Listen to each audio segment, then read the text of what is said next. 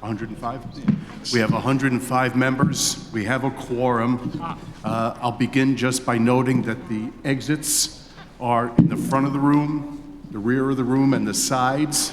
And restrooms are out in the back entrance.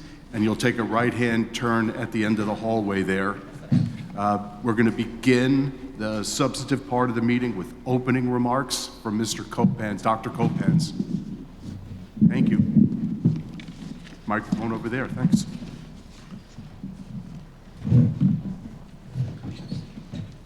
A few weeks ago, we were eating at Shinla when David Gardenstein asked Mary if she or I would be willing to say a few words at the beginning of town meeting. She dislikes speaking in front of crowds, and so she asked me to speak. When we moved to Brattleboro from Thetford in 1977, we missed attending town meetings. So it wasn't long before we ran to be town meeting representatives. We had to miss one meeting when we were out of town for the birth of a grandchild, but other than that have attended yearly. The Saturdays of town meeting always feel like days well spent. As a couple, we only had a fight after one meeting, and I won't bore you with the details of why. We are all here to make Brattleboro a better place to live for us all. And although we might differ in what we think needs to happen to accomplish that, that shared goal helps connect us with those we disagree with. We have learned, I hope, to listen to both sides of the debates and to focus on what people are saying. I always admired the late Senator Gannett's ability in many of these meetings to listen and to speak succinctly. I hope we can all follow his example today. Thank you. Thank you, Dr. Copans.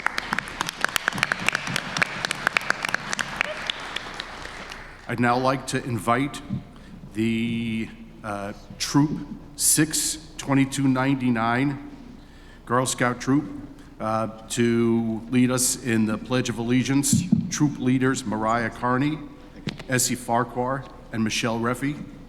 And troop members Addison Como, Aubrey Como, Stephanie Dell, Lillian Farquhar, Colleen Capel, Autumn Little, Olivia Nuttig, Aviana Person, Sanaya Person, and Elizabeth Stark. If everybody wants to rise, please.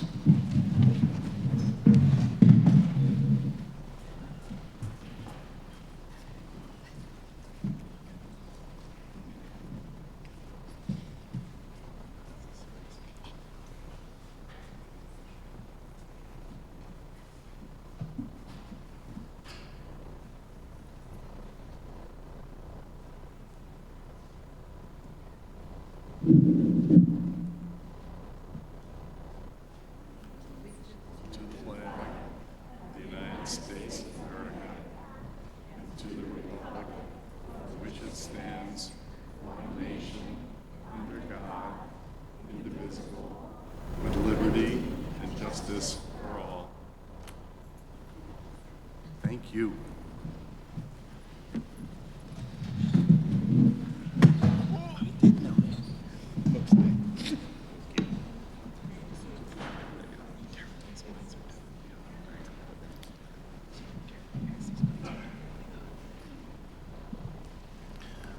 I'm next going to ask for a moment of silence to remember people who have passed since we last gathered electronically. In particular, I want to note the passing of 4 town meeting members: Philip Chapman, Gary Carrier, Helju Batchelder, and Max Carr.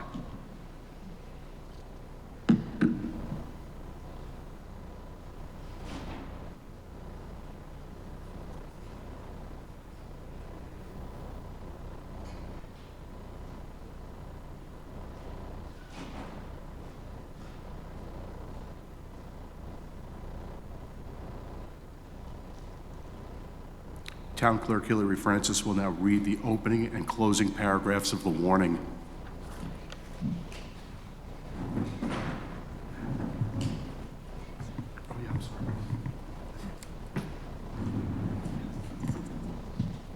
Good morning, everyone.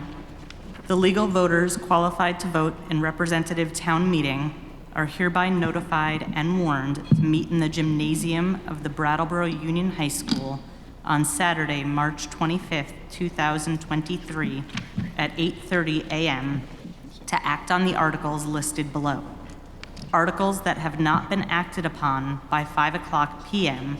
will be moved to March 26th, 2023 at 8:30 a.m. unless the body votes to continue past 5 o'clock p.m. Dated at Brattleboro, Vermont, this 31st day of January 2023 by the Brattleboro Selectboard, Ian Goodnow, Chair, Jessica Gelter, Clerk, Daniel Quip, Vice Chair, Elizabeth McLaughlin, and Tim Wessel. Thank you. Thank you, Ms. Francis. I'm going to provide some opening remarks about procedures that we'll be using at today's town meeting. They will include those that are on this agenda, if anybody picked up a copy, and some general observations about Robert's Rules of Order. Robert's Rules are the basic rules of order for this meeting and will control except where Vermont state law differs.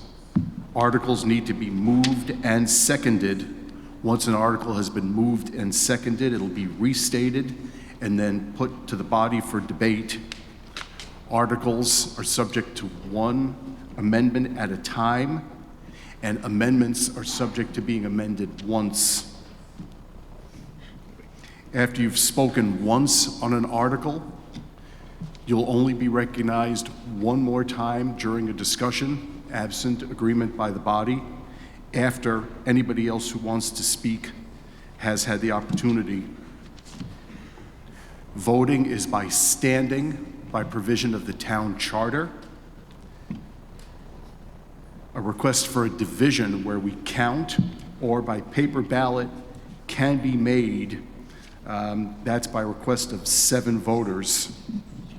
All motions, all statements should be directed to the moderator, not to other people in the body. Once you're recognized, you will have 2 minutes to speak. That's by general history in this body. Speeches need to be confined to the merits, please, of the motions that are on the floor. Personal attacks or questioning the motives of others would be considered out of order.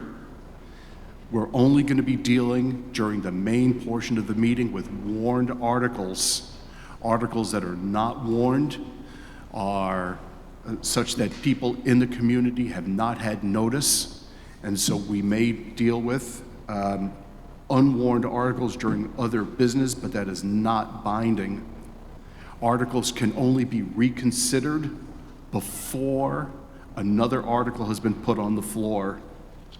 My role as moderator at the meeting is to make sure that you have the opportunity to speak and to hear each other respectfully and to accomplish the business that you want to accomplish using the agenda that's been set by Selectboard. If I make any ruling as moderator, it's subject to challenge by appeal, and we would take up that if and when it occurs. If there's somebody who's not a registered voter and is not a town meeting member who wants to speak, there are microphones behind the ropes. There are 2 microphones, front and back, and rather than passing microphones around, you're asked please to approach the microphone after you've been recognized and have the floor. Please don't move the seats in the room. They've been arranged to make sure that we have adequate social distancing. Refreshments and lunches are being provided by BOHS Aware Group. They'll be here until after the lunch break. The lunch order forms are in your packets. Aware is a group of students of color who meet and work to raise consciousness in our community around justice issues. The meeting is being broadcast live by BCTV on channel 1079 and on Facebook, Brattleboro Community TV. The meeting will be rebroadcast on channel 1079 and available online at brattleboro.tv.org. And the meeting is being interpreted for the deaf and hard of hearing by Elizabeth Fox, Janet Dickinson, Crystal Haynes, and Virginia Clark. We thank them for their work all day today. We now recognize Ms. McLaughlin for the first preliminary motion.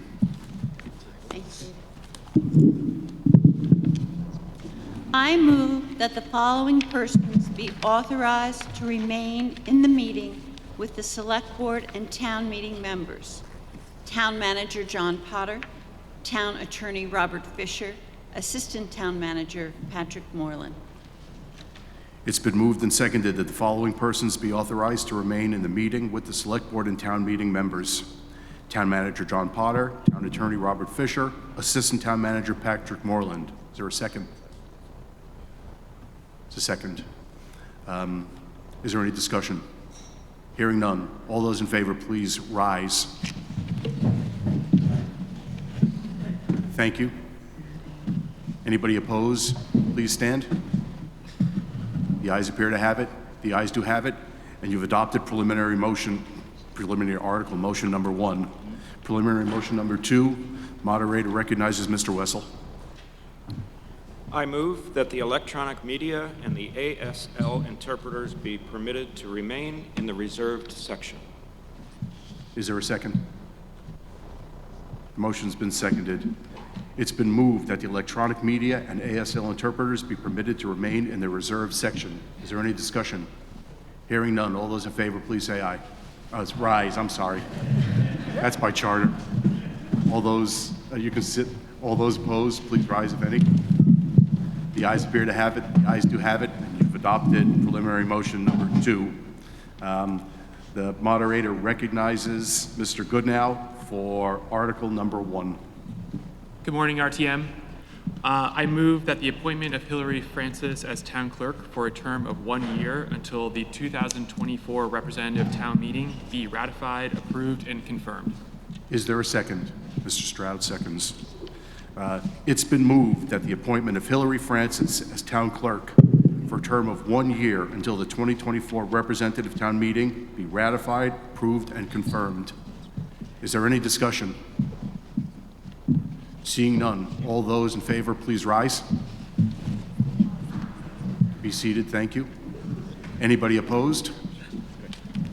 The ayes appear to have it. The ayes do have it, and you've adopted Article 1. Article 2, the moderator recognizes Mr. Quipp. I move that the appointment of Kimberly Frost as Town Treasurer for a term of 1 year until the 2024 Representative Town Meeting be ratified, approved, and confirmed. Is there a second? There's a second, yes.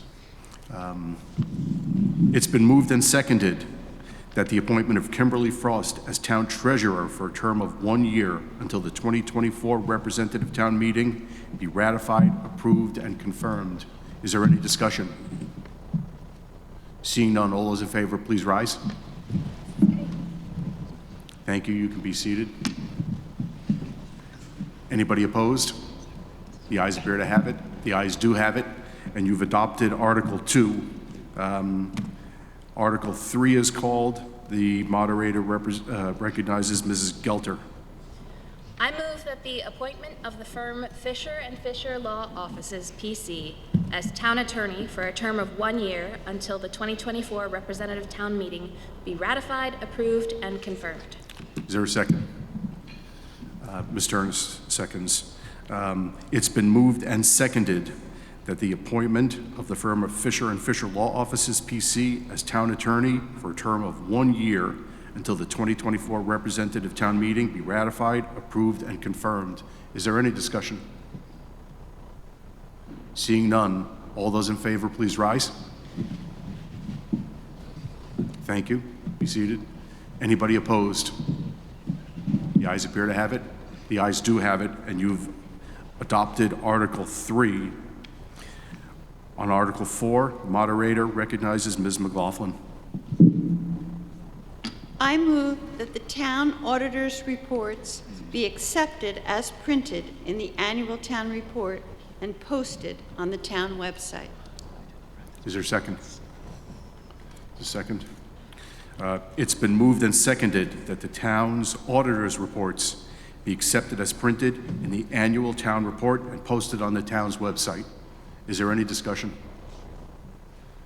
There being no discussion, all those in favor, please rise. Thank you. You can be seated. Anybody opposed? Please rise. The ayes appear to have it. The ayes do have it, and you've adopted Article 4. On Article 5, moderator recognizes Mr. Wessel. I move that the town authorize its select board to employ a certified public accountant or public accountants. Is there a second? Second. It's been moved and seconded that the town authorize its select board to employ a certified public accountant or accountants. Is there any discussion? Seeing none, all those in favor, please rise. Thank you. All those opposed, if any? The ayes appear to have it. The ayes do have it, and you've adopted Article 5. On Article 6, the moderator recognizes Mr. Goodnow. I move that the Select Board be authorized to borrow money in anticipation of taxes, grants, and other revenue. Second? There's a second. It's been moved and seconded that the Select Board be authorized to borrow money in anticipation of taxes, grants, and other revenue. Is there any discussion? Seeing none, all those in favor, please rise. Thank you. Anybody opposed? Please rise. The ayes appear to have it. The ayes do have it, and you've adopted Article 6. Article 7 and Article 8 relate to Australian ballot articles and items. So we're giving notice, and notice has previously been given, that ballots will be available and the polls will open at 10 o'clock this morning, and the polls will remain open until a half hour after this meeting adjourns. Under revised provisions of Vermont law, we can have discussion on ballot articles even while the polls are open, not if we were electing officials, but as to the substance of ballot articles. It being 5 to 9, hopefully we'll be done with these articles before the ballots open at 10 o'clock. So, Article 7 is read as follows, and I'm just going to read it out loud. It's not being moved by a select board member because it's on the ballot and is not being put to a vote of town meeting by voice vote, rising vote. To see if the town will authorize the following capital improvement: generational improvements at Living Memorial Park, including but not limited to renovations to the Nelson Withington Ice Rink at an estimated cost of $4,100,000, and will authorize the issuance of notes and/or bonds in the aggregate principal amount not to exceed $4,100,000 at a rate of interest not to exceed 5% per annum, and for a term of 20 years, to pay to that extent the cost of said public improvement. The vote on the article shall be by Australian ballot as required by law. The question to be voted upon is as follows: shall the notes or bonds of the town of Brattleboro, an amount not to exceed $4,100,000 and bearing interest not to exceed 5%, be issued for the purpose of constructing the generational improvements at Living Memorial Park, including but not limited to renovations to the Nelson Withington Ice Rink? And you're given an opportunity to vote yes or no. Are there any comments? Anybody want to speak to this bond issue at this time before the ballots open? Ms. O'Connor.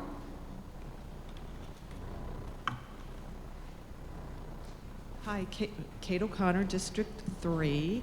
I just want everyone to know that I'm going to be voting no on this issue, and It's primarily because I do not believe that the budget was vetted as much as it should have been.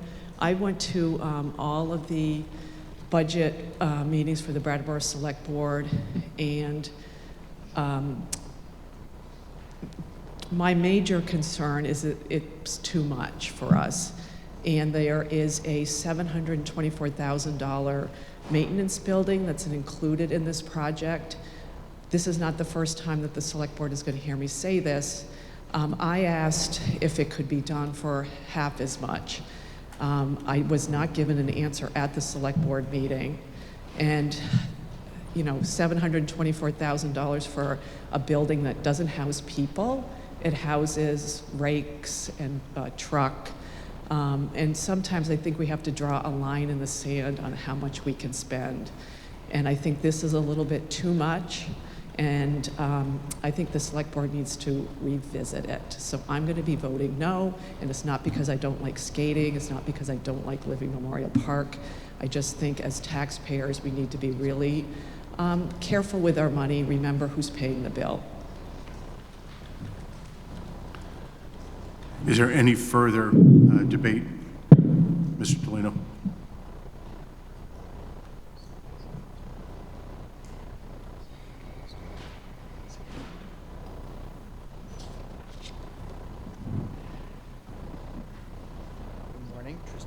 Is this on? Yeah.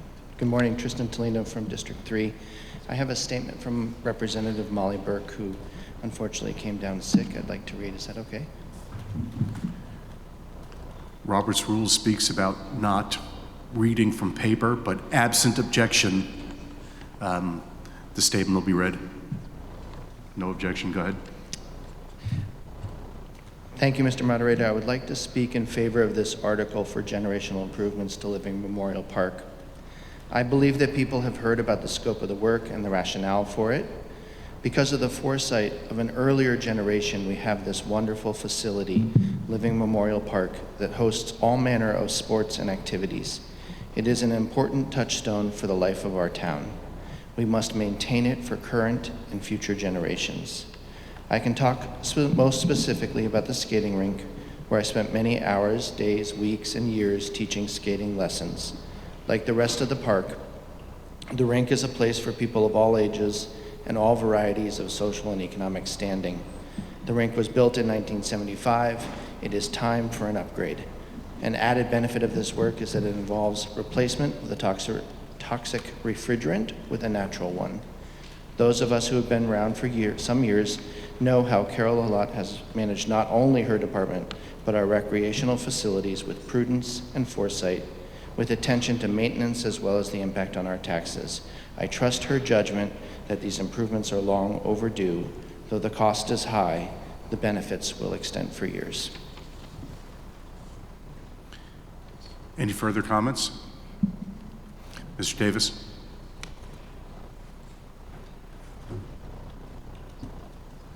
Arthur Davis, District 2, or 8, whatever it is these days, and also a member of the Brattleboro Energy Committee, Town Energy Committee. And with that hat on, we've been talking about this for quite a while, specifically the refrigeration issue, and the Sustainability Coordinator, Stephen Dotson, I don't know if Stephen's here today, but excellent, has talked a lot about how, in his opinion, not to put words in your mouth, Stephen, but this is one of the biggest things we can do climate impact-wise as a town, because our 22 refrigerant is such a huge greenhouse gas, has such a big greenhouse gas impact. So I think that this is a very important thing that we can do as a town in one action, and I think that that's another added reason to do that. Thanks. Mr. Chapman? Thank you, Mr. Moderator. I intend to vote for this. Just identify yourself with district, please. Thank you. Sorry. My name is Chris Chapman. I'm in District 3. I do intend to vote in favor of this bond issue for reasons that are perhaps a little larger than some reasons that have been articulated, and that is that Brattleboro is in a position to try to compete for talent and for those who would bring growth to the area. This is an enormously amazing amenity that we have at the park, and that it requires upkeeping. Some of that upkeep has been delayed to date. It's time to take this package and see the value for what it is, which, if it's successful in drawing the talent to the community that we all want for the future of the community, economically speaking and culturally speaking, then we really need to make this bond work. I think the return on it would be well in excess of the $4 million that we're asked to spend over a period of 5 years.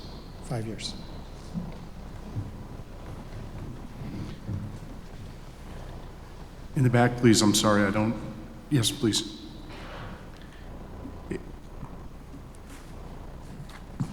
Thank you. Good morning. Emily Magus Russell, District 1. I want to say that I appreciate that this project includes such significant sustainability gains for our town.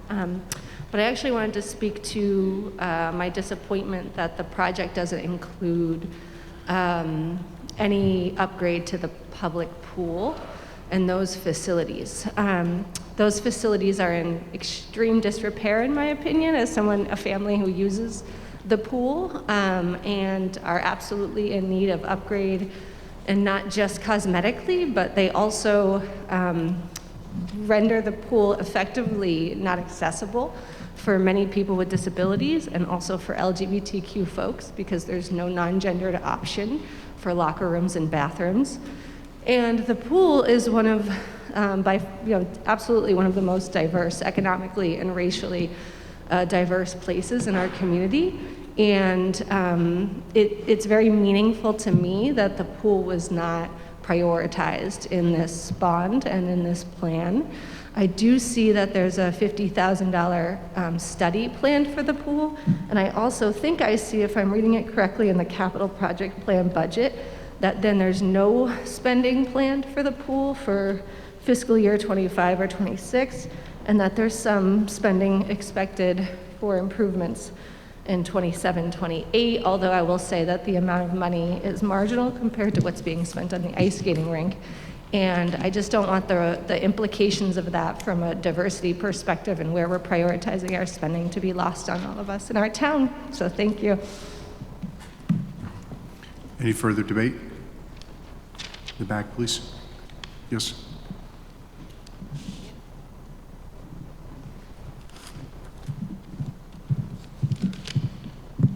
Jennifer Jacobs, District 1. I guess I also would like to see more input from the community about what is valued and most wanted from our Parks Department and those facilities. I wonder if there's ever been, I don't recall seeing such, but if there's ever been any effort like a survey to get community input about that. And I'd also like to see more diversity in the funding of this. As was mentioned at the information session, many towns use this facility as well. And I don't believe there's been an effort to try to get funding from them. And also about grant funding. I don't recall at the information session any discussion about that. Thank you. Thank you. I apologize. I didn't turn the timer off.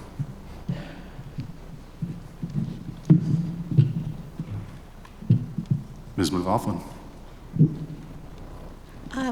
I'd like to talk a little about the pool project and the planning for the pool project and how it differs from the stated article of the generational improvements.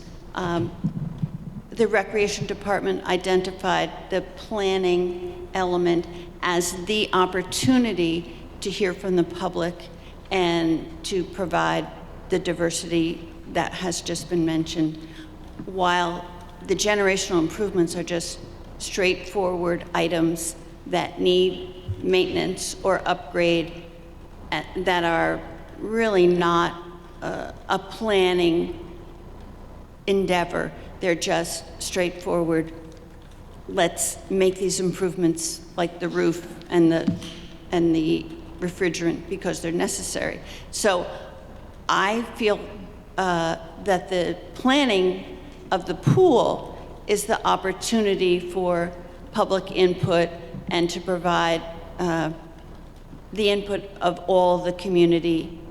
And it makes sense to me that both elements should be approved. Mr. Mama?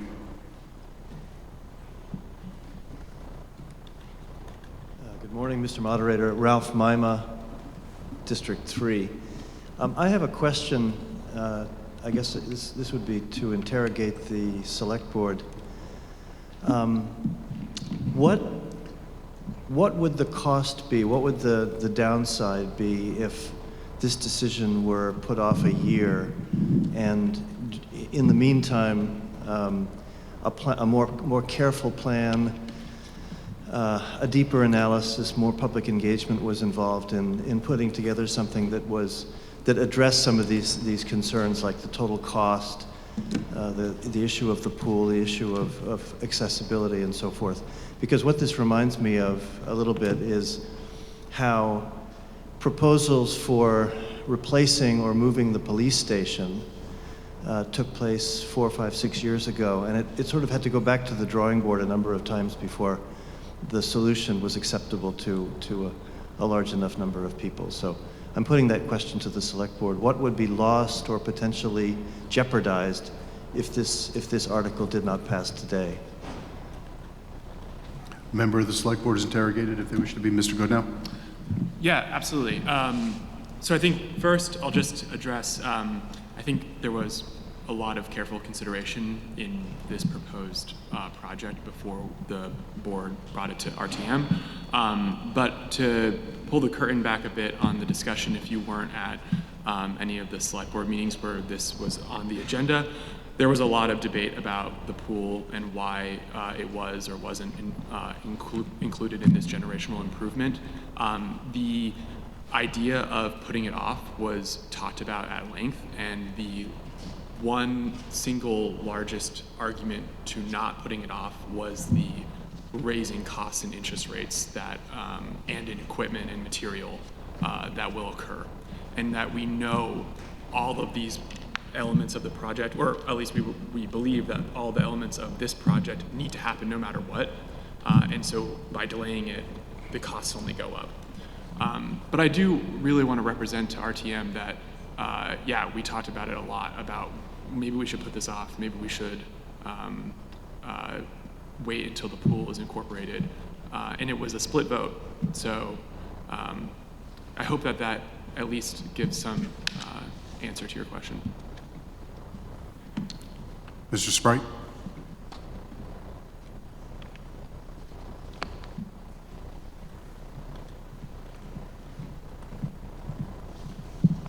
Frick Sprite, District 3. I was disappointed that the maintenance shed and the skating rink were lumped into the same bucket. And this is partly a question and partly a statement.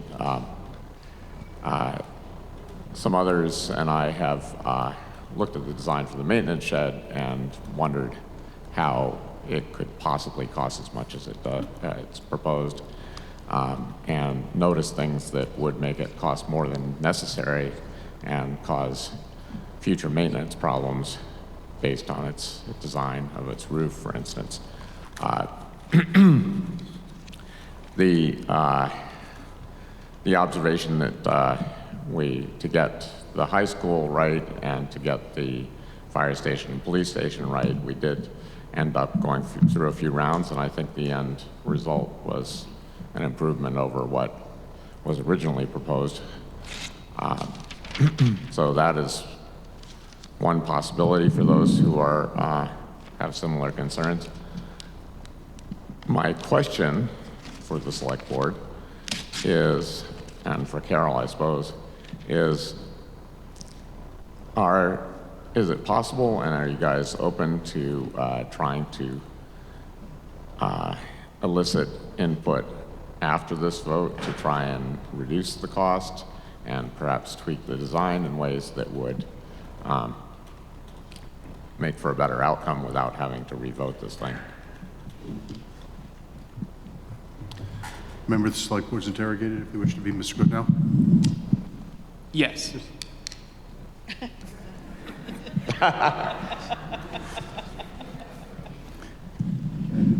Does anybody else want to speak to this article?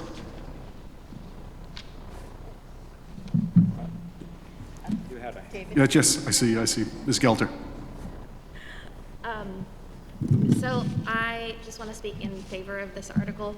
I believe these things are important for the capacity of the programming that happens at Memorial Park, particularly the maintenance shed, which is going to help us take care of whatever other elements we begin to build out, begin to take care of the pool, begin to change the pool. It's going to be essential for that.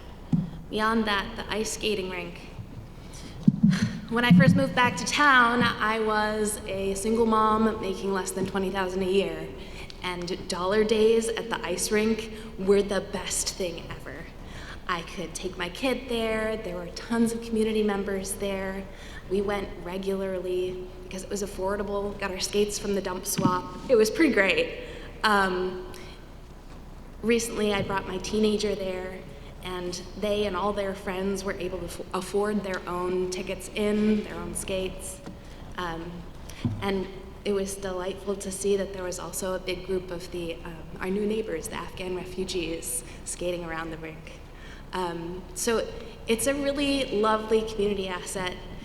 It is an important asset for some of the more, the folks who can't afford some of the more expensive activities and recreation in town. And I think that it's a really important time to invest in things like that, where we can get out of the house and get together with other folks and move our bodies and have fun. Any further comment or debate? Dr. Tortolani?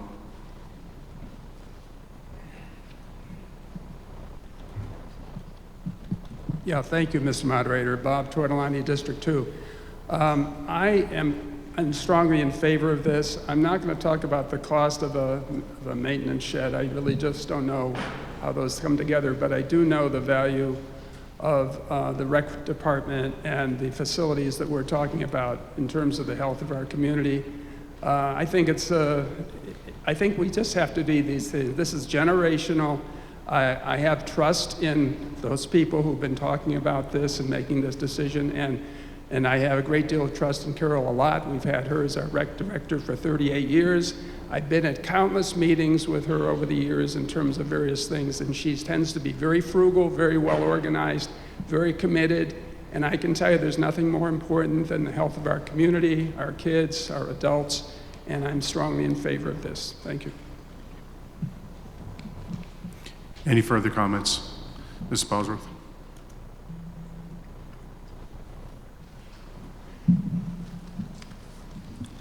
Michael Bosworth, District 1. I actually don't have a comment. I just have a request whether the two Select Board members elect would care to state what they think or not.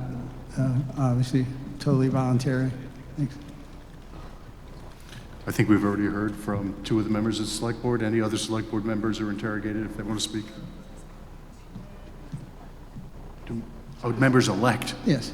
I didn't hear. Thank you. Yeah, Mr. Reichman, Mr. Case. Yeah. Do the members elect to the Select Board want to speak? Dr. Reichman.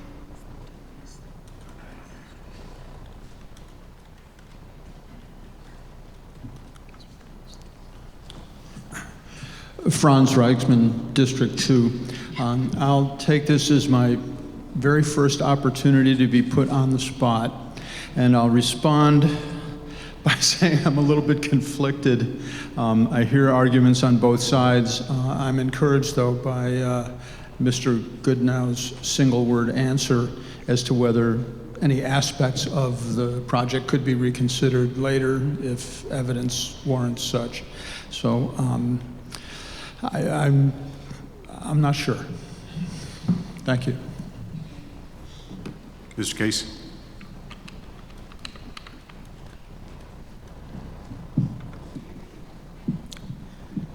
Peter Case, District 2. I feel the same way. I wish the maintenance shed would have been put on a different article. I don't think it was. I'll be voting in favor of this, for every other reason that folks have stated, that they see the asset that this brings to the community, the ability to bring the community together with a new rink, which is in certain disrepair and needs to be upgraded. And also speaking to Chair Goodenough's one-word answer of yes, being able to re-examine afterwards. Any further comments? Yes, sir.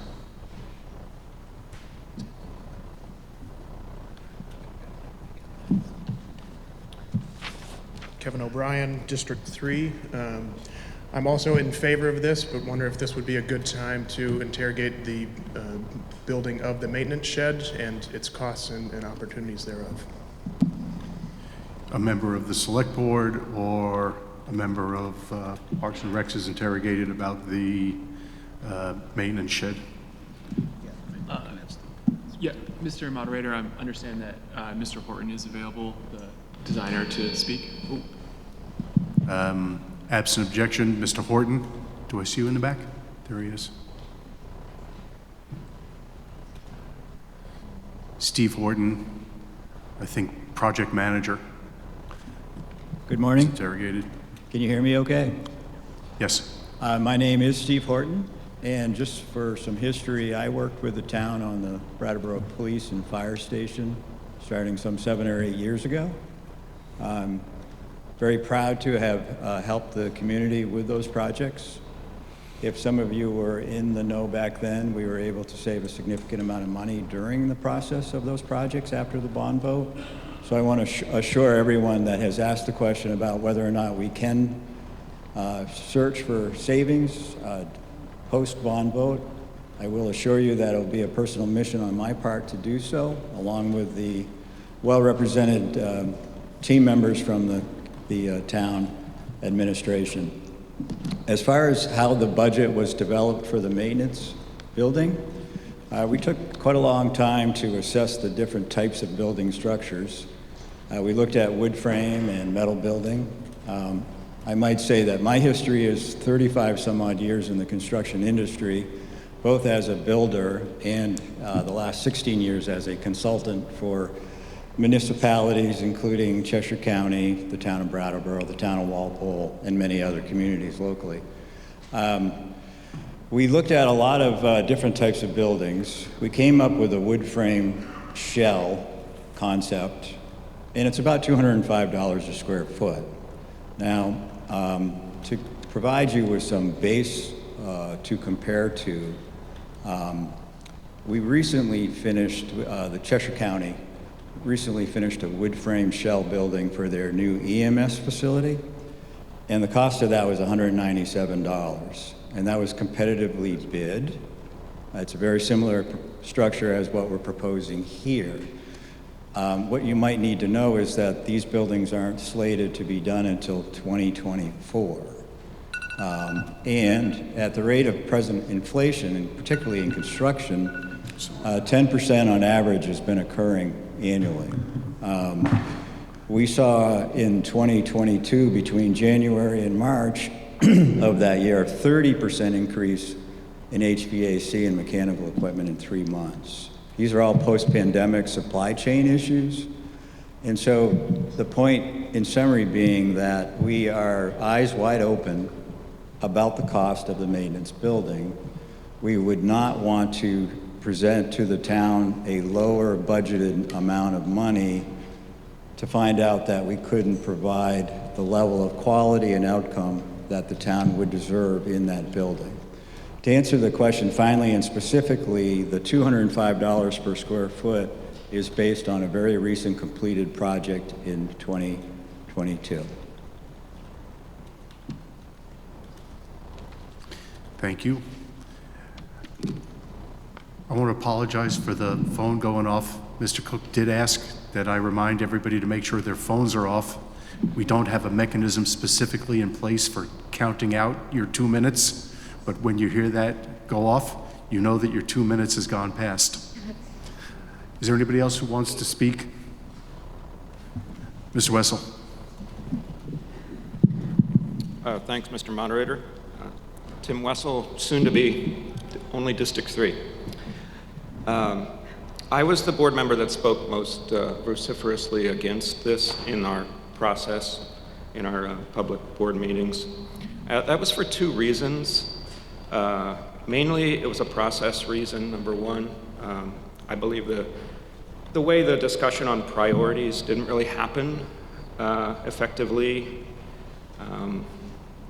mainly because I feel like the pool had been left out. I really feel like that should have been included in this process. And I believe I might claim some credit for that pool's study figure being in there because I was making some noise about this. As part of that, it's the sort of a socioeconomic question that I had proposed, that who are these facilities for? Who are they serving? And I had some concerns about that in relation to ice rink versus pool. My second objection was I thought it was bad time for bonding. Over the years going forward, we'll be paying much more over a length of time than we would have last year, but of course you can't live like that in the past. I think one helpful way that I've learned to look at this over the last few months is that instead of calling it generational improvements, I'd suggest folks call it generational deferred maintenance. This is really what it is, in essence. But that's just sort of a verbiage problem, and I really have moved, my needle has basically moved towards the affirmative in the grand consideration of this question. I'll be voting yes for it with the promise and desire to be helping to correct the process going forward to make sure that we all honor a better community input earlier on when we try to consider new projects, and to just be a little smarter about how we move major projects like this going forward. But I'll be voting in the affirmative. Thank you. Ms. Belton?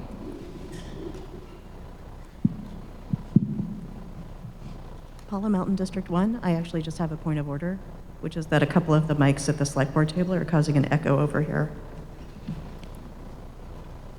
Thank you. I have heard some feedback. Ms. Linton?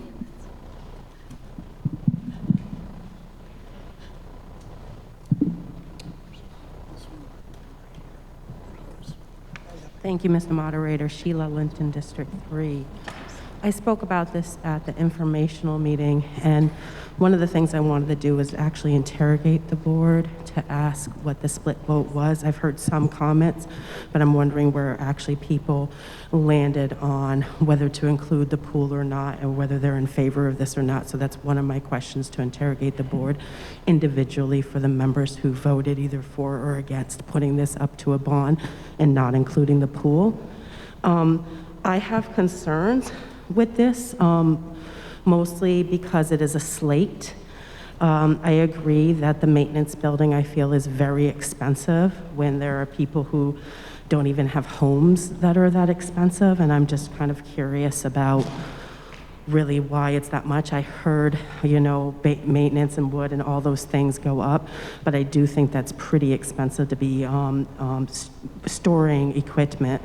I'm also concerned about the parking at the Kiwanis shelter and the potential lack of accessibility for people who have limited mobility. I know at the informational meeting I asked if maybe tar rather than gravel could be completed or have some more better means for accessibility, but there's no guarantee of that once this is approved, and I don't know what that actually looks like for accountability. And the biggest issue I have is with the pool, for many of the reasons why people mentioned. I feel as though not only as a person who has used the pool for my children and grandchildren, but I'm also a swim team parent. And when my kiddo was doing swim team, we would often, or we do, get made fun of because our locker rooms are honestly really disgusting, and they're inappropriate, and they're they're not up to speed with what we need, including the accessibility issues, including the gender issues. There is a lot going on with the pool. It is not about aesthetics, it's about accessibility, and it's about providing the same that we're talking about with the rink, with the teams who use that, which we've all talked about is a lot of varying different towns who use that. The pool, too, has a team, and the pool does serve a lot of low-income people, and the diversity of BIPOC people that are at that pool in the summer are disproportionate to our white community. So I'm disappointed that the pool is not a part of the slate, and wondering where our priorities and our values are and who we're serving as a community. So I'll yield to the question for the Select Board. I would first note that the article on the floor relates to improvements at the ice skating rink and work on the maintenance shed. There is a line item in the budget to study the pool, and so extensive comments about the condition of the pool at this point are close to being not related to this article, and I would ask members to restrict their comments to the article that's on the floor. Members of the Select Board are interrogated if they wish to be. Mr. Quipp. Thank you. Good morning, nice to see everybody. Daniel Quipp. And Sheila, I don't recall exactly how the votes went down. You know, they sort of happen and they end up here, and the result of the vote is how we get the warning that we got. I can say that, you know, and this is really speaking to lots of people's comments here. There were discussions about this project actually since the previous budget cycle. Patrick Morland and Carol Allott made a presentation in our last budget cycle, not this one that's just kind of completing today, hopefully, to introduce the project, to kind of, you know, start to inform the Select Board about their thoughts about it. And then we had a number of public meetings where this project was considered. I'm also kind of always impressed by how the town brings in subject matter experts for this kind of thing, you know, really in everything that the town does. And so Mr. Horton's involvement at the project management level, I think, sharpens our pencil so that what we have for you to consider is something that has really been adequately vetted, and, you know, is a project that the board is bringing forward to you. Whether you vote in favor of it today is with you. I would say that, you know, voting it down, you know, takes everything back to the drawing board. It does not mean the pool gets included, you know, and these projects are not in opposition. The pool project is not ready. I would love to see this town have a pool that is open year-round, that is accessible, that is welcoming, that is a public good. Currently, we only have one pool that's open year-round, and that's a private membership that's costly and, you know, out of the reach for many folks.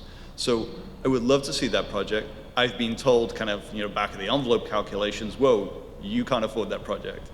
But we don't know. So we put in 50 grand for a study to really get a sharper number on the kind of improvements that would be appropriate for the pool that, you know, will include a range of options, I hope, you know, including the absolute Cadillac pool.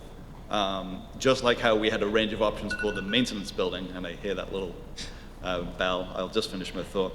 So I hope that folks today will, you know, be aware that this project has been adequately vetted and is about investments in our future, and those investments are not in opposition to investments in the pool, and I hope that in future years we will also invest in that facility. Any other members of the Select Board want to be interrogated? Mr. Wessel? We recall that I was the only one during the discussions that was opposed to the project for the reasons I previously stated. But I do not believe at this point that we actually voted on this, because I could have forced that vote, but I didn't think it was that appropriate because I knew it was a bond that's going to RTM, and this is the body that ultimately makes that decision. Plus I knew I was the only person opposing it as it was presented, so there was no need in my mind to take a formal vote. I didn't push for that. As far as we can recall, we didn't do a formal vote. And now you've changed it. Mr. Goodnow, Liz wants to or Ms. remind me McLaughlin? that I said that, and now I changed my mind. Thanks, Liz. Mr. Garza. Thank you, Mr. Moderator. Ruben Garza, District 3. I respectfully disagree that the issue of the pool is not directly related to the issue of this bond. We're talking about priorities, and if we approve this bond for $4.1 million, when the issue of the pool and probably a bond gets mentioned at a future date, we have to understand that if we're spending $4.1 million here, do we want to spend $2 million then as well?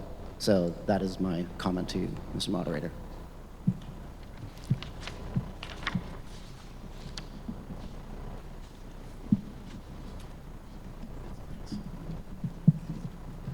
Thank you, Mr. Moderator. Carson Summers Pelkey, District 3. I just wanted to speak very briefly about the title of this being generational improvements. I think it cannot be understated that we need to act quickly and decisively when it comes to climate change, and this is the largest impact that we can make right now to guarantee our future access to not only Living Memorial Park, but also all of the nature we get to enjoy here in Brattleboro. So if we are concerned about the environment, this is what we can do right now, and the largest thing we can do right now to guarantee future generations get to enjoy all of our lovely nature. Thank you. Mr. Agave.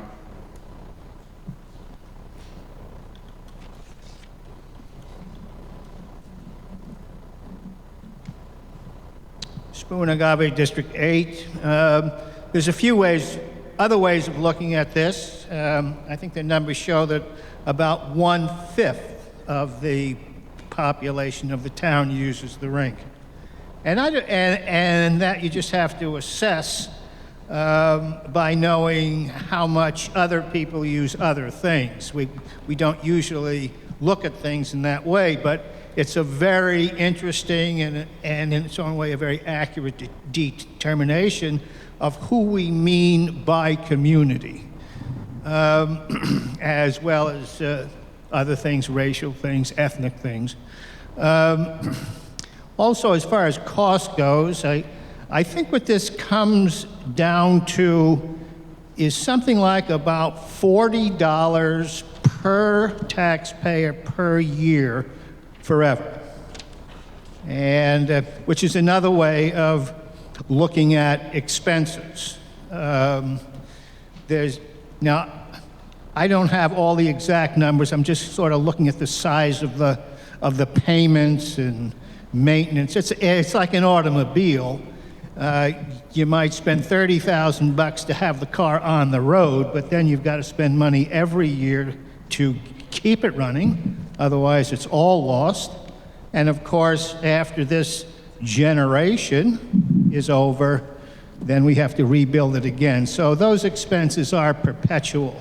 So this is a fairly luxurious item for a town, for any community, in these times, which isn't to say it isn't worth it, but it's just important to look at what it really cost. Thank you. Our observation, you can approach, please, but our observation is that if you stand back from the microphone, it echoes less. Ms. Bailey.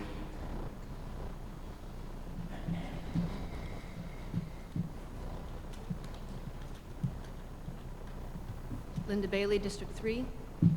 I would like to point out that the part of this bond is for the roof on the skating rink, which needs to get, no matter what happens, if we're keeping the skating rink, we need to repair the roof. And it's not just a skating rink, it does also get used in the summer by the summer recreation program. And that is more than just the ice skating community. So for a variety of reasons, I would encourage us to think of this as not just the ice skating rink, but as part of the Rec and Parks Department, which does serve a very wide portion of our community. And our next generation, which is taking over, we need to be nurturing as they go forward. Thank you.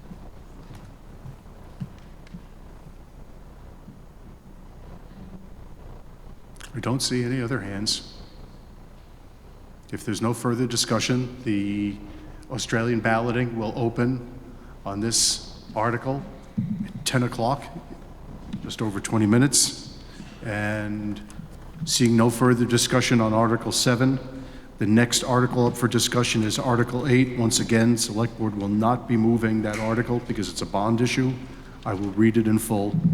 To see if the town will authorize the following capital improvements. Capital improvement, the upgrades to the Phase 1 water system improvements at an estimated cost of $2 million, and will authorize the issuance of notes and/or bonds in the aggregate principal amount not to exceed $2 million at a rate of interest not to exceed 3% per annum, and for a term of 10 years to pay to that extent the cost of said public improvement. The vote on this article shall be by Australian ballot as required by law. The question to be voted upon is as follows. Shall the notes or bonds of the town of Brattleboro in an amount not to exceed $2 million and bearing interest not to exceed 3% be issued for the purpose of constructing the Phase 1 water system improvements? You'll have an opportunity to vote yes or no. Is there any discussion on this Article 8?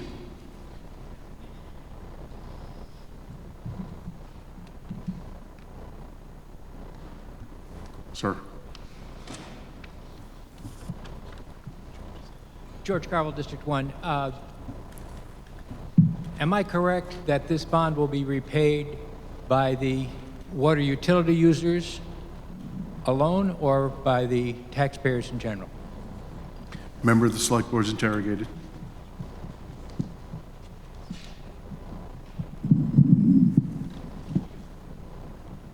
Oh, I was going to just say yes, but I realized it was a yes or no, or two questions. It would be the water utility users. You should say your names too. What's that? You all should say your names too. Oh, I'm sorry. Ian Goodnow, Chair of the Brattleboro Select Board. Yes, the water utility users. I don't see any other hands. Seeing none, the next article is Article 9. Moderator represents Daniel Quip. Oh, wow, that was quick. Okay. I move that the town raise and appropriate the sum of $131,698.86 through special assessments on property within the Mountain Home Park Special Benefit Assessment Tax District, as approved by town meeting March 24th, 2007, and as delineated in the town ordinance entitled Municipal Act to Establish and Regulate the Mountain Home Park Special Benefit Assessment Tax District, for the purpose of paying debt service on the capital improvements to the water and sewer lines serving the Mountain Home and Deepwood mobile home parks. Is there a second? Second, Mr. Clement. It's been moved and seconded that the town raise and appropriate the sum of $131,698.86 through special assessments on property within the Mountain Home Park Special Benefit Assessment Tax District, as approved by town meeting March 24, 2007, and as delineated in the town ordinance entitled Municipal Act to Establish and Regulate the Mountain Home Park Special Benefit Assessment Tax District for the purpose of paying debt service on the capital improvements to the water and sewer lines serving the mobile home and Deepwood mobile home parks. Is there any discussion? Seeing none, all those in favor, please rise and say aye. Oh, sorry. Thank you. Anybody opposed? We did what we were asked to do. Yeah, everyone's listening. I don't see anybody opposed. The ayes appear to have it, the ayes do have it, and you've adopted Article 9. The moderator recognizes Ms. Gelder for Article 10. Thank you. I move that the town raise and appropriate the sum of $80,000 through special assessments on properties within the Downtown Improvement District, as approved by town meeting March 19th, 2005, and as delineated in the town ordinance entitled Municipal Act to Establish and Regulate the Downtown Improvement District, to be used for capital and operating costs of projects of the town's duly designated downtown organization as reflected in its work plan and budget. Is there a second? Second. It's been moved and seconded that the town raise and appropriate the sum of $80,000 through special assessments on properties within the Downtown Improvement District as approved by town meeting March 19, 2005, and is delineated in the town ordinance entitled Municipal Act to establish and regulate the Downtown Improvement District, to be used for capital and operating costs of projects of the town's duly designated downtown organization as reflected in its work plan and budget. Is there any discussion? Seeing none, all those in favor, please rise. Thank you. Anybody opposed, please rise. The ayes appear to have it. The ayes do have it. You've adopted Article 10. On Article 11, moderator recognizes Ms. McLaughlin. I move that the town appropriate the sum of $45,028 for the Community Marketing Initiative promotion of Brattleboro, performed jointly by the Brattleboro Area Chamber of Commerce and the Downtown Brattleboro Alliance, to be dispersed to those agencies by the Select Board upon review and acceptance of a satisfactory plan for the use of funds and the evaluation of the results. Is there a second, Mr. Stroud? Is there any discussion? Ms. Melton?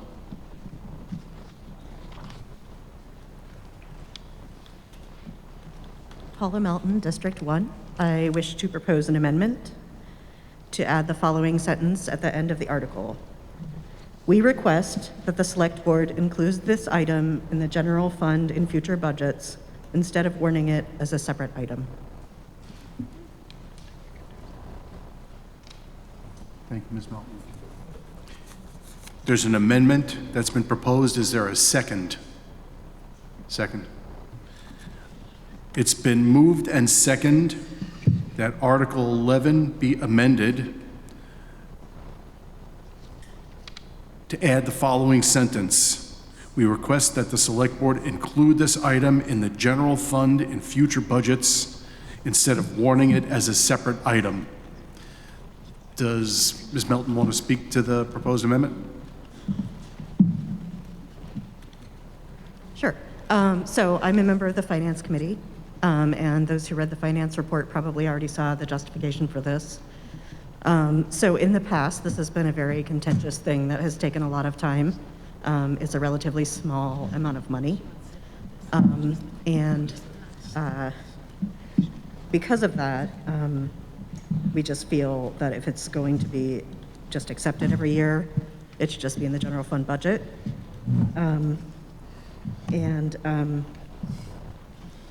Yeah, I guess that's it.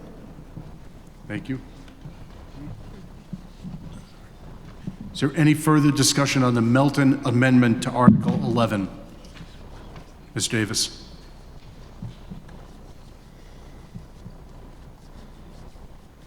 Arthur Davis, District 2. Just a question for the Select Board. Is there a reason why it is never included in the general public and always included as a separate article? Select Board's interrogated if they wish to respond.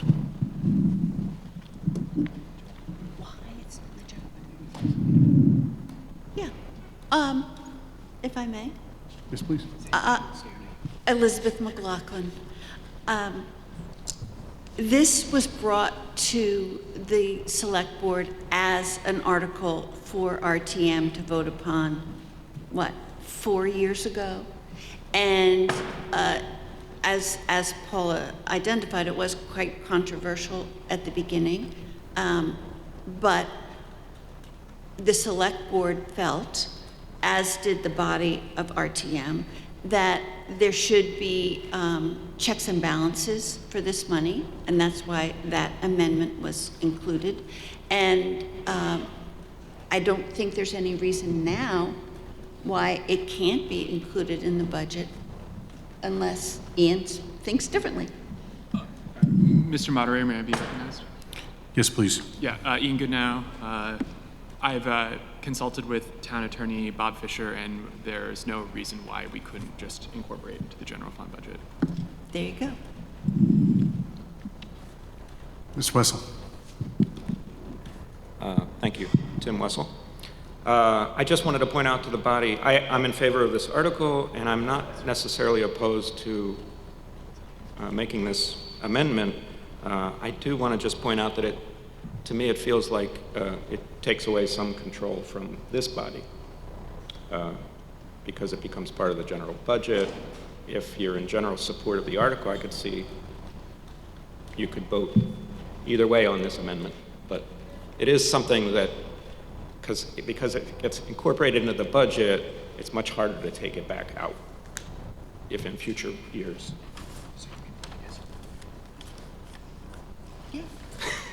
I'd like to just point that out, that that's an effect of adding this amendment. Thank you. David Turneau, District 2. I would just like to ask, being as the amendment starts with a request, would this be binding?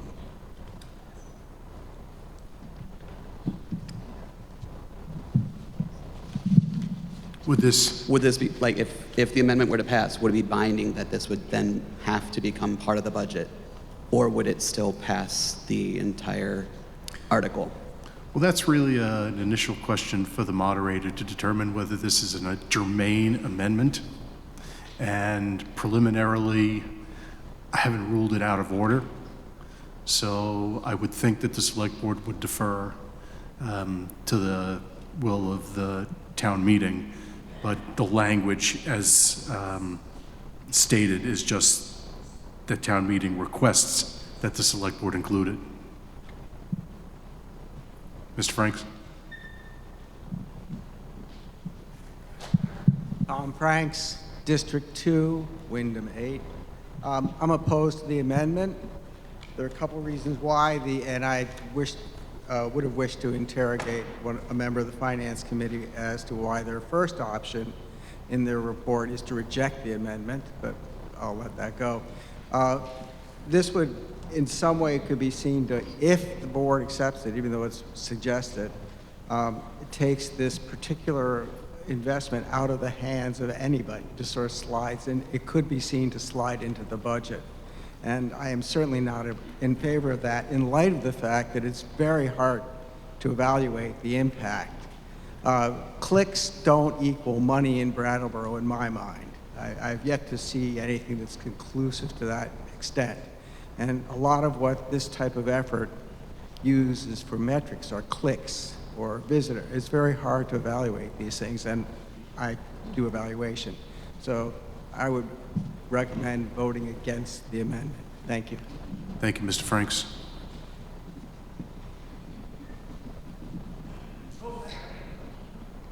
I understand, and somebody behind you had their hand up first.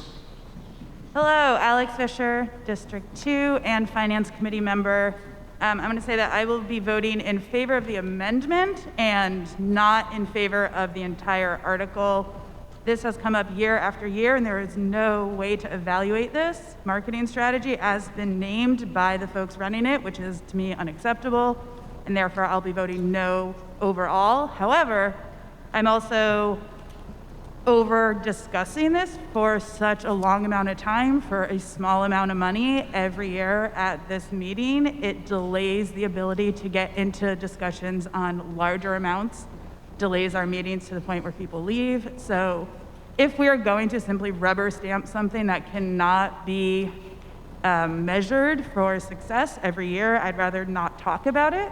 So I'm going to vote yes as part of the amendment. So we are either going to not speak about it at town meeting or, so either way, not speak about it at town meeting moving forward. So that, as a Finance Committee member, I support the amendment, and I also don't support the article. Thank you.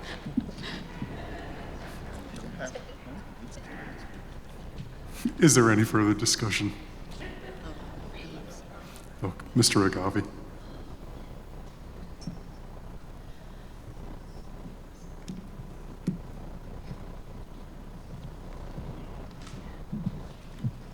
What this would do is place us in a position where the public, without, in a much more difficult way to detect what's happening, we find ourselves as a public paying for private enterprise. Although not so much now, but historically, when we look back at the membership of the board, it has been historically largely made up of business owners in town, and they would be the ones talking about whether they should give themselves extra money for their marketing. And it's a pretty murky area. I don't like either the proposal or the amendment, but at the very least, it should be before us every year so we can understand exactly what we're doing and what's happening. Dr. Kopans? It's my understanding in terms of this item that that is not a taxation that is levied on all town members, but in fact is levied on the businesses in the downtown district. No, that's Article 10. Oh. Ms. Kornheiser?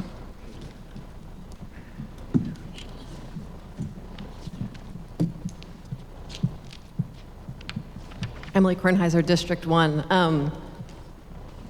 One would like to clarify that local option taxes, while when we first passed them, were mostly paid by tourists shopping in our downtown, at this point are primarily paid by Brattleboro residents who are shopping online.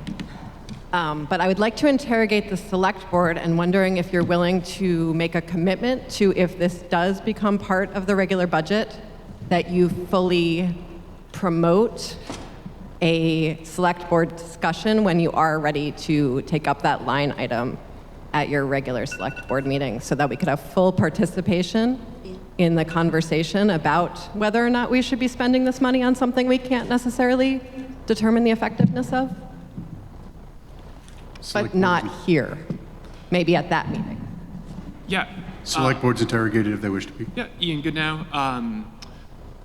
Well, I would say that I don't speak for the full board, nor do I speak for future boards, but I would say that as one board member, absolutely. And in fact, I would hope that every line item is at least looked at and considered when we are making the budget for your consideration.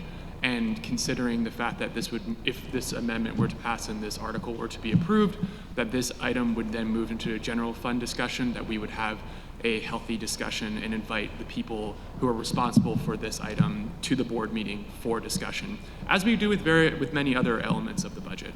So I hope that answers your question, Representative. Is there further discussion on the Melton amendment? Ms. Goodman.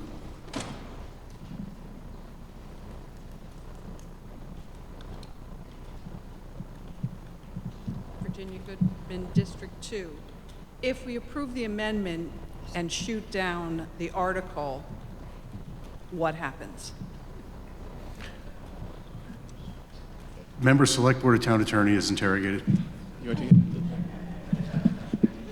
Thank you. If the amendment is passed and then the article is shot down, there's no appropriation that would have been passed, so the article would fail as amended.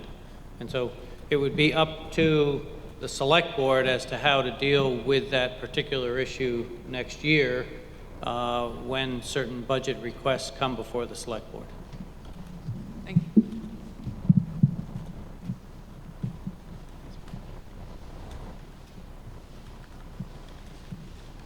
George Harville, District 1. This has been controversial in the past, and I'm uncomfortable with the idea of taking something that's been controversial and hiding it in the town budget. Though I do note that we've spent more time today talking about the amendment than the appropriation itself. Then about almost anything. Is there any further discussion?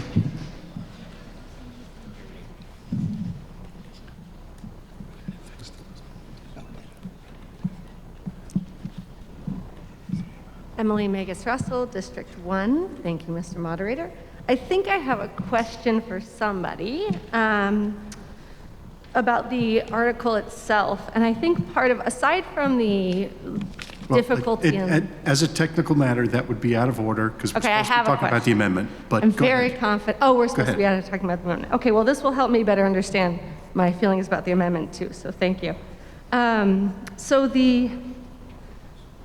I think part of why it's hard also for me to decide whether or not it should go into the budget or be talked about here is because it continues to be difficult to understand what the intention of the town investing this money in the marketing initiative is. Part of that difficulty is not having any data whatsoever on the effect of it, but also, is this a donation like we make to the human services organizations, or is this an investment in our town, getting the word out about our town and getting people to our town?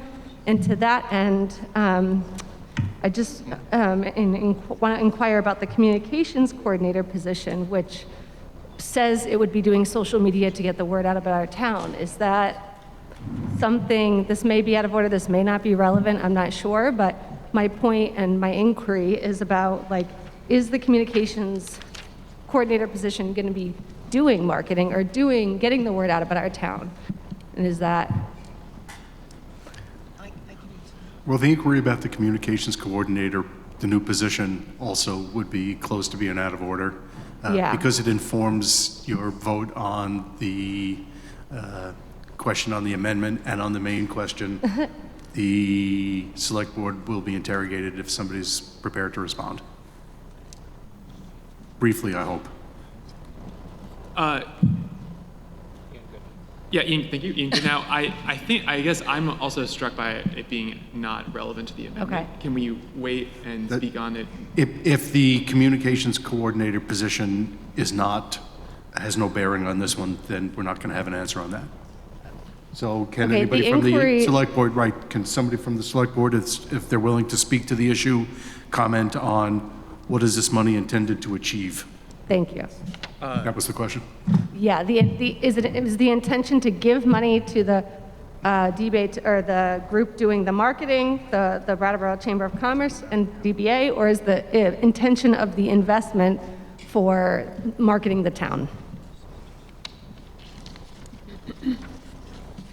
Yeah, I'm thinking about the question. Ian Goodnow, I believe that the intention is for marketing of the town, and that is why, and that's my belief, but I think that this is actually maybe a question that there may be different opinions on the answer to. But I know that Kate Traskis from the DBA is here and can speak to it. Again, though, I think that that's going to be more timely to the discussion of the article, depending on where this amendment goes. So I would wait to ask RTM to invite her to speak until you figure out what you're doing with this amendment. Got it. Thank you. Ms. Zerfer?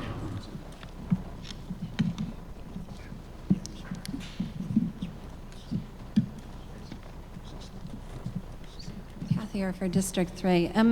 Sort of echoing, I think, what Spoon said, the thing that most concerns me about this amendment is that it blurs the line between money that the town spends on activities of the town and money that is passed through to separate organizations.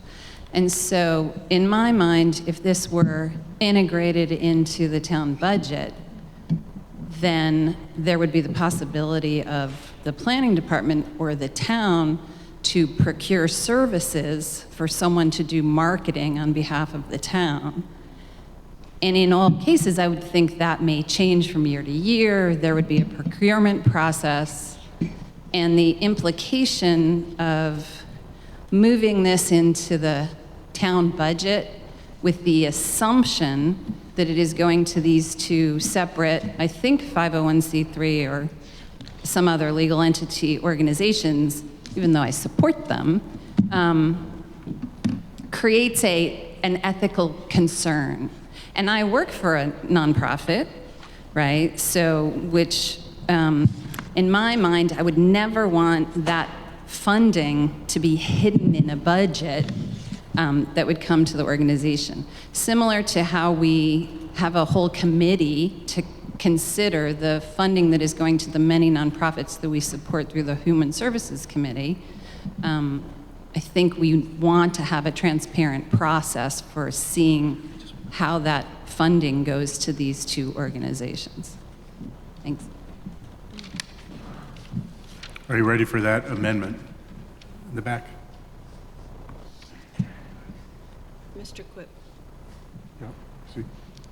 Well, I hear now. I'm Melissa Weinman, District 1. I sit on the Town Community Marketing Initiative. I do think I was skeptical at first about its activities, but since I've been involved with it, I've been really impressed with the results. Actually, the focus was on attracting BIPOC people to the town initially for the first few years, and it's expanded since then. So I actually think it's a very useful program and probably should be part of the town budget, but I would vote against this amendment because I don't think we're there yet to make that determination. I also wanted to ask a question. My understanding is that the whole initiative was funded by a percentage of the rooms and meals tax. Is that no longer the case? Members, Select Board's interrogated. Mr. Quip. Thank you. Daniel Quip. I want to speak to two things. Well, three. The Community Marketing Initiative line item exists in the budget on page 108 of your book. So it is in the budget. Procedurally, it has been pulled as a separate article and precedes our budget vote later on. So it would, your decision on whether to fund it or not will impact the amount that you're deciding on when we come to the budget. So it is there. I actually support the amendment. I think it's reasonable. And then the question about like where the money comes from, yes, there's a 10% rooms and meals tax in this town, which includes an additional 1% local option tax, and it's like 10% of the revenue from that line from the previous year that goes to fund this project. So you do know by the time the budget's prepared, like how much is going to go towards this stuff. And I guess like, I don't have a huge dog in this fight. When it came to the Select Board months ago, Ian and I, who put the agenda together, had a discussion about whether this should even be before the Select Board, because my preference is that, town meeting considers this as part of the budget.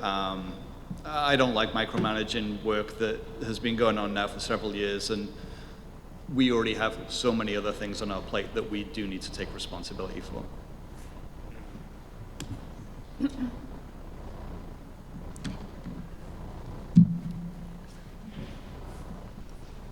Ms. McLaughlin. At that same Select Board meeting that Mr. Quip was referring to, I felt that the Select Board and the RTM should continue to monitor the progress and effectiveness of this marketing plan.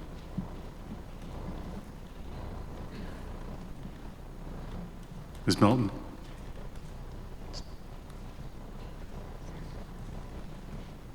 Paula Melton, District 1. I just want to say, maybe this is just because I'm on the Finance Committee and we comb every line of the budget, but things don't get hidden in budgets. I mean, they can be. There can be smoke and mirrors, but, it appears in the budget as a community marketing initiative now, and it would continue to do so. And if somebody really had the appetite to debate this again, they could look at the budget and say, I want to take $44,000 out. So I guess what this brings up for me is something that has come up multiple times over the years, which is a request from RTM for kind of better visuals of the budget, better presentation. So I guess I would just kind of put that out there as something the Finance Committee tries to supplement the budget with, but something that the town staff and Select Board could also take on as part of their mission.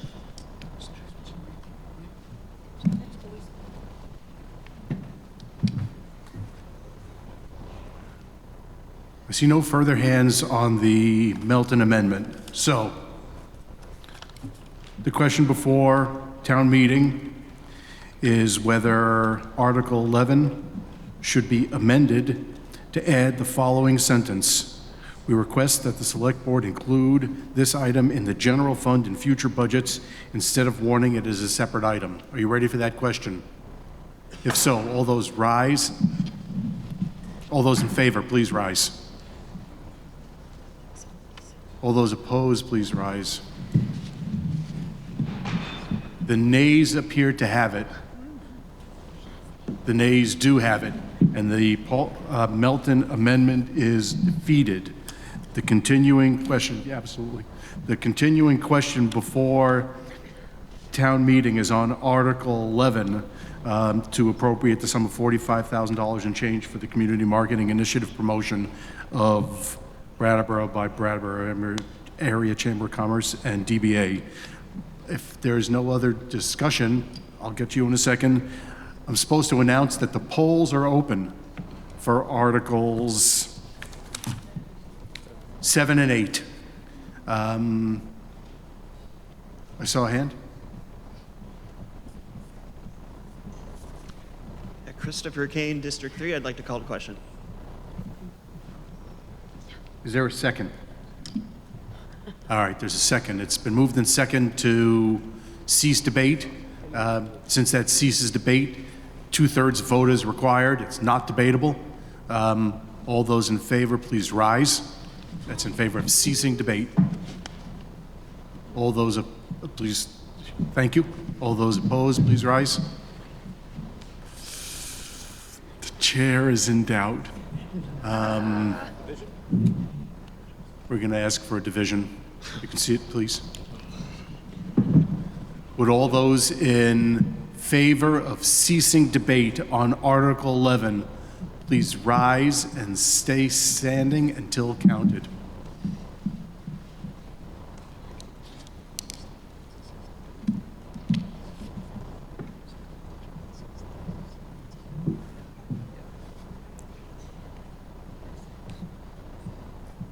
We're missing a counter.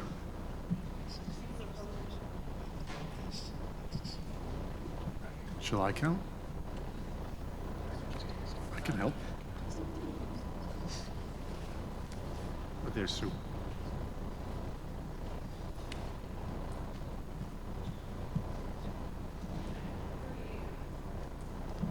All right, we've got them both in the middle now.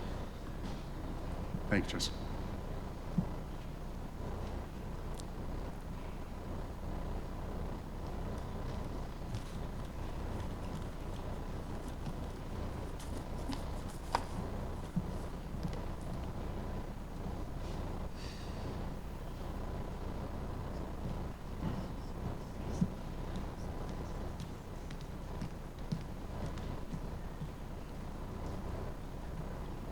Thank you. You can be seated. All those opposed to ceasing debate, please rise and stay standing until counted.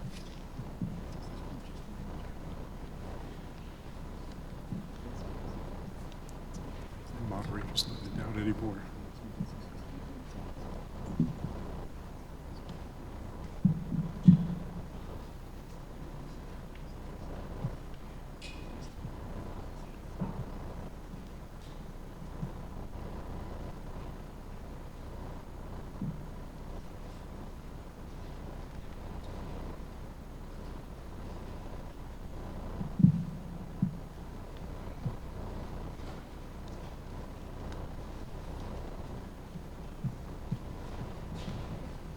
All right.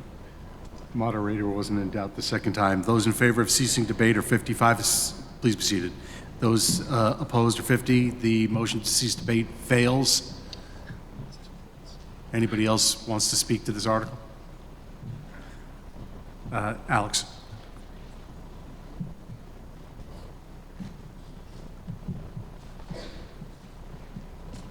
Hi, Alex Fisher, District 2. I'd like to interrogate the community marketing initiative or the town chamber, specifically the person who spoke earlier. It was named that initially there was an intention of focusing on BIPOC communities, and then it has been expanded. I'm very curious what that means and who the communities have been expanded to and why. I believe there was specific intention years ago, and since it cannot be measured, the success, I'm wondering how those decisions to expand have been made and who the expansion is to. Thank you. Is there somebody from DBA or the Chamber of Commerce who's prepared to be interrogated, including Ms. Weinman? If you want to answer the question.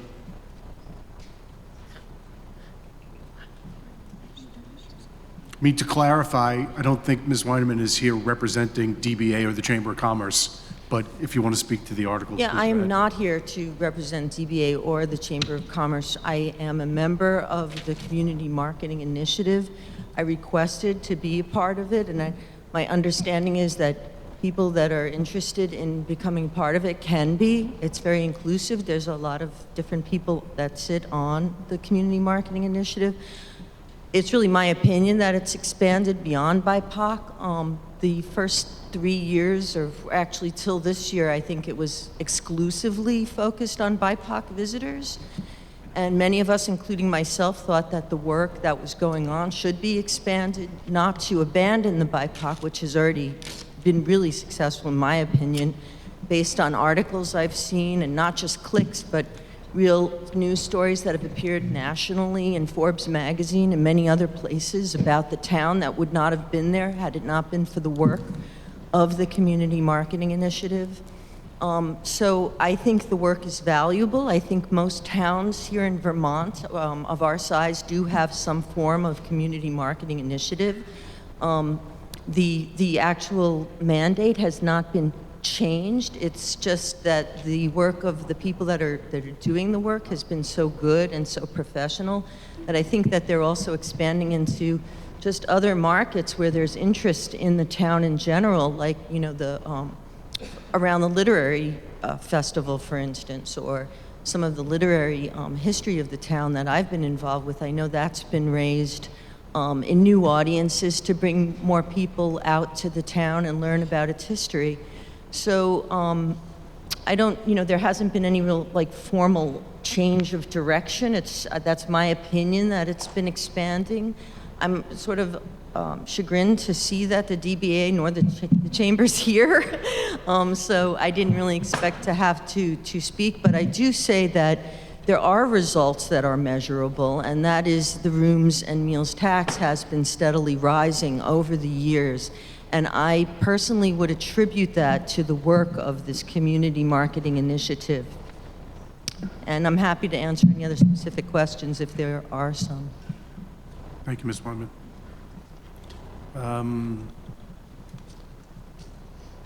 Ms. Megas Russell.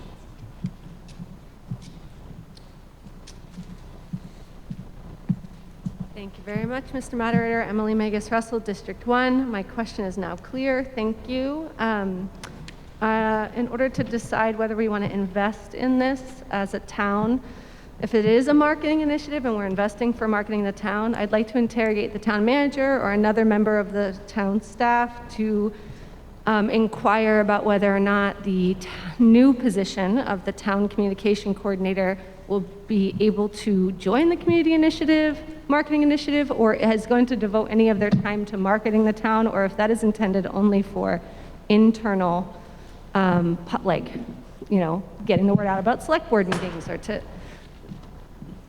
is the community or the communications coordinator going to be devoting any time to marketing the town? Town manager is interrogated. John Potter, town manager. If the communications coordinator position were to pass, I believe that we would have it support initiatives such as this, although not as a primary function of that position. So we could provide support to this initiative through the labor of this new position if we don't, you know, instead of town funding in this way. Thank you. Mr. Bannon.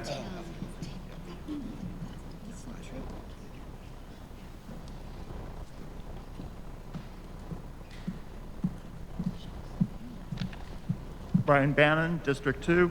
I'm the husband of the director of the Chamber of Commerce, and I was to call him up before this came up and do not have self-service. So I apologize that I wasn't able to get him here, but I would like to speak for him.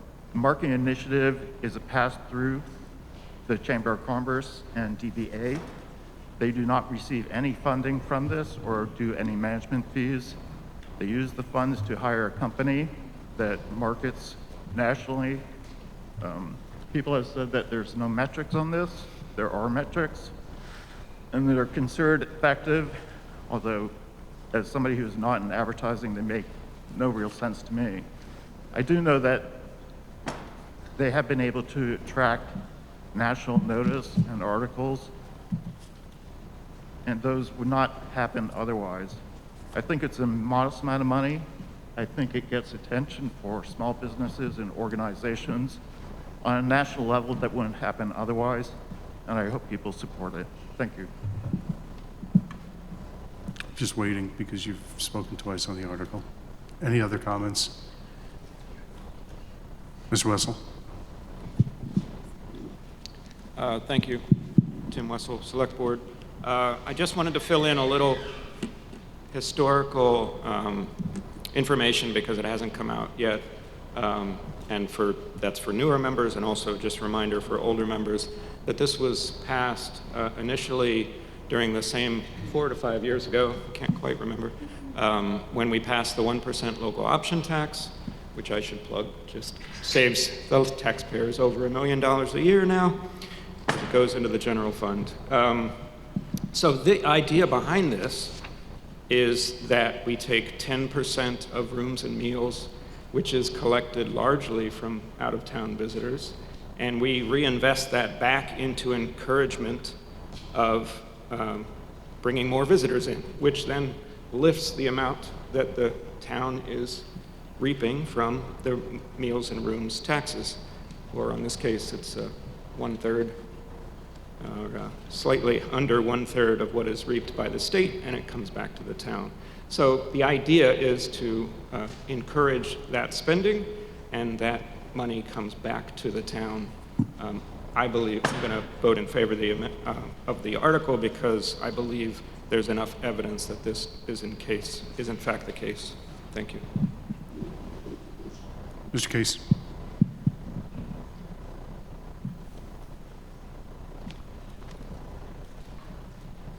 I'd like to call the question. Is there a second? It's been moved and seconded to call the question. It's non-debatable. All those in favor of ceasing debate, please rise. Please be seated. All those opposed to ceasing debate, please rise. Chair is not in doubt this time. The ayes appear to have it. The ayes do have it, and the motion to cease debate carries. The motion for the body is that the town appropriate the sum of $45,028 for the community marketing initiative promotion.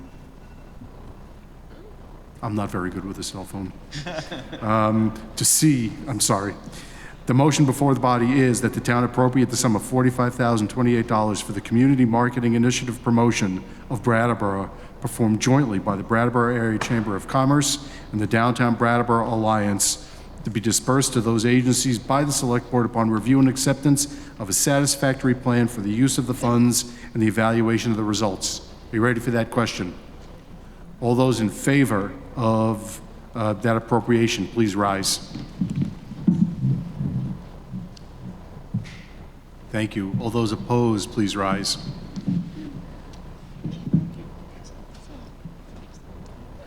Chair is in doubt. I apologize. We need a division. I'm pretty confident that the ayes have it, but you can be seated. Jane and Sue, are you available?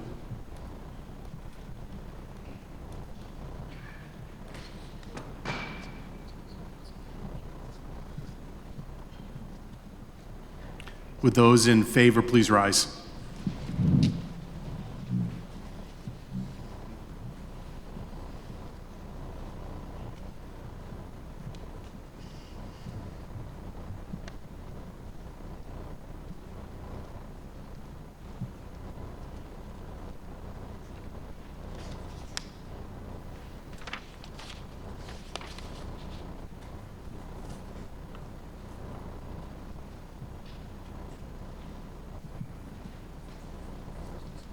You can be seated, please. Those opposed, please rise.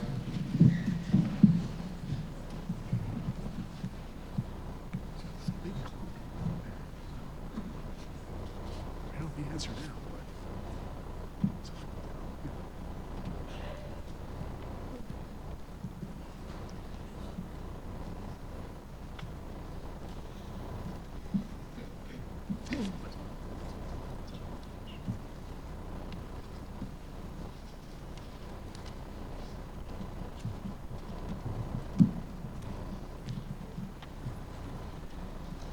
Be seated, thank you.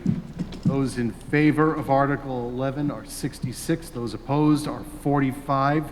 You've adopted Article 11.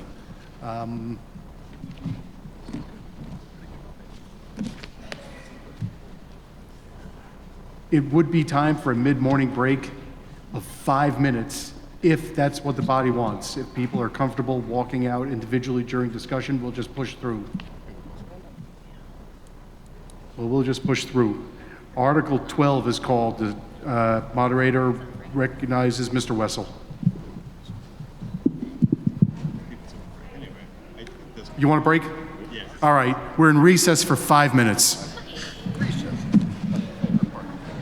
I understand. I would just go through. Meeting is called back to order. No, I was going to get some water and I forgot. Are there water bottles? Are there water bottles?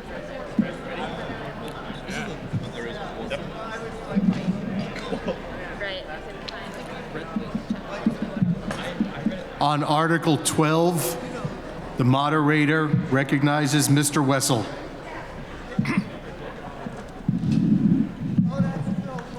Thank you, Mr. Moderator.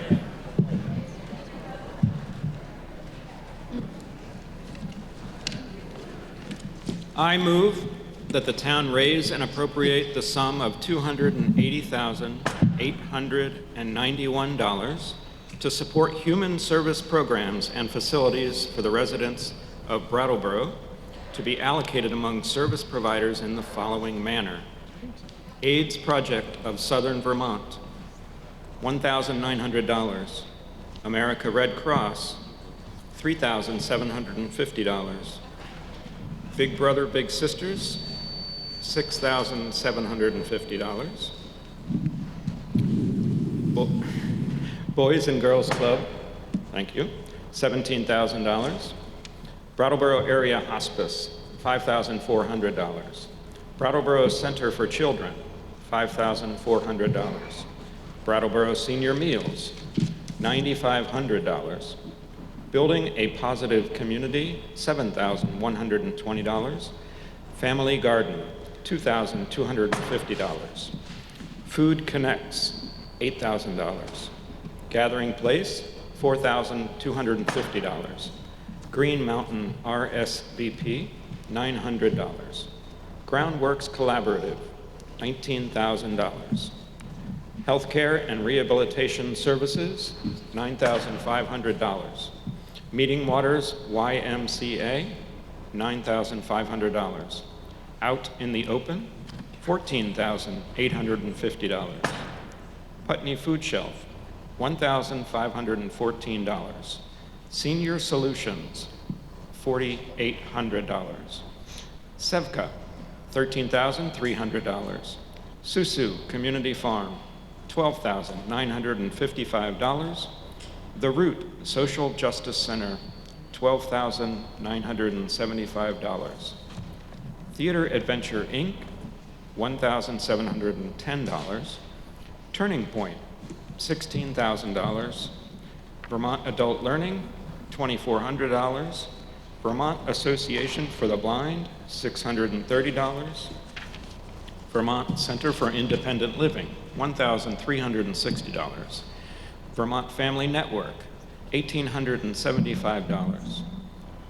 Visiting Nurses and Hospice of Vermont and New Hampshire, $10,980. Windham County Dental Center, $7,500. Windham County Humane Society, $1,900.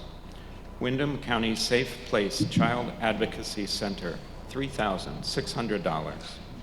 Windham Windsor Housing Trust, $6,497. Winston Prouty Center for Child and Family, $15,000. Women's Freedom Center, $16,625. Summer Good Program, WSESU, $7,200. And for Youth Services, $17,000. Is there a second? There's a second. Robert's rules would call for me to read the entire motion again before it's put to debate and before the final vote. Absent objection, we'll rely on Mr. Wessel's reading of that motion, and I will reread it before the vote. Seeing no objection, are there any comments? Mr. Davis.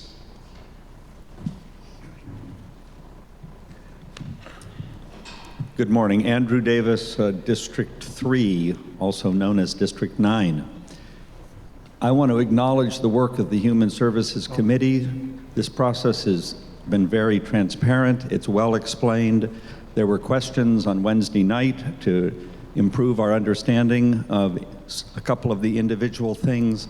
And I want to just speak to one point. If we approve this, I do not believe we're acting as a rubber stamp.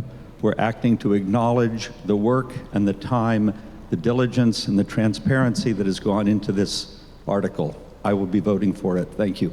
Thank you, Mr. Davis, and I'm sorry I didn't recognize Mr. Minor from the Human Services Committee to speak to the article initially.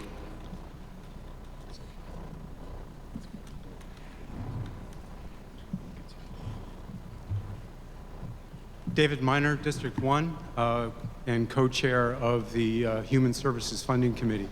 Just wanted to just point out a few things. In your booklet, there on pages 16 and 17 is more specific information about the effort that was made by the committee, about the number of requests made. And there's also a full list of all the applications that were submitted. Actually, that full list also then provides kind of a historical perspective. And those are on pages 16 and 17. Of note, we received 43 applications this year, which was 7 more than the previous year. And the amount requested was roughly $107,000 over the amount that the budget that we had to work with. One thing that was found is that the number of applications requesting over $20,000 actually represented roughly 53% of the total amount of our budget. And so we felt that we needed to cap that amount at $20,000, and even at that, we were not able to give any application, the higher applications 100% in order for us to be able to, grant monies to the other groups that we wish to. So it was an interesting process. I thank the committee very much, all the members of the committee for their time and effort on what was done. Thank you. Thank you, Mr. Minor. And on behalf of the entire town meeting, we want to thank the Human Services Funding Committee for their work. Any further comments?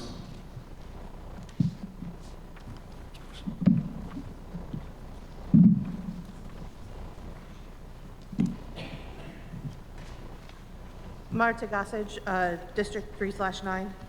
I would like to interrogate the chair as to whether all of the members of the Human Services Committee that were impaneled at last year's RTM were able to perform their functions.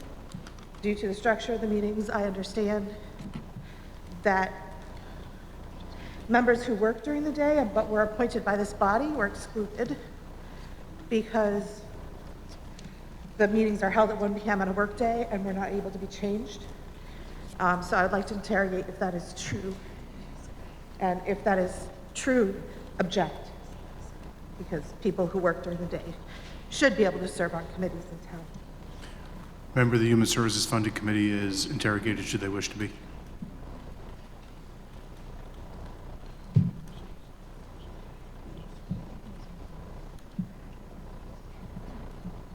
The decision and the time in order for the committee to meet was made by the committee. Unfortunately, one member was not able to do so because of time limitations. There were other members that couldn't meet in the evening because of conflicts or because of childcare. So the vote was put to the committee as to when we should meet, and it was decided that we would meet during the day as it was scheduled.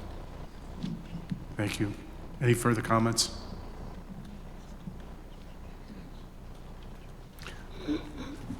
The motion on the floor is to see if the town will raise and appropriate the sum of $280,891 to support human service programs and facilities for the residents of Brattleboro to be allocated among service providers in the following manner.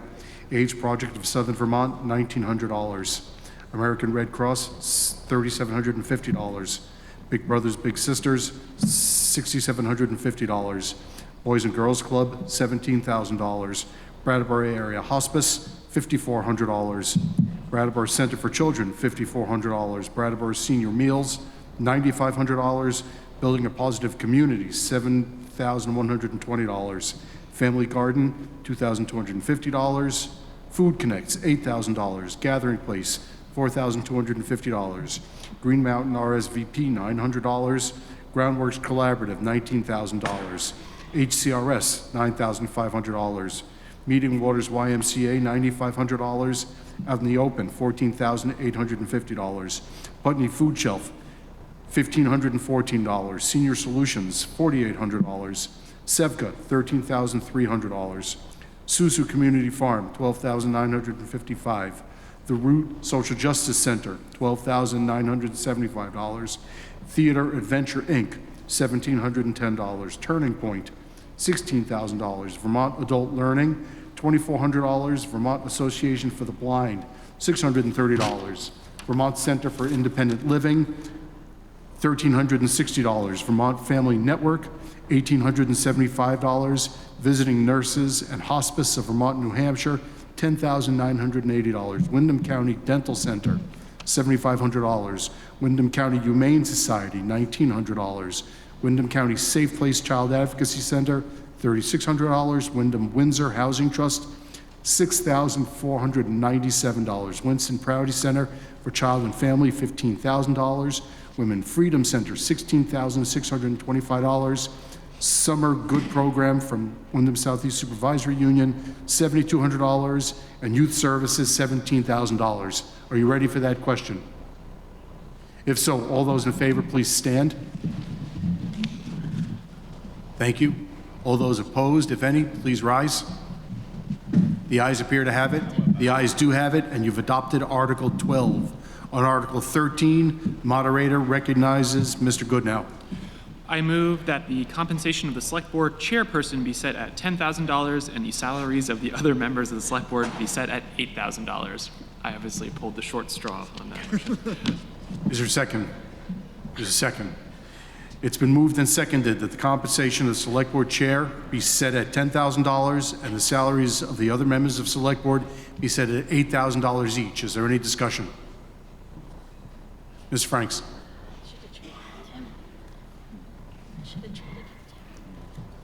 Tom Franks, District 2.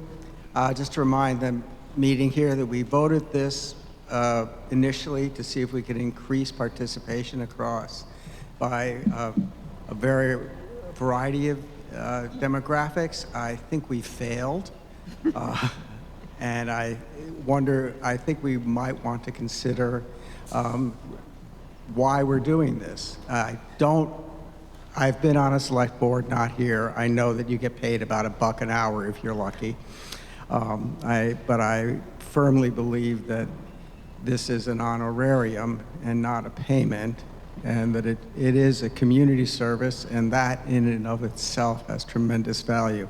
So I would move we return to the pre-voting levels and make an amendment to make, I believe it was $5,000 for the chair and $3,500 for the other members, and that make that a motion. And I didn't write it down, should I? It's not necessary right now. Thank you. Ms. Franks has moved to amend Article 13 to $5,000 compensation for Select Board Chair and $3,500 compensation for remaining Select Board members. Is there a second? Is a second. Is there any discussion? Ms. Melton?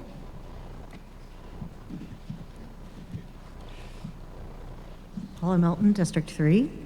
I don't think that we have the means to evaluate whether it's worked. I haven't seen the tax returns or land ownership status of the Select Board. It occurs to me that if we want to evaluate it, we should set out, you know, some parameters around that evaluation that protects people's privacy. And I feel strongly that it should be possible for people with lower incomes to participate. And also I feel strongly that even if you don't have what would be considered a lower income, that being on the Select Board is really, really hard. And so I believe that people should be properly compensated regardless of the way other towns do it. That doesn't need to be our standard.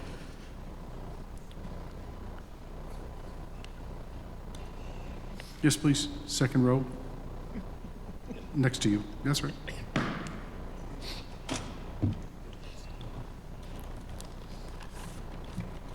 Thank you, Robin Morgan, District 2.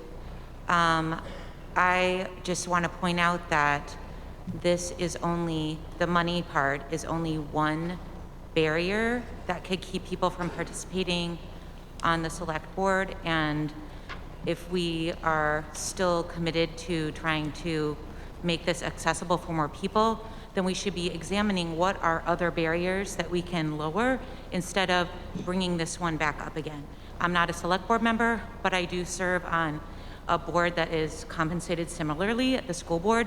And I can just say that the money part of it is something that makes it more accessible for me. The amount of time that I spend as a part of that board is so much that it would impact my ability to care for my 3 children and work full time. So I really appreciate that, and it makes it possible for me to serve on the board. Thank you.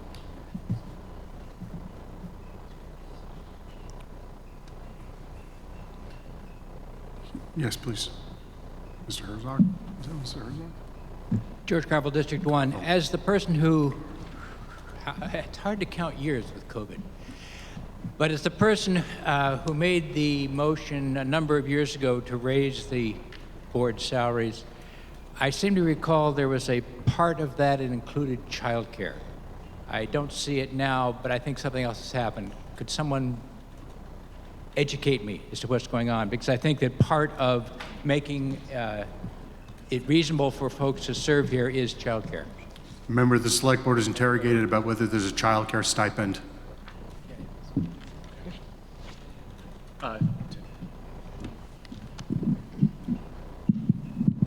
There is a child care stipend in place, and I'm currently the only board member taking advantage of it. It's also child independent care, so it's appreciated in my family. There is a child independent care stipend that goes along with the compensation for Select Board members. Mr. Sprite?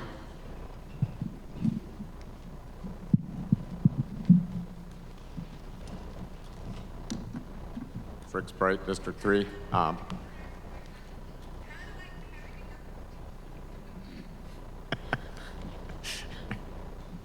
Hecklers in the audience. When I first was a town meeting rep, I remember the Select Board being paid almost an order of magnitude less, or the stipend being that much less. And I rose year after year to urge this body to raise the amount. I was going to get up earlier and not propose to raise it this time, but to appreciate the fact that it is still $1 an hour, as someone suggested. It is a big deal to be on the board, and I appreciate all of your service, past and present. And whether I agree with you or not, I honor your effort. I also want to say that as a community member who does show up for the intermittent select board hearing, I feel, and those now who show up for Zoom, I feel like we do get our voices heard, and I would credit this board for sure being very good at listening to the input that people bring, and I count on the next select board to do the same. And any of you who have concerns, if you pay attention to the agendas as they come up, and now we can check in from home, which is such an incredible luxury. I thank the Select Board and BCTV for making that possible. And so I am going to vote in opposition to the amendment and in favor of the underlying article.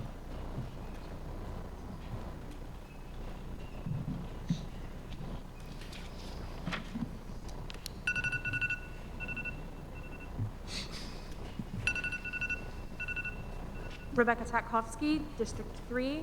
I think it is a huge commitment to be on Select Board.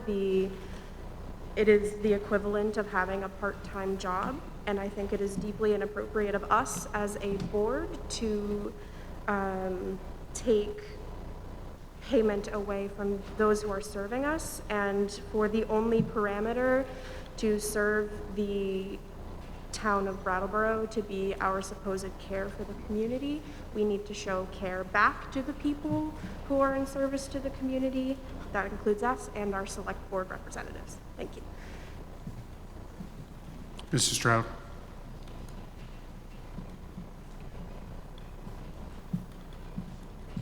Yes, Gary Stroud, District 2, W8.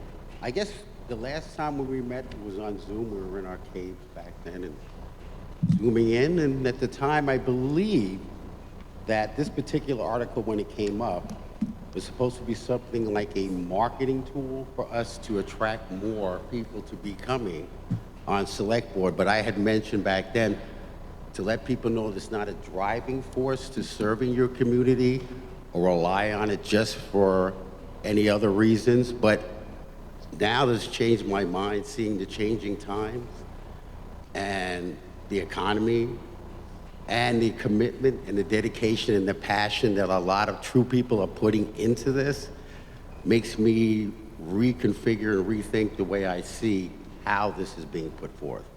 But I also want to let people know that this is something that's in your heart, and let that not be the main thing, the major thing why you're getting on any of these committees on the town or in your committees. It's about people and not about profit. Thank you. Ms. Franks. I'd like to thank the Tom Franks District 2. I'd like to thank the members who have spoken, and if the second would approve, withdraw the motion.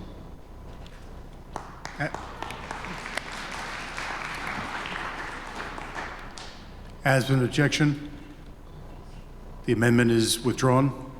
We're back to the continuing question to pay the Select Board Chair $10,000 and Select Board members $8,000 each. Is there any further discussion? Hearing none. Up. I guess there is discussion, Ms. Linton.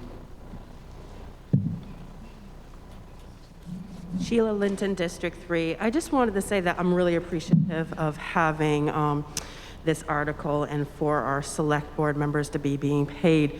What I do want to say is I brought this up at one of our town meetings in the past, was that if anybody on the board feels as though they don't need the money, then I want to know, and I don't know if this needs to be in a form of amendment, but I want to know if those people can give that back to the town, give that back in, and that it be something that you decide in an equitable way of whether you and your family really needs this money, and if you feel like you don't, then don't take it. And so I'm wondering if there's any consideration of parameters or any protocol that will allow people to opt in or opt out and being able to take that.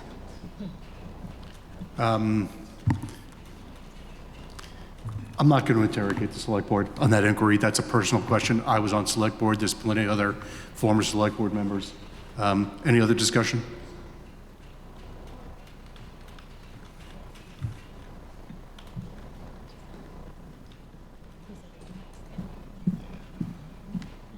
Hi, Aslan Thompson, District 3. I think the question, because I think that was an interesting point that was just raised, is maybe for the town, the structure, and what that mechanism looks like, if there is a mechanism in place within the town where that money can go, or if that's planned in some way. So it's not a personal question for the members, but it's a question for the town. Is there the option to do that, and what does that look like? And if not, could that be created? Is that an amendment? It's a motion question amendment? for like the town staff. Mr. Whistle.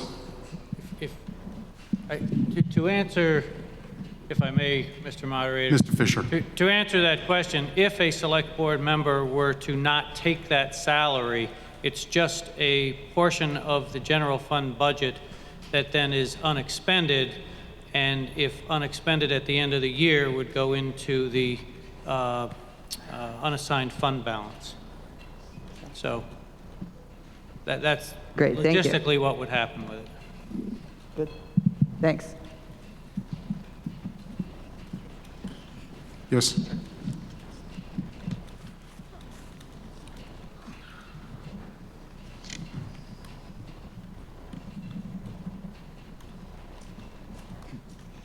Thank you. I also appreciate you not using an honorific. My name's Abigail Manukin, District 2 or 8. I am in favor of this, and I'm in favor of continuing to raise the pay to make it more financially viable for a broader diversity of people to take part. And I also think this point is interesting to consider, like there are ways to have sliding scales for what you can afford to pay for certain services, and this could be something similar where there's a sliding scale of what you accept as payment to be on the select board, but instead of it going into the general fund, it could go into a fund for select board members now or in the future to receive additional funding if that would enable their participation. And if that's not an option, then I also encourage select board members to consider donating to some of the dozens of organizations that didn't get fully funded for the human services portion of this and putting it back into the community in that way. So if you feel like you don't need it, there's no reason to accrue more wealth. You could give it away. Thank you.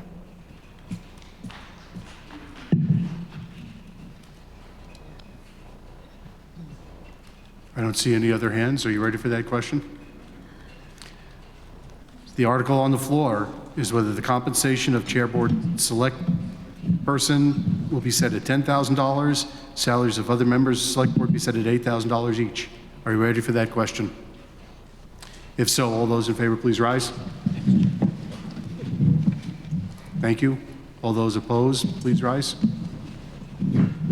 The ayes appear to have it. The ayes do have it, and you've adopted Article 13. On Article 14, moderator recognizes Mr. Quip. Okay. All right, Daniel Quip. I move that the town transfer from the unassigned general fund balance the sum of $1,087,306 to be used as follows. A total of $965,000 to the capital fund to pay $515,000 for the required match for the Melrose Bridge replacement, $400,000 for the Williams Street repair project, and $50,000 for a pool planning study for the Living Memorial Park, and to transfer the remaining $122,306 to the Living Memorial Park Generational Improvement Project Fund to reduce the borrowing for that project by the same amount. Is there a second? Second. It's been moved and seconded that the town transfer from the unassigned general fund balance the sum of $1,087,306 to be used as follows. A total of $965,000 to the capital fund to pay $515,000 for the required match for the Melrose Bridge replacement, $400,000 for the Williams Street repair project, and $50,000 for a pool planning study for Living Memorial Park, and to transfer the remaining $122,306 to the Living Memorial Park Generational Improvement Project Fund to reduce the borrowing for that project by the same amount. Any comments? Are you ready for that question? If so, it's been moved and seconded that the town transfer from the Unassigned General Fund Balance the sum of $1,087,306 to be used as follows. A total of $965,000 to the capital fund to pay $515,000 for the required match for the Melrose Bridge replacement, $400,000 for the William Street repair project, and $50,000 for a pool planning study for Living Memorial Park, and to transfer the remaining $122,306 to the Living Memorial Park Generational Improvement Project Fund to reduce the borrowing for that project by the same amount. You ready for that question? All those in favor, please say, stand. Thank you. Please sit. Anybody opposed? The ayes appear to have it. The ayes do have it, and you've adopted Article 14. Article 15. Chair, the moderator recognizes Ms. Gelter. Thank you. I move that the Select Board be authorized to raise, appropriate, and expend the sum not to exceed $20,153,452 in order to defray to that extent all general fund expenses for the period of July 1st, 2023 through June 30th, 2024, including all highway and Windham County taxes, and that the Select Board be authorized to expend, in addition, any sum authorized for special purpose under any article contained in the warning for this meeting or any special representative town meeting. This motion includes $16,554,505 to be collected in property taxes, and the balance to be comprised of all other sources of revenue collected by the town. This motion also provides that the town and school district taxes assessed on the grand list as of April 1st, 2023, shall be due and payable in 4 equal installments, payable to the town treasurer until overdue, and then to the collector of taxes. That such payment of the installments shall be received by the town treasurer's office on or before 5 p.m., August 15th, 2023, November 15th, 2023, February 15th, 2024, and May 15th, 2024. And that interest at a rate of 1% per month be charged from the due date of payment on any overdue payment of the town tax, installment, or portion thereof, and that a penalty of 8% be charged on any overdue payment that remains due and owing on May 16th, 2024. Is there a second? Motion's been made and seconded that the Select Board be authorized to raise, appropriate, and expend the sum not to exceed $20,153,452 in order to defray to that extent all general fund expenses for the period July 1, 2023 through June 30, 2024, including all highway and Windham County taxes, and that the Select Board be authorized to expend in addition any sum authorized for special purpose under any article contained in the warning for this meeting or any special representative town meeting. This motion includes $16,554,505 to be collected in property taxes, and the balance to be comprised of all of the sources of revenue collected by the town. This motion also provides that the town and school district taxes assessed on the grand list as of April 1, 2023 shall be due and payable in 4 equal installments payable to the town treasurer until overdue, then to the collector of taxes, that such payment of the installment shall be received by the town treasurer's office on or before 5 p.m. on August 15, 2023, November 15, 2023, February 15, 2024, and May 15, 2024, and that interest at a rate of 1% per month be charged from the due date of payment on any overdue payment of the town tax, installment, or portion thereof, and that a penalty of 8% be charged on any overdue payment that remains due and owing on May 16, 2024. Before recognizing a member of Select Board to speak to the budget, I want to thank Select Board for restructuring this warning.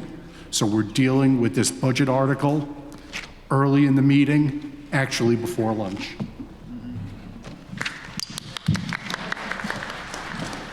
Mr. Goodnow is recognized. Yeah, thank you very much, Mr. Moderator. Ian Goodnow, and I want to appreciate RTM for your good debate on these articles beforehand, but moving the conversation along and getting here now. I went through a pretty lengthy discussion of the budget at the informational meeting on Wednesday, and I appreciate everyone's patience for that. So I think I'll just keep with just saying that the proposed budget before you is $1,625,035 larger than the FY23 budget, and that while that increase is 8.1% above last year, because of use of unassigned fund balance and the sort of prepayment of expenses last year, we are only going to be actually increasing the tax rate by 3.9%. I'm going to ask to get the numbers for what those will look like if you approve the bond vote for the Living Memorial Park generational improvement. And I apologize for not having that number right now, but I will get it for you as we discuss. Thank you, Mr. Moderator. Mr. Levenbach. Thank you, Mr. Moderator. David Levenbach, District 3. I rise to propose an amendment to Article 15. The amendment is to raise the proposed general fund budget by $350,000 from $20,153,452 to $20,503,452. And if I receive a second, I'd like to speak to the motion. Is there a second? Second. Mr. Levenbach is recognized to speak to his proposed amendment. Thank you. The AP Triton report found that our fire department is understaffed, and in response, the Select Board has adopted a resolution about an effective response force of 6 firefighters.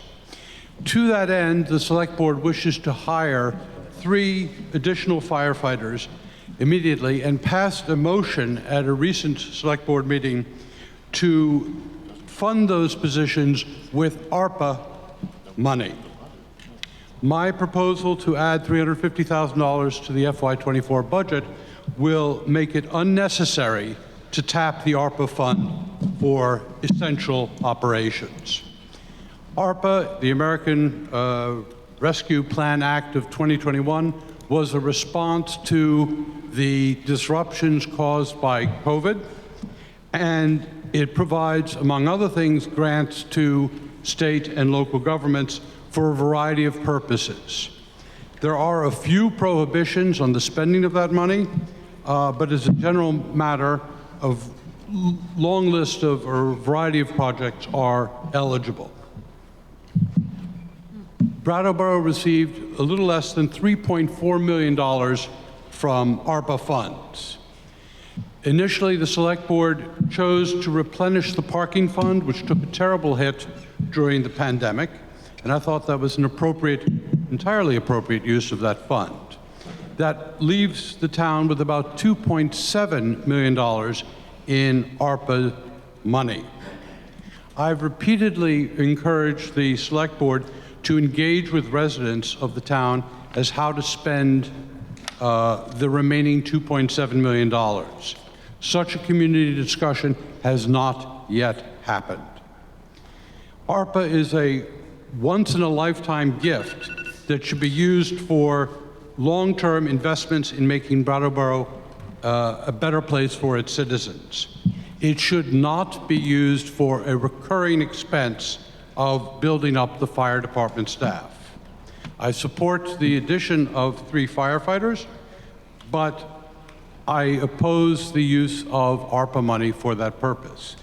If you approve this amendment, you will you will be able to reserve the $2.7 million in ARPA funding for non-recurring and long-lasting projects, which I earnestly hope will be chosen after community-wide discussions. Thank you. The discussion is on the Levenbach Amendment.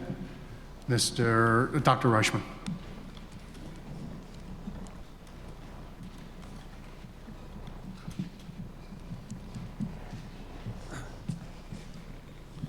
Franz Reichman, District 2. I want to speak strongly in support of David Levenbach's proposed amendment.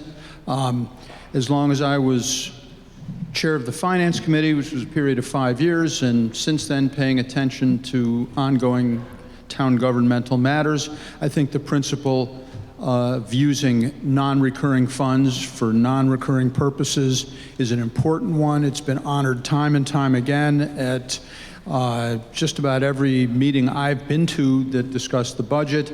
I also support the addition of the firefighters, as David does, and but I think we do need to make this adjustment. I was at the meeting the other night when the Select Board adopted the plan to spend ARPA funds on this matter, and I get it that they were motivated by a desire to ensure that it happened and ensure that it happened quickly, but I think it's up to us, the representative town meeting members, to say we want that expense to be reflected as part of the general fund, and that's what this amendment would do.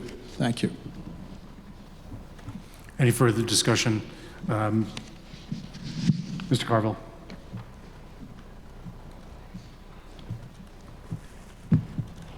Dick made his amendment before I got a chance to. I fully support it. ARPA funds should be spent for something important and non-recurring. You spend recurring money for recurring expenses. Now, if we're going to hire some more firefighters, probably we're going to need some ambulances at some point.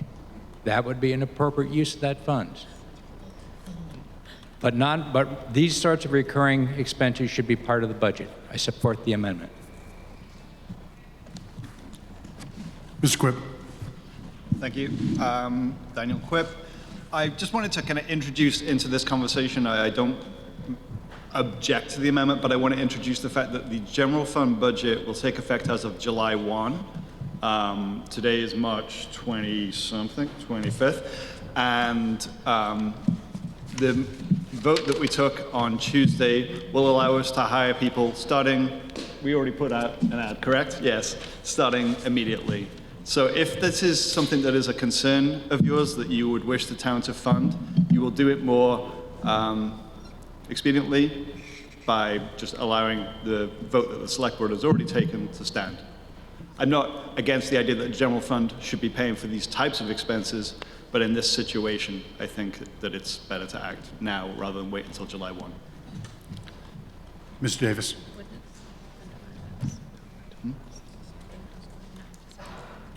Arthur Davis, District 2. Question for the Select Board. Given that, Daniel, does it make sense if we pass this amendment and that money becomes available July 1, I assume we wouldn't be spending all of the money that you approved on Tuesday between now and July 1. So whatever money you haven't spent by that point on some number of firefighters that we've hired in the time between now and then would go back into the ARPA unspent fund. Is that, if I said that correctly? Thanks. Select Board is interrogated. Yeah, Ian Goodnow. Point of clarification on my earlier comment.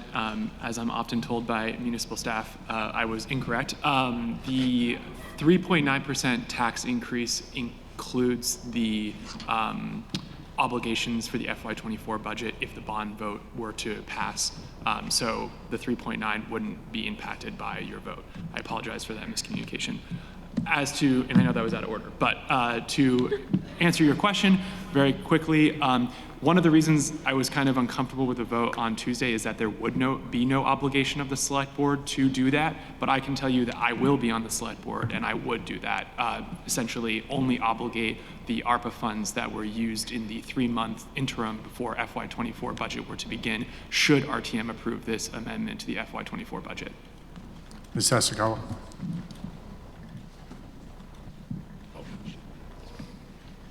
Maya Hasegawa, District 2. I just wanted, I don't know who can answer this, but how realistic is it that we will actually hire 3 firefighters between now and July 1st?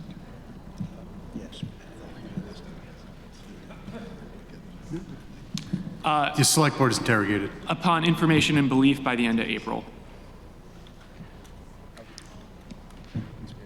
Mr. Hoser.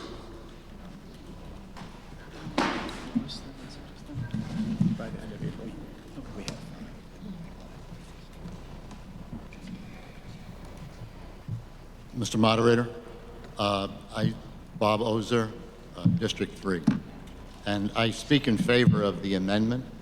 I think there's a saying out there that budgets are social documents, and if we're really concerned about our fire department, which we should be, and we really believe that we need 3 additional firefighters, then they need to be welcomed in our community through the budget process, and they need to be told that they're permanent employees of the town.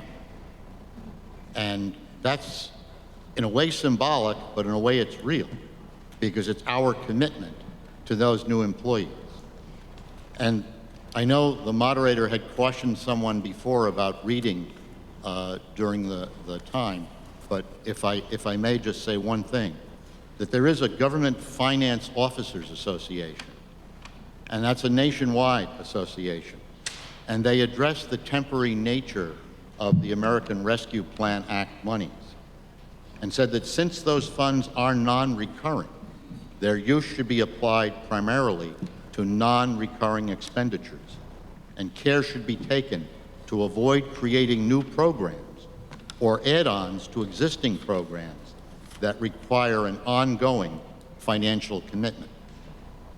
And that might apply to the $350,000 for sure, because those are personnel costs, and may even apply to other parts of the motion that was made at the Select Board recently regarding the $1.7 million. Thank you. Ms. Kendall? Oh, thank you. Beth Kendall, District 3. I was just curious if, stand back, if the amendment is passed and if there are firefighters hired before July, is there money somewhere that could cover that in the meantime and then be reimbursed with the $350? Select board's interrogated. Great question. I had the same, more about the amount than where it would come from. It looks like $65,000, and that would come from the ARPA vote that the board made. Short answer is yes. You took it from me on that one. Mr. Sprite?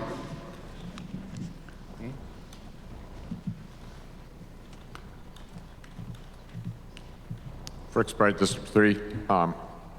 I was at a very short select board meeting just last week where I believe current and future select board members clarified that there was enough give in the town budget to cover the couple months between when you would hire somebody and when the next fiscal year starts, so that if we do vote for this, there would be no need for ARPA funds for this. That was made quite clear at that meeting.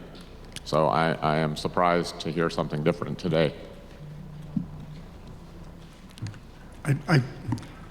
I would nominally think that discussion about whether the ARPA money is going to be spent is beyond the scope of this amendment. If we need an interrogatory, go ahead.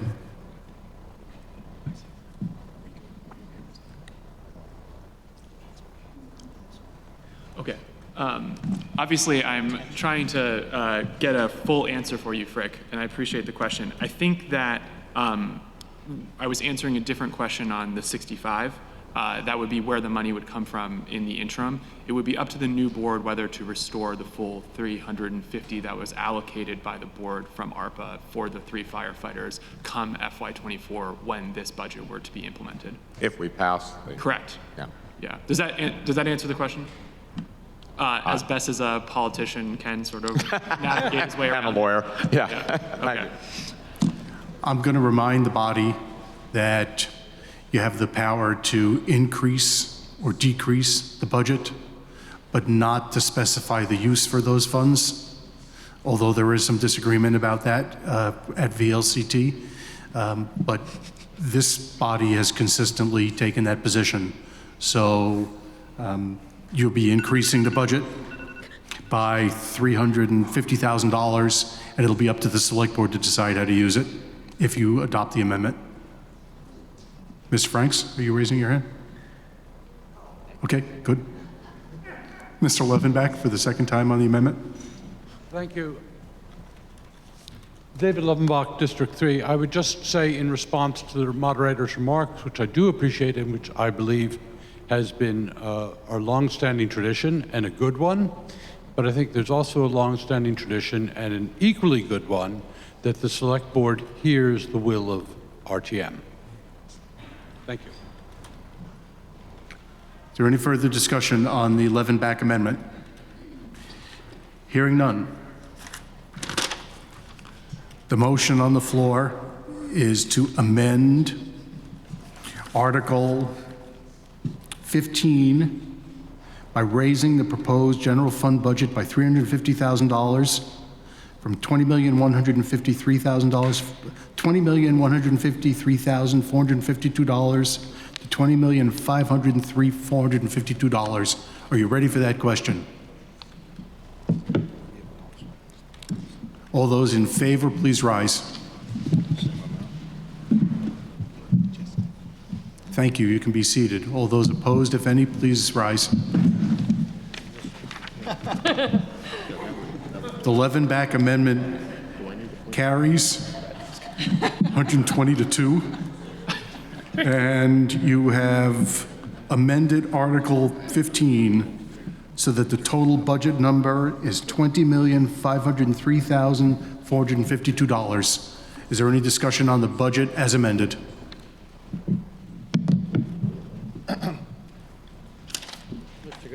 Alex Fisher. I apologize. Is there somebody up here? Yeah. Alex, you come ahead. Hi, everyone. Alex Fisher, District 2 and Finance Committee. I just wanted to make a recommendation for the use of funds, not for changing the amount, but as was discussed at Tuesday's Select Board meeting, there seemed to be a lot of community excitement for the creation of a new department in the town. The name is unknown, but to follow through with the community safety work that has been done. So I would like to strongly recommend not changing the amount in the budget, but moving money towards the creation of a new position inside a new department for pursuing the work of the community safety report that was previously issued by the Select Board, accepted by the Select Board, and due to lack of capacity and lack of expertise internally, has not been able to move forward despite the wishes for the work to move forward. So again, strongly recommend the creation of a community safety department named however is deemed appropriate, and the hiring of a new full-time position using current funding. Thank you. Mr. Fisher. Mr. Moderator, just for purposes with that amendment that passed, the amount to be collected in property taxes would be increased from $16,554,505 to, I am told by Mr. Moreland and Ms. Frost, that it's $16,904,505. Million. 16 million. Yes, I understand. $904,505. Absent objection, we're going to accept that amendment conforming to the Levenbach amendment? I see no objection. Is there any further discussion about the budget Article 15? Abby Manukin.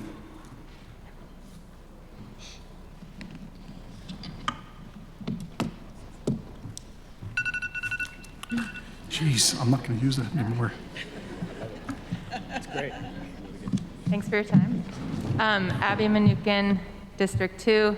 I want to echo Fisher's sentiments and strongly encourage the town to continue unraveling community safety funding from police funding, acknowledging that those two are not one and the same, and that that funding can't be overseen or distributed by members of the police department. Thank you. Continuing discussion is on the budget, Article 15. Is there any further discussion? Mr. Davis.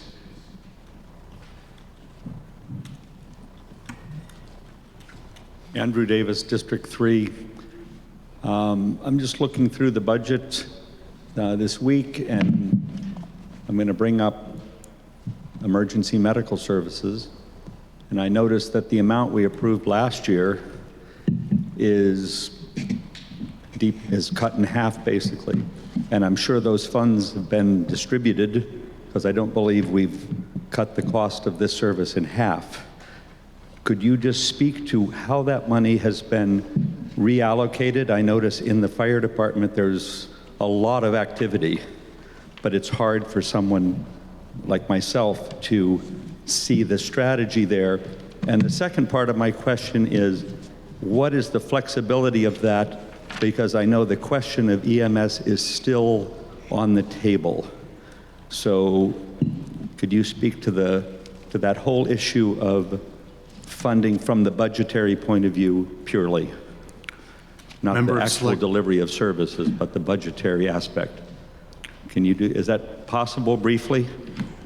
Member of Select Board is interrogated. Yeah, gotta love being chair. So I think speaking just from a budgetary perspective, the fire department expenses are proposed to increase by a little over 17,000, which is for a variety of things that aren't really EMS related.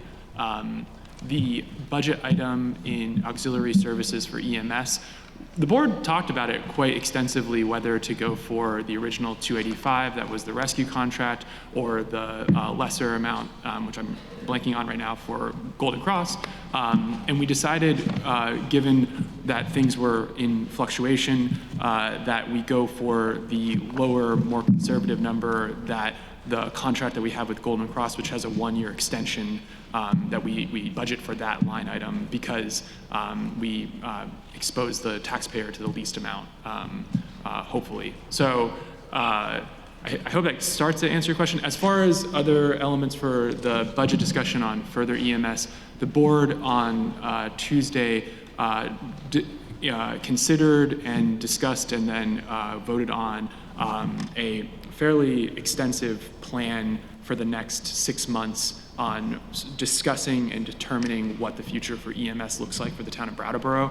It's a consideration of essentially 3 models, one being a third-party dedicated model, a third-party regional model, and a municipal embedded EMS service. And the plan, and I have deep and strong faith in our staff and in the board that I'll be working with, is to have a transparent, thorough investigation of all those models that are data-driven, and that we hold many public meetings on it to determine what the best course of action is for Brattleboro. The continuing question is on the budget, Article 15. Ms. Erfer.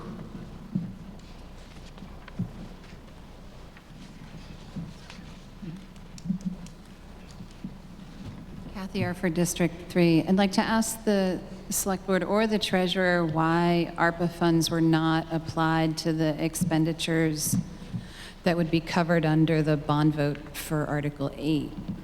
Thanks. All right, so that's close to being out of, I didn't want to say the article number because no.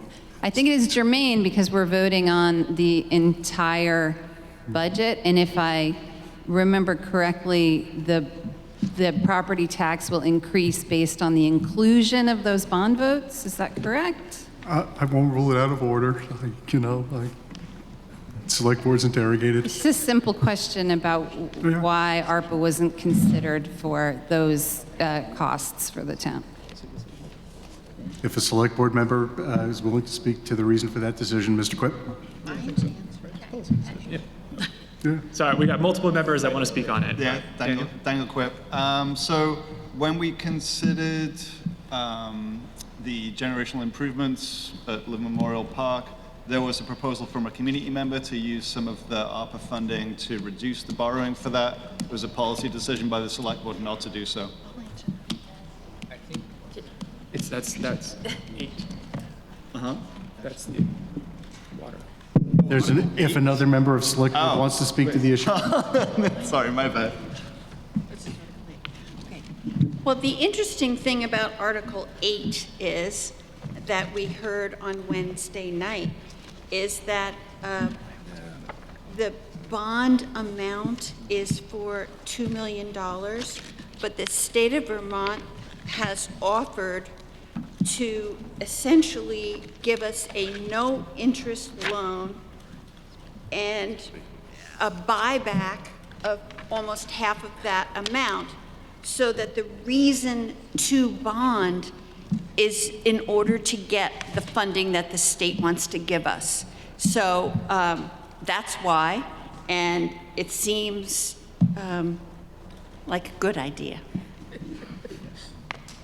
I think that answers the question. Continuing question is on Budget Article 15. Ms. O'Connor? Kate O'Connor, District 3. I just want to clarify something. I don't know if Kathy was actually talking about 8 or Article 7, which is the pool.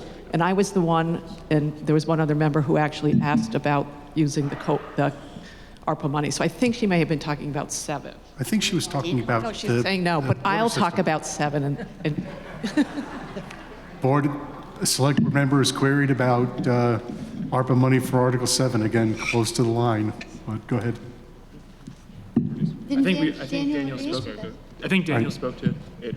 So Mr. Quip's answer was as to the generational improvements at the park.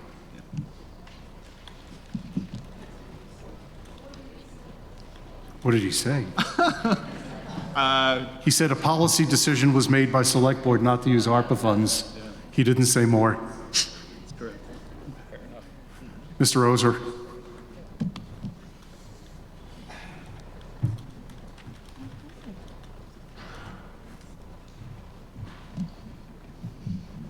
Yes, Mr. Moderator, Bob Ozer, District 3. And just for clarification, was Member Urfer's question about why weren't the funds used for that purpose? And then that would be with respect to Article 7. If a member of Select Board can answer. I suppose I should bite because I obviously did not answer the question sufficiently for at least one member. For my part in it, bearing in mind that a policy decision made by 5 people may have different motivations, my part in it was that the use of ARPA funds to lower the amount of borrowing resulted in, insufficient return, or I forget, this is the trouble with relitigating arguments I had like 4 months ago. Spending $1 million of ARPA reduced our borrowing by $500,000 or so, which for me did not seem to be worth spending one-time generational transformational money on. We can afford the borrowing that are in those bonds. The projections that we've seen for our debt service seem to me acceptable. So that was why I made that decision, or why I was in favor of that decision. Continuing question is on Budget Article 15.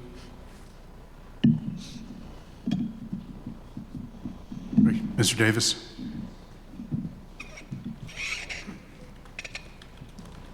Andrew Davis, District 3. Since we are talking about ARPA and it's been allowed, can anyone on the Select Board talk about some projects that are being considered? I know it's been a topic of your discussions that maybe I should have been at, but we're all curious. We're holding on to the use of that money. Thank you. I would ask for that inquiry to be done under other business. I'd rule that out of order at this point. The intended continuing question is on Article 15. Doesn't appear that there's any more discussion. It's been moved and seconded, and the question before the body is whether the Select Board be authorized to raise, appropriate, and expend sum not to exceed $20,503,452 in order to defray to that extent all general fund expenses for the period July 1, 2023 through June 30, 2024, including all highway and Windham County taxes, and that the Select Board be authorized to expend, in addition, any sum authorized for special purpose under any article contained in the warning for this meeting or any special representative town meeting.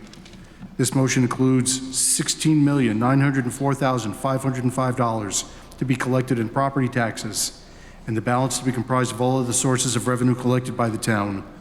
This motion also provides that the town and school district taxes assessed on the grand list as of April 1, 2023 shall be due and payable in 4 equal installments payable to the town treasurer until overdue, then to the collector of taxes, that such payment of the installments shall be received by the town treasurer's office on or about 5 p.m.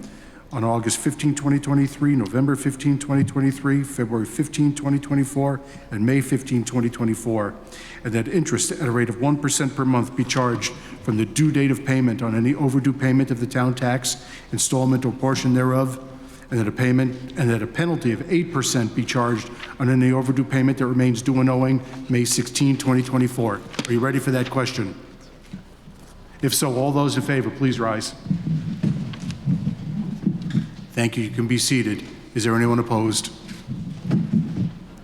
The ayes appear to have it. The ayes do have it, and you've adopted Article 15. On Article 16, moderator recognizes Elizabeth McLaughlin. I move that the town ratify the Select Board's decision to purchase portable radios in FY23 for the Brattleboro Police Department at a cost of $87,731, which are part of the FY24 capital plan. Is there a second? There's a second. It's been moved and seconded that the town ratify the Select Board's decision to purchase portable radios in FY23 for the Brattleboro Police Department at a cost of $87,731, which are part of the FY24 capital plan. Any discussion?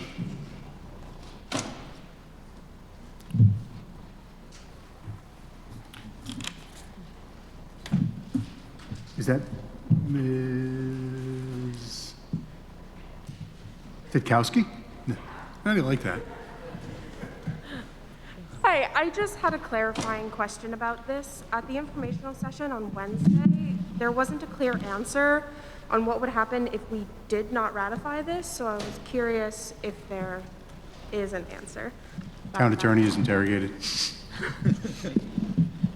The money was spent last year, so if it's not ratified, if the article is voted down, the money is still spent. It's just that this was put on, this and the next one, with regard to emergency expenditures that the Select Board made. So, and obviously there was a vote at a Select Board meeting, but it was taken out of what was in a fiscal year 24 capital plan. So the idea of putting these on for town meeting warning is to be transparent with regard to actions that were taken by the Select Board. So if there's no ratification, if you vote it down, it's not ratified, but the money was spent. You should know that. So the purpose of us voting it down would then just be like disapproval from the board, but it wouldn't actually have any tangible. It would not have any taxable, I'm just I don't believe it has any taxable effect or with regard to your tax rate this year. Okay. Thank you.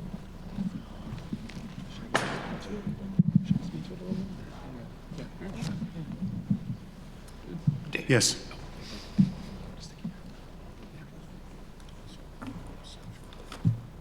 Sarah Turbo, District 3. I'm curious why this wasn't coming out of the police budget. Can you answer that, please?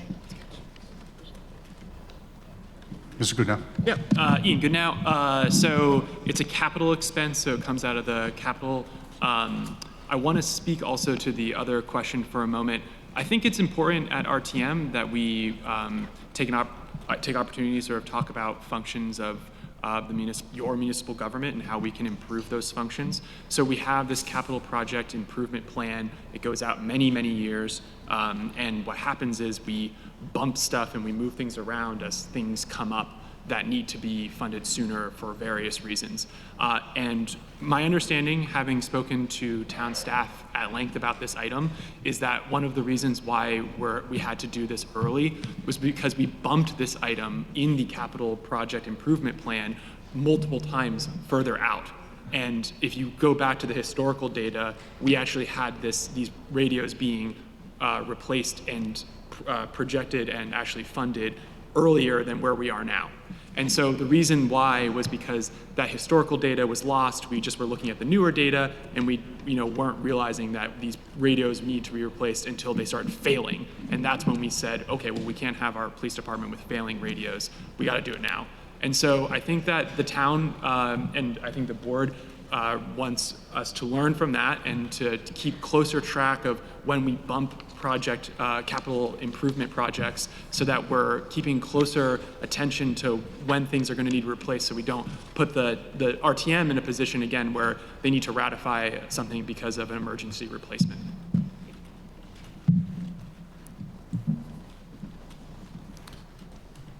The question on the floor is whether the town will ratify Select Board's decision to purchase portable radios in FY23 for the Brattleboro Police Department at a cost of $87,731, which are part of the FY24 capital plan. Are you ready for that question? If so, all those in favor, please stand. Thank you. You can be seated. Anybody opposed? The ayes appear to have it. The ayes do have it. And you've adopted Article 16. On Article 17, moderator recognizes Mr. Wessel. Thank you, Mr. Moderator. I move that the town appropriate up to $120,000 from the unassigned fund balance to defray the town's portion of costs associated with the demolition of 90 Elliot Street, which was McNeill's Brewery. Is there a second? A second. It's been moved and seconded that the town appropriate up to $120,000 from the unassigned fund balance to defray the town's portion of costs associated with demolition of 90 Elliot Street, which was McNeill's Brewery. Is there any discussion? Mr. Franks. Tom Franks, District 2. Sorry, I wasn't paying I missed this, and I thought of it the other night, but does this affect our fund balance that we just already reduced by vote? I mean, does that 120 come out of our fund balance, which we brought down to 10%, and now we're bringing it lower, or is this coming out of a fund balance yet to be achieved? Member of the Select Board of Town Attorney is interrogated. I believe, subject to being corrected here, that if this is passed and if the money is actually needed at the end of the year, that yes, it would reduce the fund balance. But as stated the other night, this is worded to be up to the $120,000 because there could be insurance recovery, estate recovery, or there may be money left as of June 30th to cover this. So this is essentially a cautionary article to be approved. But if it had to be expended, yes, it would reduce the fund balance in addition to what you have voted earlier in the day. Any further discussion? The article on the floor is to see whether the town will appropriate up to $120,000 from the unassigned fund balance to defray the town's portion of costs associated with the demolition of 90 Elliot Street, which was McNeill's Brewery. All those in favor, please rise. Thank you. You can be seated. Anybody opposed? The ayes appear to have it. The ayes do have it, and you've adopted Article 17. On Article 18, the moderator recognizes Mr. Goodnow. Thank you, Mr. Moderator. I move that the town authorize the expenditure of $36,552 from program income, a revolving loan fund that disperses proceeds which originated as community development block grants, as a contribution to the operations of Southeastern Vermont Economic Development Strategies. Is there a second? There's a second. It's been moved and seconded that the town authorize the expenditure of $36,552 from program income, a revolving loan fund that disperses proceeds which originated as community development block grants, as a contribution to the operation of Southeastern Vermont Economic Development Strategies, SeVEDS. Is there any discussion?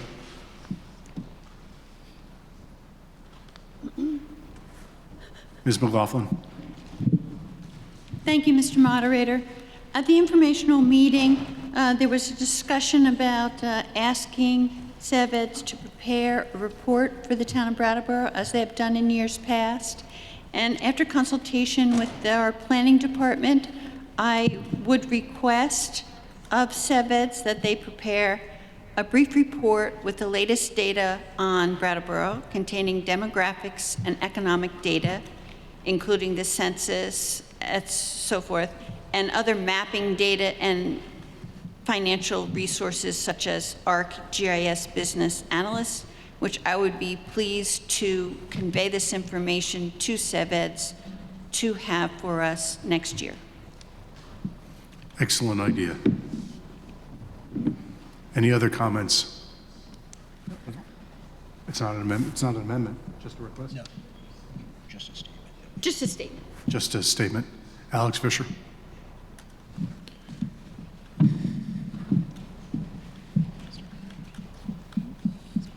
Hi, thank you. I have a question that I'm pretty sure is germane to this. I'm curious whose job it is or could be within the town to communicate with members of the town how the various sources of funding are available and to who. So each year I'm confused by this.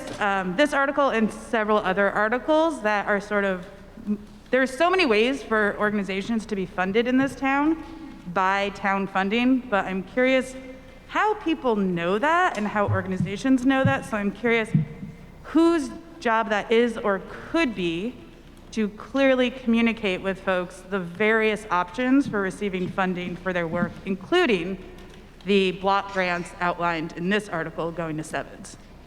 Is that germane? Sure. Yay! It's almost noon, and we're a good way through. Mr. Goodnow. I got it. So I think the answer to that is it's an ongoing question that I feel like my entire time I've been on the select board, the town has needed to and continues to need to work on how we push out information across the board, from when is your trash getting picked up to what kind of monies are available through grants that the town offers or can help you access. The inclusion of the communication coordinator in this budget, I think, can help. There are also monthly financial reports that show those funds and show how much are in them, which I think we could do a better job pushing out. Again, maybe that's something that we can be thinking about with the new website and how that information is accessible and easy to find from the homepage. So I know that's not like a full answer to your question at all, but it's something I'm very cognizant of, and I'm thinking a lot about how the town reaches out to its community to ensure that people are utilizing it to its fullest extent.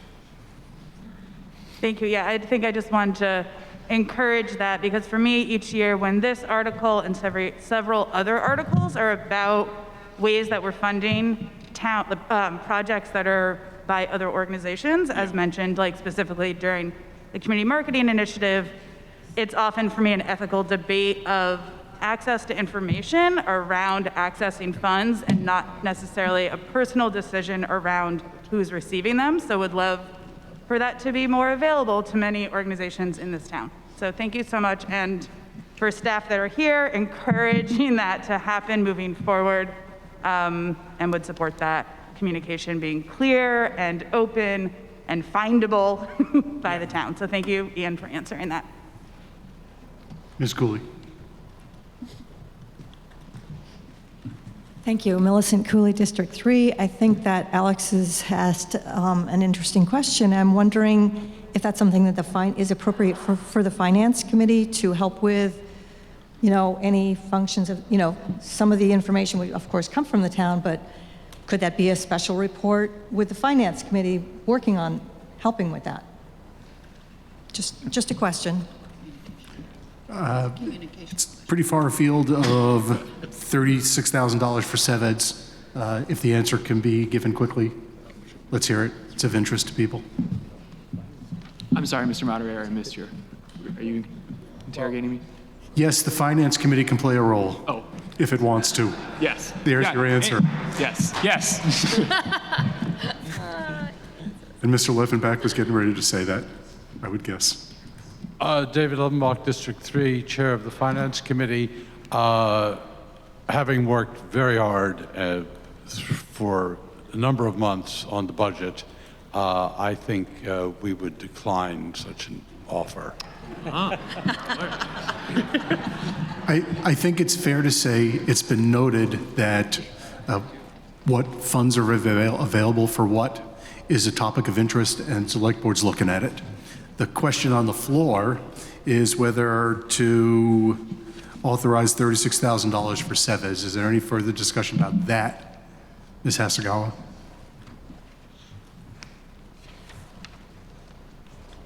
This is just a point of information. I know that SeVEDS usually asks for $3 a head. Is that how this was derived? And can somebody tell me what the amount would be if we reduced it, as we have in the past, to $2? Maya, you're asking for some public math? Is that what you want?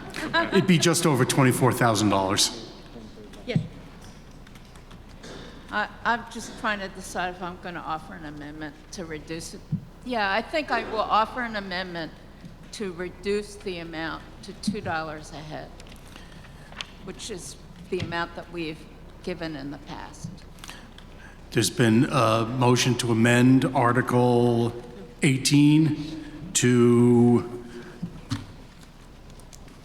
1 second.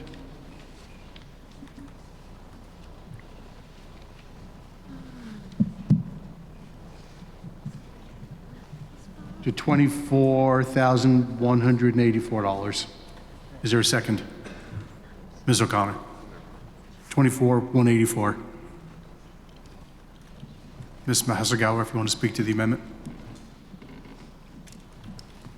I'm offering the amendment because we've asked SeVEDS to provide us with detailed reports every year, and they don't do that. And I find it very frustrating that they haven't paid any attention to our request. And I don't know if anybody's here from SeVEDS and wants to speak to it, but just asking doesn't seem to do any good. So I'm suggesting that we reduce the amount of money that we give them. The motion on the floor is to amend the amount in Article 18 to $24,184. Is there any further discussion? David. Mr. Goodenough? I see that Mr. Grinold is here and is standing up if the body would entertain. Yeah. I'm wondering if there's anybody, any representatives who want to speak to it first. Mr. Morton? Point of order, was that seconded? It was. Mr. Grinold? Hello, my name is Adam Grinold, SeVEDS board member and executive director of the Brattleboro Development Credit Corporation, which is the affiliate entity to SeVEDS. I want to first start by thanking this body, the board and the administration in the past for past support. Last year we were fully funded. This article that's before you today and was before you last year is not written by SeVEDS, it's written by the Selectboard. And has not previously contained a request for that data. In 2019, we were asked to do that report, which we did. Is available on our website or directly from our office upon request. With the census data, it's still trailing a bit. So for us to go through, not a lot of data would have changed in the report until this year or next year, when there's a significant update. So I think the request that was clearly stated here today that would be made to SeVEDS for that report is understood and anticipated, and with that updated data would be a meaningful update to the report. Thank you. Mr. Agave.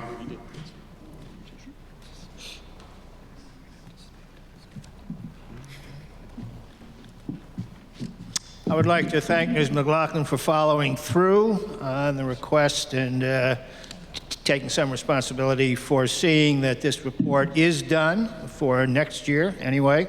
The only thing I would like to request further is that the report be done in a timely manner so that it can be printed in all of its pie charts or graphs or whatever in the town report so that we can use that information as we discuss the issues. Thank you.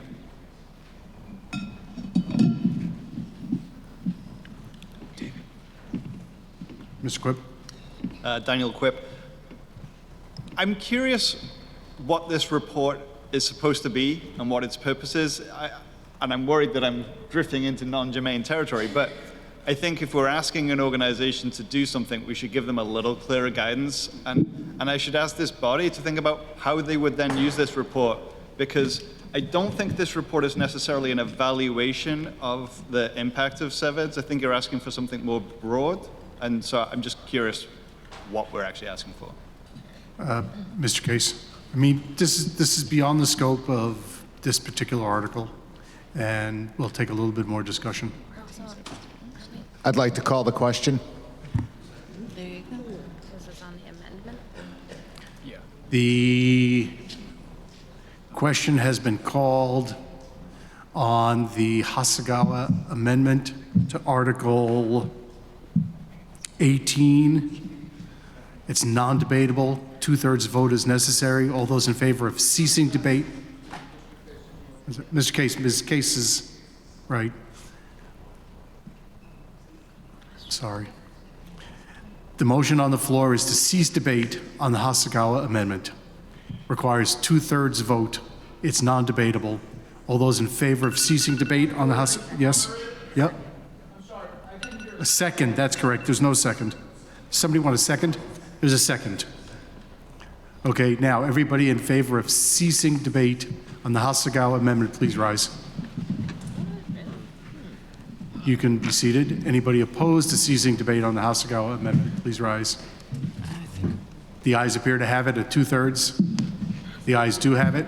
Cease debate on the Hasagawa amendment to Article 18. The motion before the floor is whether to amend Article 18 by reducing the amount to $24,184. All those in favor, please rise. Be seated. All those opposed, please rise. The noes appear to have it. The noes do have it.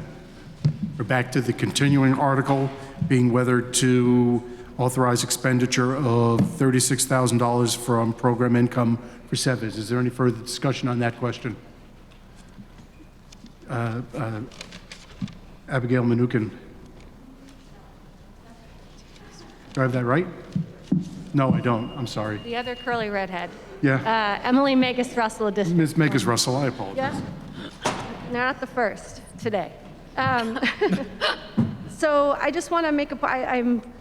don't know how I feel about this article. I feel confused about it, mostly to the point made earlier about the various ways that the town is giving money out and who gets access and who doesn't. I do just want to make a note that this is a slightly smaller amount of money than a previous article about the town giving money to a requested initiative. And I do want to make a note that the information of the report that is available in this document is much more robust than what we got on the community marketing initiative. Thanks. Any further discussion? You ready for that question? Okay, the article on the floor is whether the town will authorize the expenditure of $36,552 from program income, which is a revolving loan fund that disperses proceeds which originated as community development block grants as a contribution to the operation of Southeastern Vermont Economic Development Strategies, SeVEDS. Are you ready for that question? All those in favor, please rise. Thank you. All those opposed, please rise. You be seated. All those opposed, please rise. The ayes appear to have it. The ayes do have it. And you've adopted Article 18. We're now going to stand in recess for 1 hour until 1 o'clock for lunch. Town meeting will be back in order.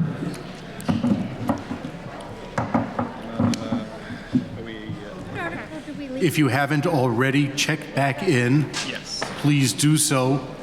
We need to have your attendance recorded in order to confirm we have a quorum. And I would ask Ms. Fletcher if there's a quorum when she's finished checking those people in. All right, we have a quorum. The next article for consideration is number 19. And on that, moderator recognizes Mr. Quip. Thank you, Daniel Quip. I move that the town commission a town-wide reappraisal of the taxable property within the town to be completed for tax year 2027 pursuant to Article 7, Section 4 of the Brattleboro Town Charter.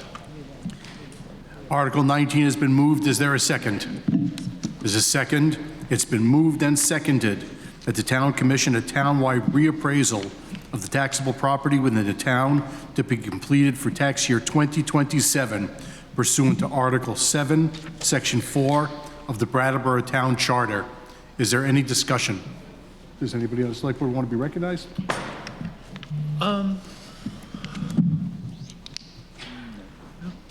Is there any debate?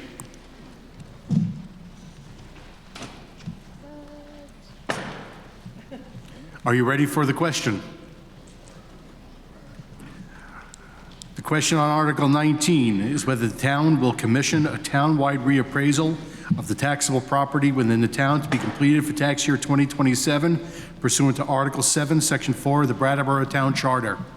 If you're ready for that question, all those in favor, please rise. Thank you. You can be seated. Anybody opposed, please rise. The ayes appear to have it. The ayes do have it, and you've adopted Article 19. On Article 20, moderator recognizes Mrs. Gelter.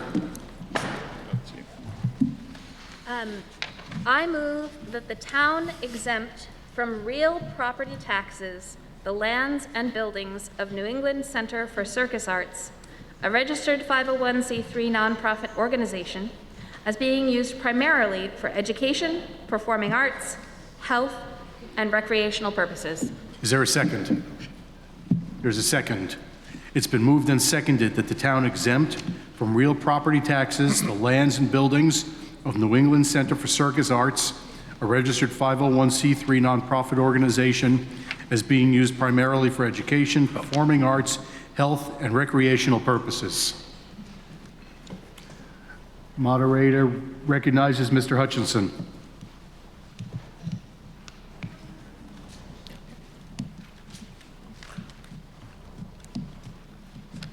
Thank you, Mr. Moderator. I propose an amendment to the article so that the first portion of the article would read, to see if the town will exempt through March 31st, 2026, the municipal tax portion of real property taxes on the lands and buildings of New England Center for Circus Arts. And I would like to speak to that if there's a second. Can I have the language, please? Is there a second? All right, it's been moved and seconded that Article 20 be amended to read as follows. Will the town exempt through March 31, 2026, the municipal tax portion of real property taxes, and then continuing as warned? Mr. Hutchison. The purpose of this amendment is to address two issues here.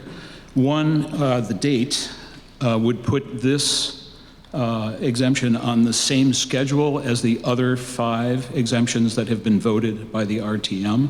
Those all come up for reconsideration, I understand, after March 31st, 2026. So this would also come up for reconsideration at that time. The other issue has to do with the nature of the exemption, both from property taxes for the municipality and the state education tax. This specifies that the NECA would still be responsible for the state education tax because if they're granted an exemption, the town has to pay for that. So it would incur a cost on the town, not just be a loss of revenue. Thank you. Is there any discussion? Yes, sir.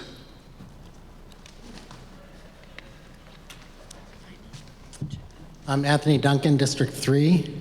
I'm not sure how this works with Robert's rules, but there are two, as he described, there are 2 elements here, and it would be confusing. I actually have mixed feelings about each of them separately. I might vote differently. Would it be possible to separate those 2? There is a procedure for dividing the question, if that's what you want to move to do.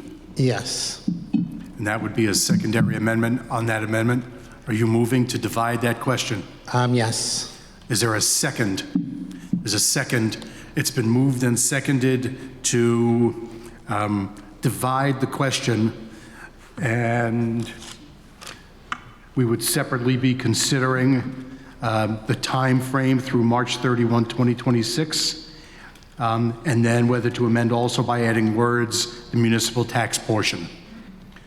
Is there any discussion on that secondary amendment? Do you want to speak to it, or you already have? Actually, I just wanted to see if we're going to give time to representatives from NECA to discuss the article or any of these amendments.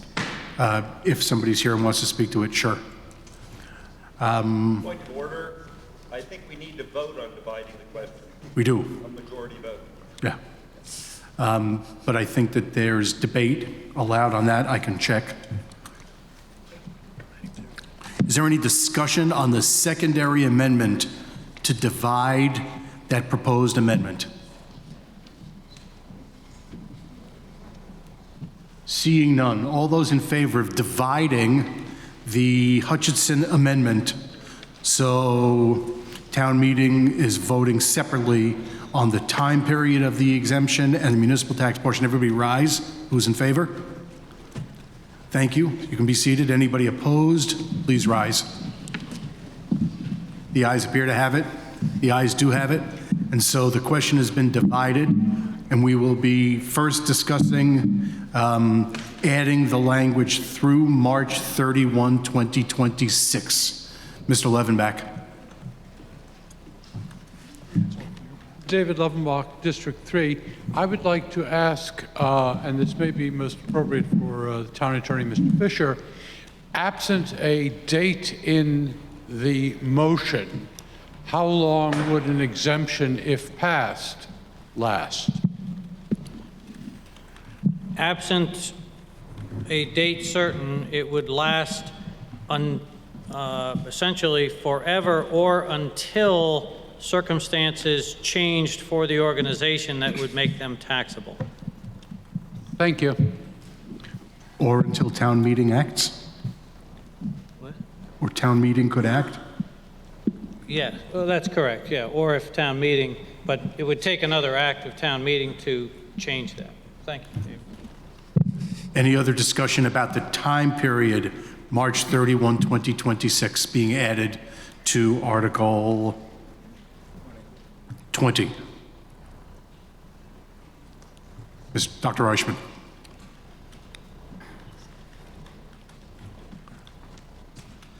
Franz Reichsman, District 2. I'm just a little confused about the designation of March 31st. If the funding ended March 31st and were not renewed until the subsequent town meeting, then there would be a one-year gap, or most of a one-year gap in the funding. If it said March 1st, it would make more sense to me, but I'm just trying to put it together what the actual effect of this would be. Town attorney is interrogated. Thank you. The reason for March 31st is that the grand list is technically, the date for it is April 1st. Many times it doesn't actually get lodged until June, but April 1st is the legal date for it. And so all of those others come to town meeting during March 20th or whatever that date is for representative town meeting in 2026. So if it's on that timetable, they all get voted at the same time, and then depending on the determination of this body at that time, they would either be exempt or not exempt for that April 1st grand list in 2026. I see no further hands. The purpose of this amendment is to align a NECA real estate tax exemption, if it's granted, with the other town meeting granted tax exemptions on the same 5-year cycle. All those in favor of adding the words through March 31, 2026 to Article 20, please rise. Thank you. You can be seated. Anybody opposed? The ayes appear to have it. The ayes do have it, and you've amended Article 20 to make the tax exemption, if granted, through March 31, 2026. The next question on the floor is whether to amend Article 20 to add the words, the municipal tax portion. Is there any discussion? Yes.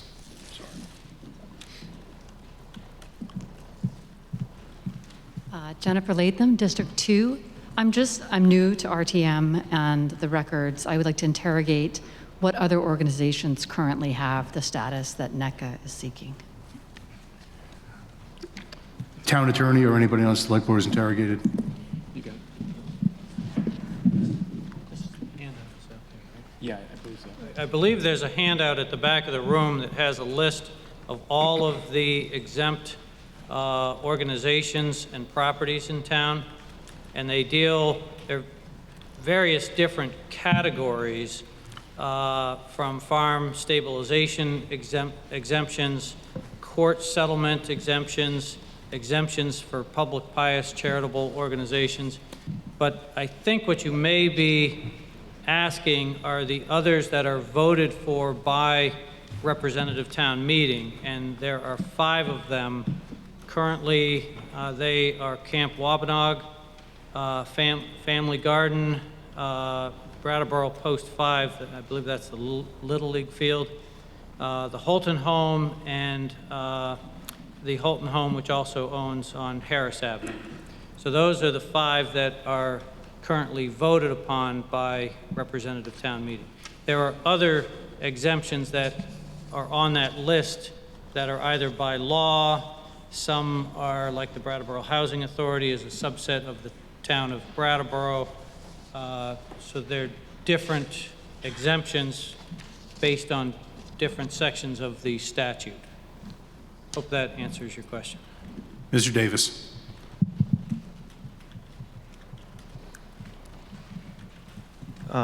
Arthur Davis, District 2. I guess maybe another question for you, Attorney Fisher. Are those other organizations, I guess both in the category of the RTM approved exemptions and maybe the other organizations that are exempt from property taxes, do any of them have the language associated with them that only exempts them from the municipal portion of taxes, or are they exempt from both the municipal portion and the state education tax? Thanks. If I may, Yes, Mr. Moderator, Fisher. I believe the answer is that these 5 are only the municipal portion, but if Jennifer Burnell, the town assessor, wishes to correct me if I am wrong, please feel free to correct me.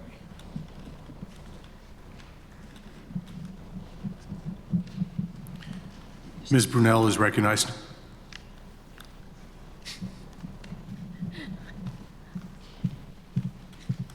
Jennifer Burnell, Town Assessor. Mr. Fisher is correct. They are only exempt for the municipal portion of the taxes. Thank you. Mr. Davis, why don't you finish up? And the other non-RTM approved places as well? Many of the others are exempt both on the municipal and education portion, but if they are exempt by a different mechanism to make them exempt based on the relative test or relative or respective statute, some of those indicate that those apply both to the municipal and education portions. So the town, in some of those other exemptions, is not required to pay the state portion. Only the ones that are voted would be required to pay the state portion, state education portion.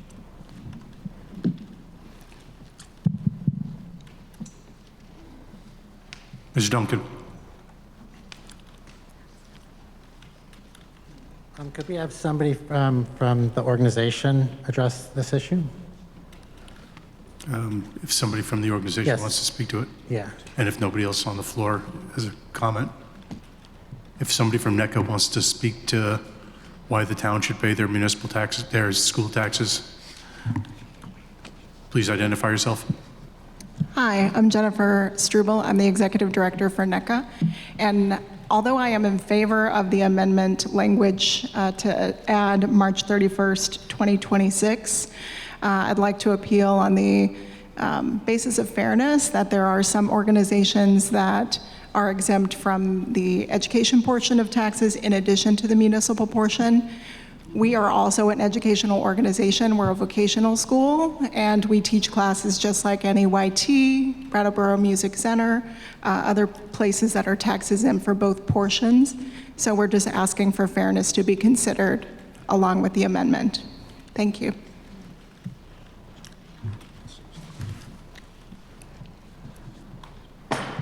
Ms. Bosworth.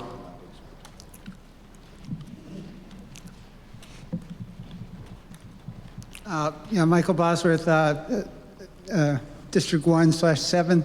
I don't think that's an exact equivalency because those other organizations that you just named do not have the town paying on their behalf to the state education taxes, whereas in this case, if we voted for this, the town would be paying on their behalf. If that's correct.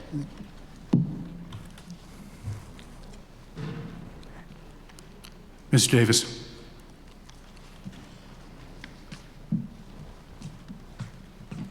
Andrew Davis, District 3. I really feel this whole topic needs more study by RTM, but I will ask a specific question. Is there a line item in our budget for the school taxes that we pay for tax abatements? I see under general services, there's tax abatements, interest abatements. I'm just curious, are we paying any school taxes for any organization or not any? And if so, where is it in the budget? Or did you say that we're not paying any school taxes? We don't pay. Ian Goodnow, our understanding is that, yes, we are paying some, but I'm trying to figure out exactly how we could answer that question. So Okay. just give us a second to Okay. look. I'll patiently stand here for a second. Maybe can Jennifer speak to it? Hold. Perhaps Ms. Brunel might have an answer to that. It may be the answer. Looks like you've stumped the board. Well done. Is there a prize? Delay. Tax exemption? Ms. Brunel is interrogated if she knows the answer.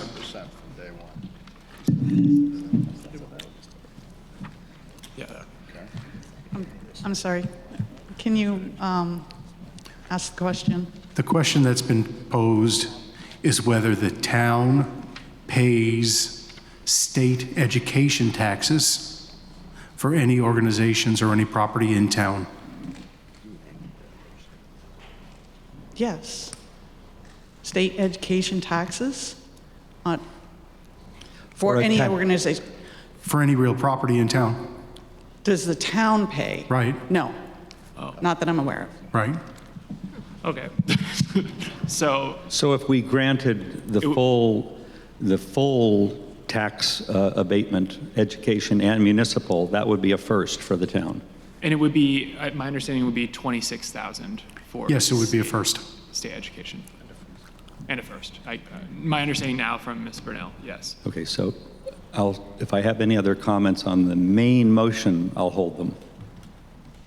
Is there any further discussion on the motion to amend to add the words municipal tax portion? Mr. Franks.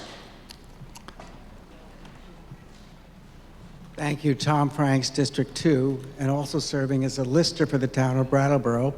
And as I recall, when this organization came before us, they presented as an educational institution, and I believe our decision, now I don't have the notes with me, I believe our decision was that we didn't feel it met that standard. I just want to inform the other. I'm not, Jennifer Struhl has a comment, but I'm looking for see if any other lister would like to have a comment on that. Any other lister is interrogated whether they remember the decision the same as Mr. Franks.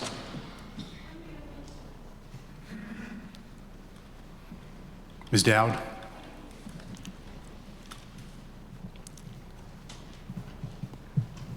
Catherine Dowd, District 1. I've been a Brattleboro lister for 10 years, and Tom is right. NECA came in front of us, and we're the first board to hear whether somebody has tax exempt status. And when they came in and explained that they were an educational, what the lady says, vocational, we couldn't get to a core mission where we understood the core mission to be educational.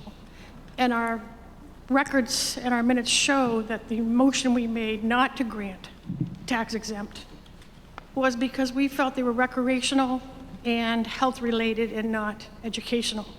So we declined exempting them and thought that this body could have a more open-ended discussion, and if they felt they didn't agree with us, then they could grant the tax exempt. Thank you. Mr. Duncan, I don't recall if you've spoken on this amendment or not, or a couple of times, but go ahead briefly. My understanding was that the other organizations that we were comparing ourselves to were exempt from both the education and the property tax.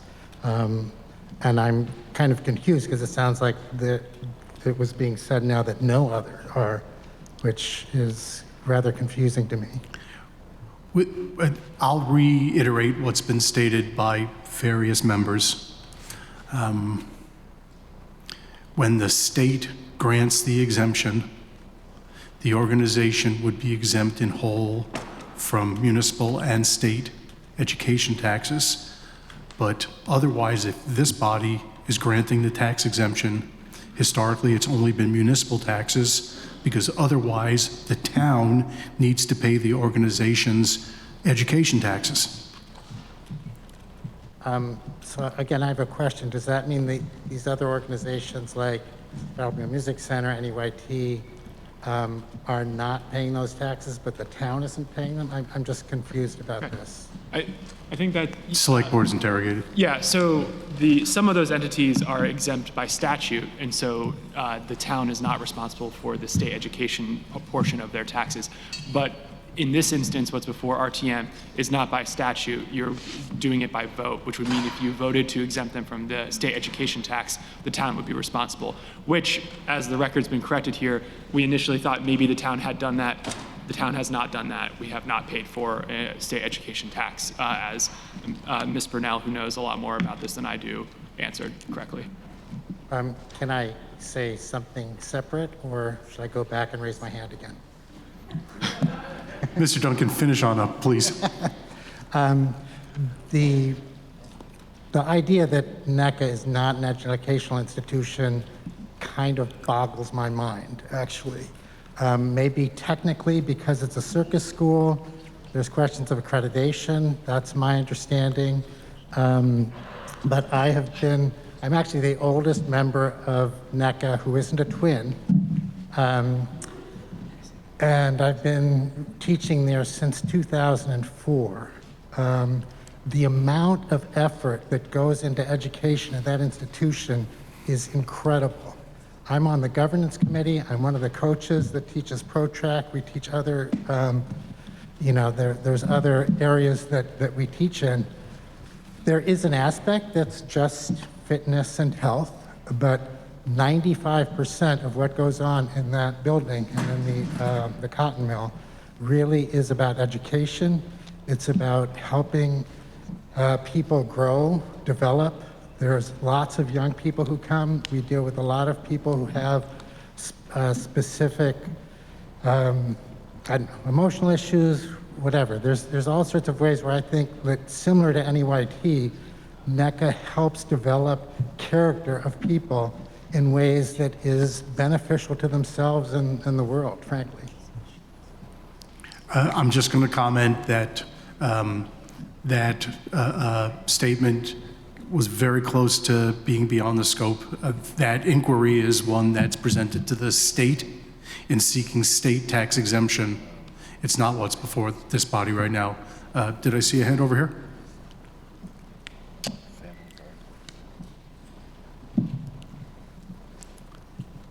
Hello, my name is Doran Ham, District 3. I just wanted to say to not go with that I support not going with the amendment, coming back to the original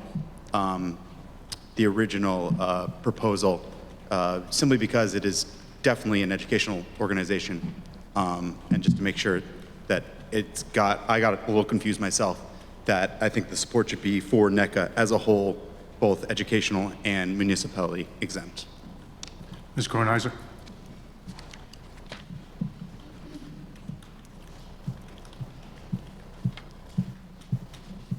Thank you.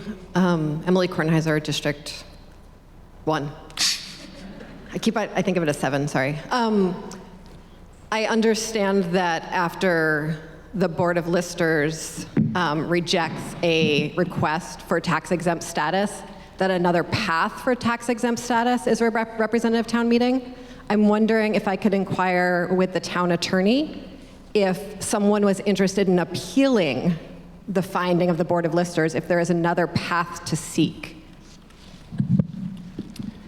The organization appealed to the Board of Listers, but did not appeal it further from the Board of Listers to the Board of Civil Authority, and the next step up from there would be to go to court.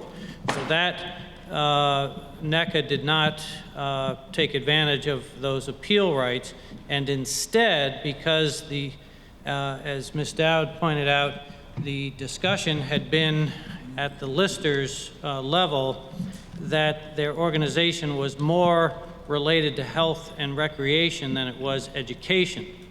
And there's a statutory provision that allows you to come before town meeting to have town meeting vote to exempt if your organization is of the nature of health and recreational services. So NECA petitioned to have this article come before you to be voted upon whether to be tax exempt or not. So there's no way with regard to today's vote is simply, are you going to exempt or not exempt? Obviously we have the amendment here to deal with, but there's no way for this body to we're not a level of appeal, in other words. So if this were entirely defeated, then NECA would be able to, nothing prevents NECA from coming back and going through the exemption process again and appealing it all the way to whichever court they get to.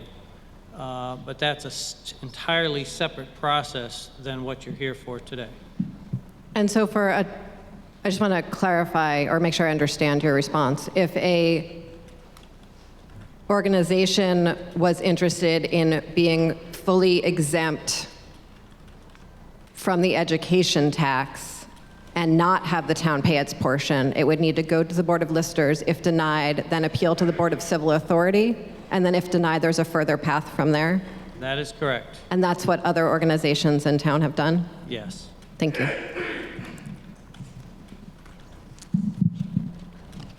Any other representatives? Ms. Struble? Thank you. Just want to talk about the appeal process. We were unable to appeal because we were given notice of denial just a day before the appeal, so the letter that we received went automatically to the town representative meeting process, and we're happy to do that. We didn't want to take it any further because we don't want to go through litigation in the town, because we love the town, we participate in the town, we do a lot for the town. So we didn't want to go that route. Thank you. Mr. Bosworth?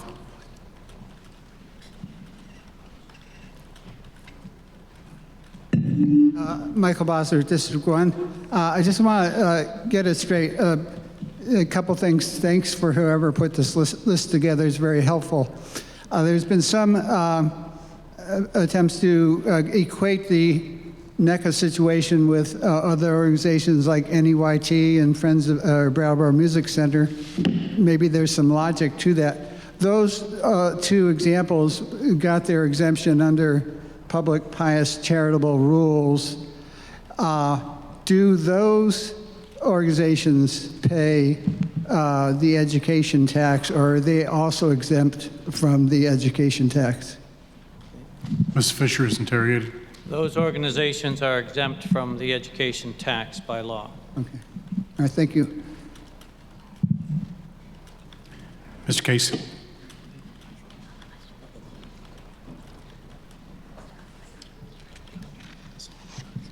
Peter Case, District 2. I guess I'm just looking for a clarification on one issue that seems to, I don't know, be getting a little muddied. And the question now is whether NECA is an educational in order to seek this exemption. No? So the question before the body is whether to amend Article 20 to add the words, the municipal tax portion. And so that's the narrow question before town meeting. Question has arisen during discussion about whether NECA should be called an educational institution and therefore exempted by the state from both town and educational taxes. We do not have authority here to exempt NECA from education taxes. The best we can do is pay their share of the education tax that they're responsible to the state to pay. Okay. I'm going to go sit back down in my seat and remain confused. If someone else, I mean, I can. Maybe Mr. Goodnow can explain it better. Do you want to try? Mr. Fisher. What Mr. Gartenstein explained is absolutely correct. Again, the discussion when they appealed to the listers was whether or not they were more of a health and recreational organization or educational organization. Then that was denied, and they did not appeal that further in, let's say, the levels of appeal that would go to court. Instead, they petitioned to have this exemption be voted upon here, and in their petition, they actually used the word recreational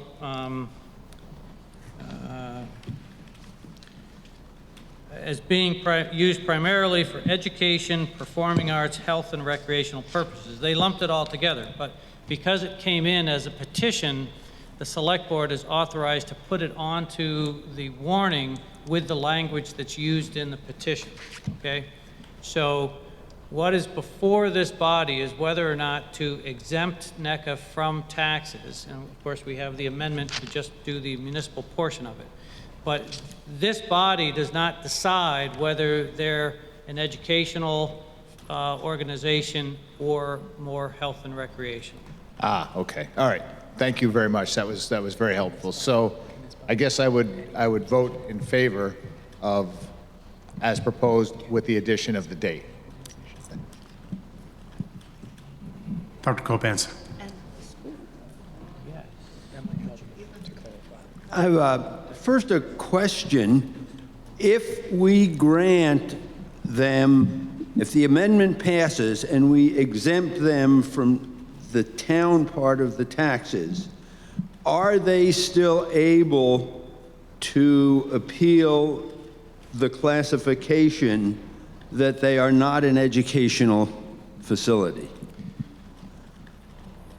Short answer is yes, but not an appeal from this decision. They would need to go through the process of starting again with the Board of Listers and then go through that appeal process. Okay. What I would like to do then is support this amendment, but suggest that we amend the amendment to encourage them to go back and reinitiate the process. And if we can, as a group, support their notion that they're educational, would like to do that.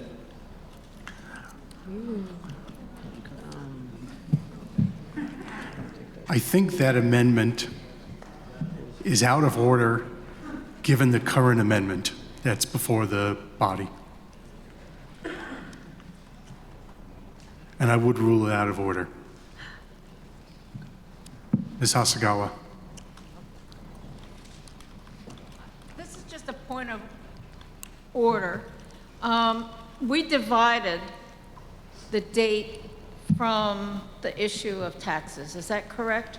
We are still debating the proposed amendment to add the words, the municipal tax portion, to Article 20. That's correct. It was divided.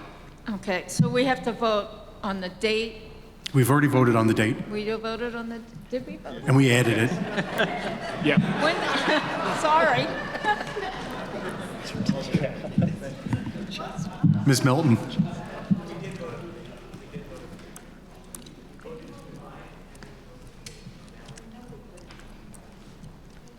Paula Melton, District 1. I just want to make a request of fellow members of this body. The person who originally proposed dividing did not disclose a relationship to NECA and a conflict of interest.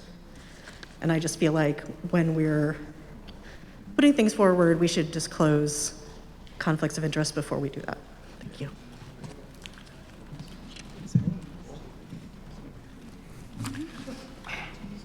Mr. Minor.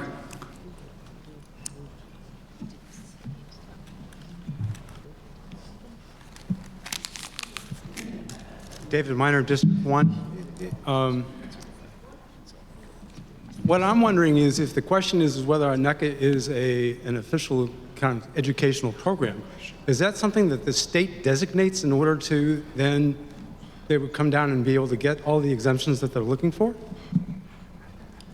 The information that's been provided is that to be designated as an educational institution and therefore have its real estate exempt from both town and education taxes, NECA goes to the Board of Listers, then to the Board of Civil Authority, then to Superior Court, then to Supreme Court.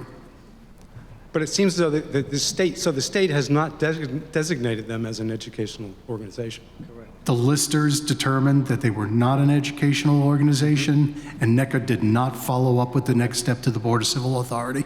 Okay. They can pursue that recourse going forward. You have to come to the mic and identify yourself, please. You took out your gum, so I put mine in. There you go.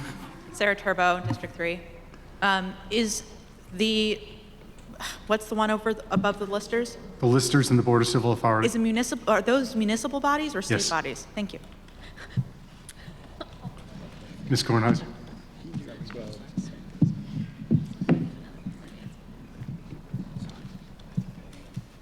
I'm tempted to phrase this as a question for the town attorney, but I'm not going to, so please correct me if I'm wrong. Essentially, the state delegates the authority for the creation of the grand list, and then therefore the education property list, to the Board of Listers and the appeal to that to the Board of Civil Authority, but they are acting on behalf of the state and the state's education grand list. And that is why they make decisions about what is or isn't exempt from state education property tax. Any absences from the state education property tax, any properties that are withdrawn from that list, increases the overall property tax load for all of us. That is not to say this organization should or shouldn't be exempt. It is because that authority is delegated to all of the various boards of listers all over the state, there is no consistency from community to community or even within community about what is designated exempt or not exempt, because the definitions are fairly broad. But there is sort of a process that has been delegated in order to determine these, and then there's this separate process for individual towns to just exempt their own grand list for the purposes of their own property taxes. Attorney Fisher, would you verify that I didn't make that up? I think you stated that correctly. Mr. Sprite.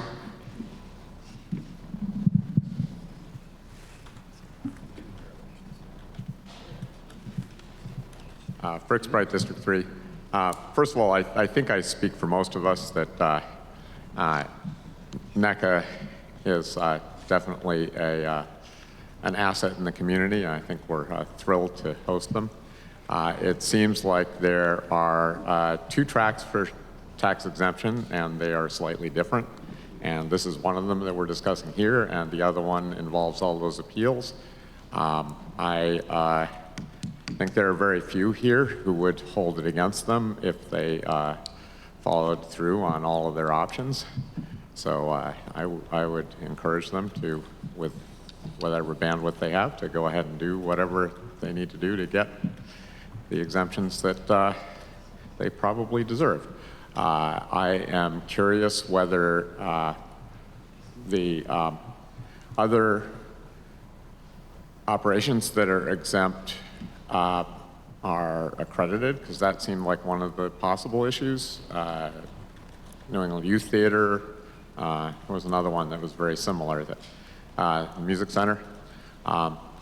So that's, I guess, a question for, is there anybody who knows? I'm going to rule that inquiry beyond the scope of the article and not germane.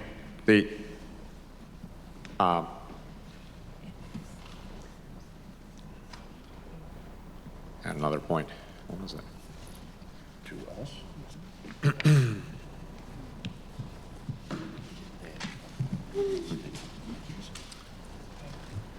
Yeah.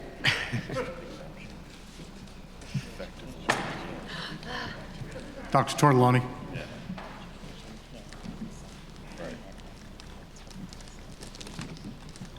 Thank you, Mr. Moderator. Bob Tortolani, District 2. I would reaffirm what the last speaker just said about the value of this organization to many, many people who are training with them and going through their programs, and also to the community.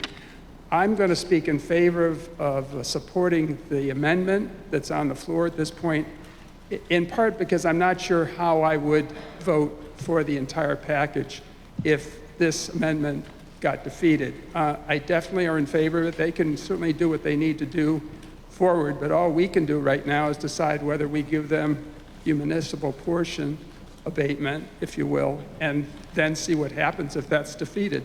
So I'm going to speak in favor of the amendment that's on the floor because I'm not sure what I would do if the amendment got defeated. Thank you.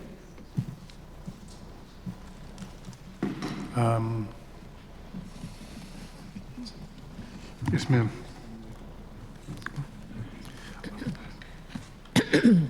Jackie Stromberg, District 2. I move the question. Ms. Stromberg has moved the question. Is there a second? There's a second. It's been moved and seconded that debate cease on the second half of the Hutchison Amendment. That's limits debate, so a 2/3 vote is required. All those in favor of ceasing debate on the Hutchison Amendment second half, please rise. Thank you. Anybody opposed to ceasing debate, please rise. The ayes appear to have it. The ayes do have it. And we cease debate on the Hutchison Amendment. The question before the body. Oh my God. The question before the body is whether to amend Article 20 to add the words "the municipal tax portion" before real property taxes. All those in favor of adding the municipal tax portion, please rise and say aye. Don't rise. Aye. Sorry. We like it. You can be seated. Anybody opposed to the amendment, please rise. The ayes appear to have it. The ayes do have it. You have adopted the second half of the Hutchinson Amendment to Article 20. The recurring question now is to see if the town will exempt through March 31, 2026, the municipal tax portion of real property taxes on the lands and buildings of the New England Center for Circus Arts. Is there any further discussion on that underlying now amended question? Mr. Agave.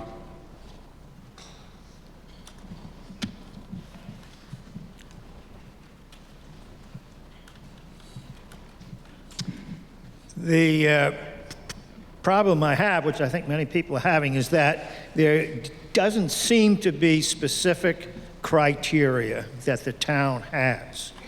And so each time this comes up, an organization points to the one before it and says, well, if they got it, we should get it.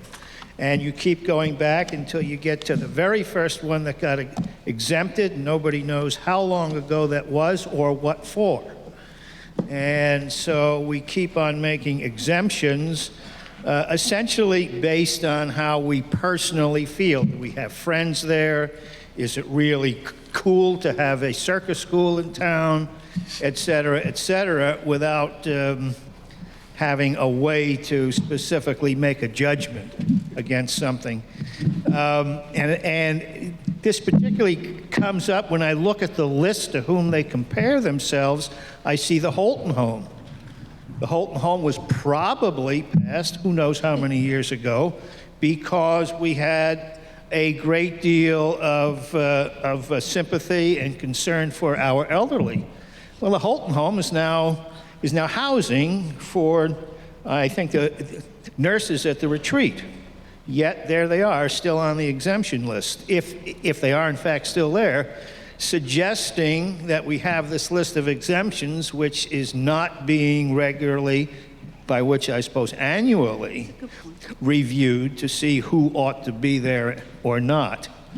So it's a hard one. I think the circus school is really cool and it's nice to have around, but I can't explain to anyone else why it is.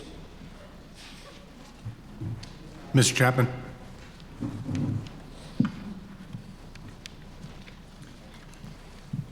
Thank you, Mr. Moderator. Chris Chapman, District 3. I think it would be very helpful to regard this question as one as to whether we would miss NECA if it were to move away to find another tax-exempt location. I think we would miss it greatly because of the value it has added to the community as an educational institution. Mr. Morton. Rick Morton, District 1. I have personally actually been connected to NECA in a course that I took there. One of my observations is that just about everything they do is educational. That's not the issue we're voting on right now. What I do know, a little bit anyway, is that NECA is internationally well known. We've had people from all over the world come here to train, learn, and enhance their skills in this particular area. And I'm impressed with that. That puts us on the map. Obviously, they're not going to move away. They just built a new building. That's not going to happen if we deny them. But I just enthusiastically support the organization being included in this short list. Again, it's going to be reviewed in 2026. We'll have a chance to check things out further then.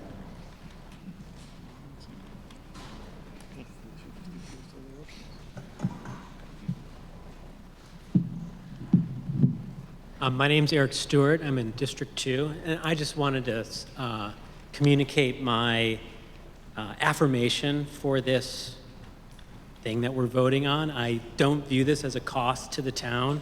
I really view it as an investment in NECA's success. And they've brought a lot of value to our community, and I think by alleviating their financial burden, it will bring further value to our community and help set them up for success. So I just wanted to communicate my enthusiasm for this, and see this as a way to help them grow and flourish in an environment that's increasingly challenging for educational institutions. Ms. Kornheiser.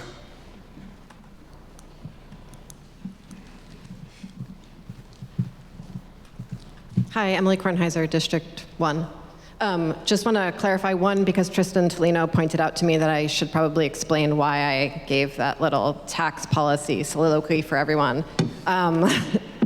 As a state representative for District 7, I'm chair of the House Ways and Means Committee, and we are particularly engaged on issues of property taxes and the education grand list, and actually have a bill that just is going to be on the House floor next week that I'm going to say tidies some of the mechanisms around how we set grand lists and how we do appraisals and how we make some of these decisions statewide, because it is quite inconsistent, as Spoon said. That said, I will be voting for this tax exemption for the year, because I agree that NECA is a huge asset to our community, and we have a number of other very similar nonprofits in our community that also get this status, and I want to make sure that all of the organizations in our community feel supported by all of us here. Yes.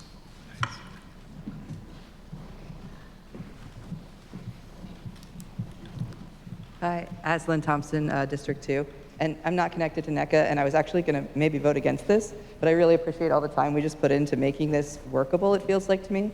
I think, just to kind of recap, because it did get really confusing, we are going to just look at this again in 2026. We're limiting the scope to just the municipal taxes.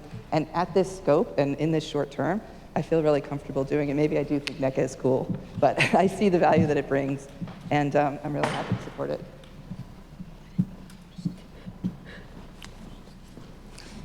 Mr. Duncan, I think you've spoken a number of times, so have another run at it.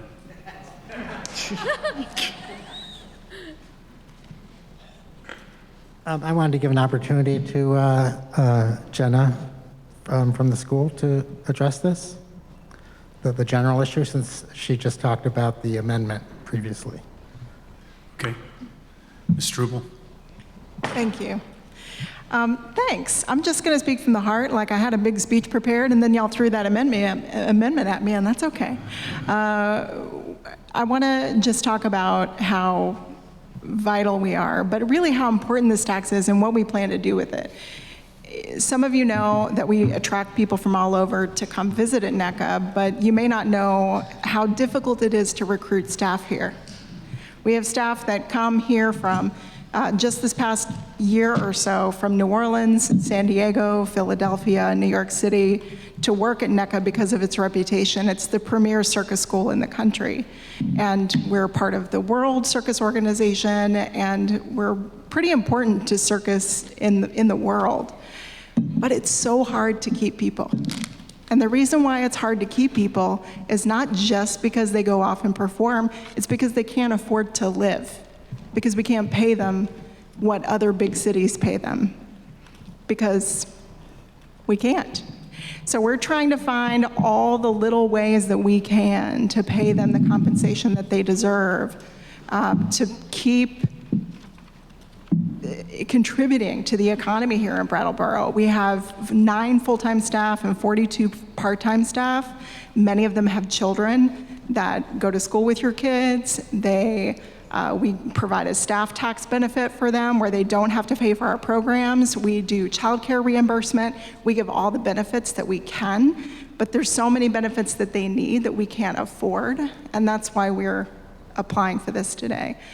Tax exemption would mean that we could provide more financial aid. We gave $54,000 worth of financial assistance to people in the community last year.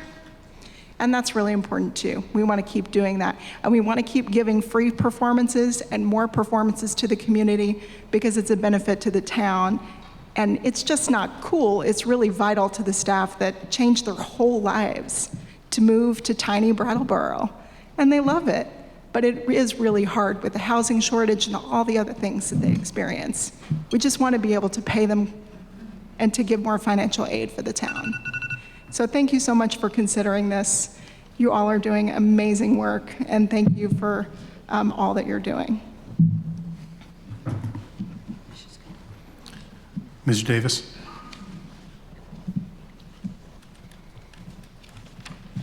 Andrew Davis, District 3. First off, the amendments for me have enabled me to vote for the motion. For me, it's not about NECA. It's about the fact that we are an arts town. We have a lot of arts in our economy. We don't have a big industrial base here. All of the national arts advocacy organizations talk about the positive aspects of the arts, that arts create employment, they create economic activity, they make communities more attractive. But arts also need infrastructure. Arts need public services. And I feel like if we're going to have an arts economy, there has to be a fair way for all elements of the economy to contribute and lessen the tax burden for everybody, because we all need public infrastructure. We all need public services, public safety. When there's a huge storm, we all need, whether we're an arts organization or we're a gas station, we need the streets plowed, repaired. And I think it may be, we may be in a historical phase where the arts are growing up and becoming really an essential part of our community here. And when I look at that list that was prepared by the town clerk of the tax-exempt properties in Brattleboro, and a friend did a back-of-the-envelope calculation, it is close to $200 million of assessed value. Now, a lot of that is by state statute, and we can't touch it.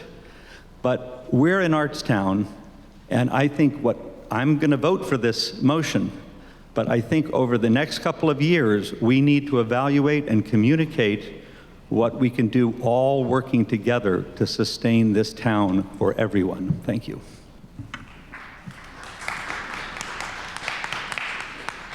Mr. Case.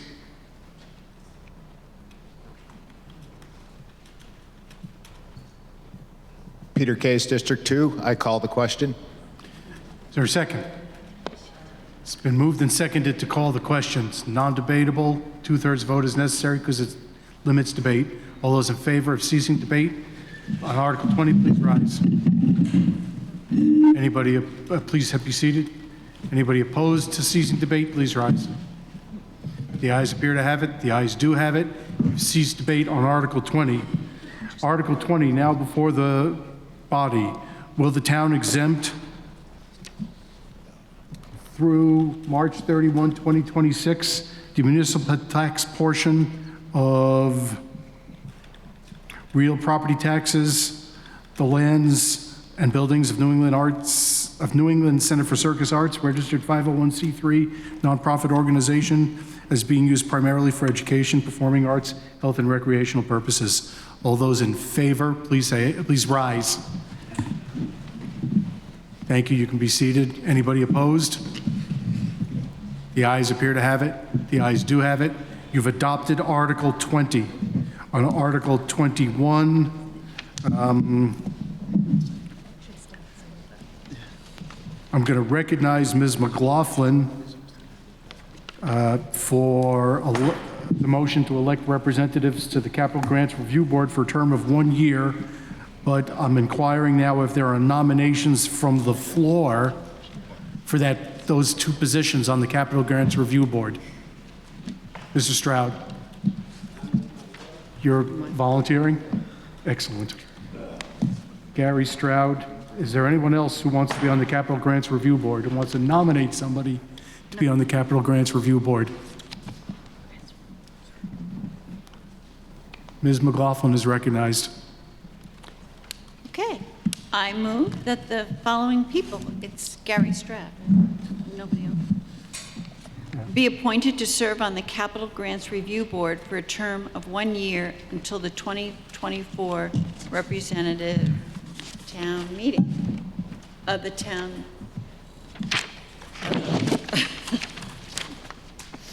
That's good. Okay.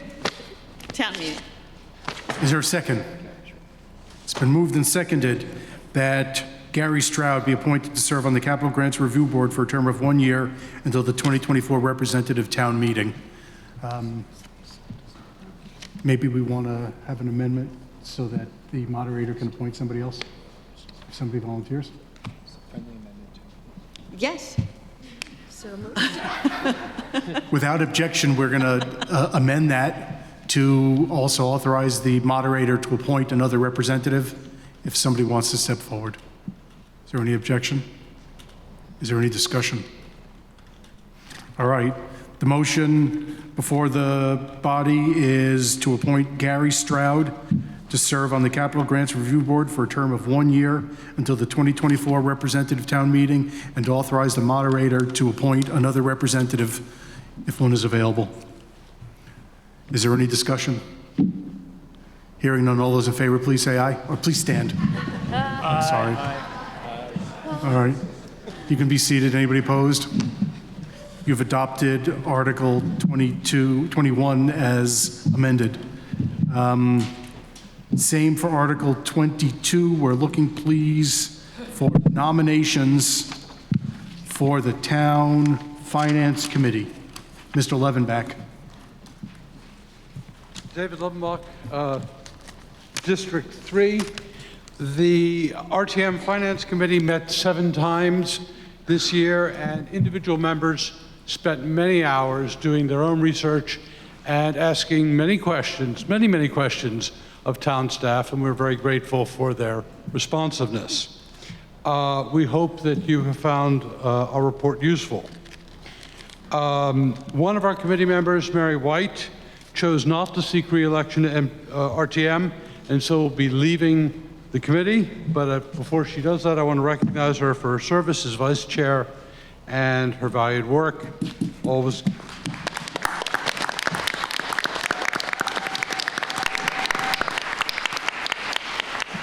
Wise counsel, often always given with a warm smile.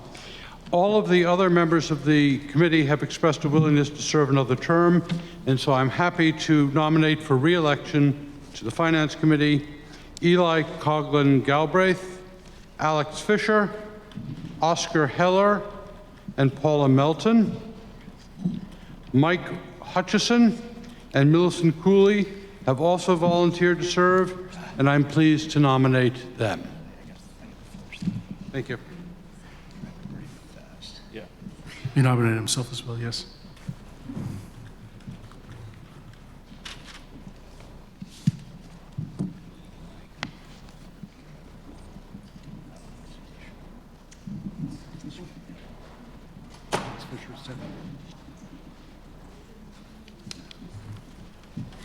You have the names? Tim, so. you have the names? I may be missing one.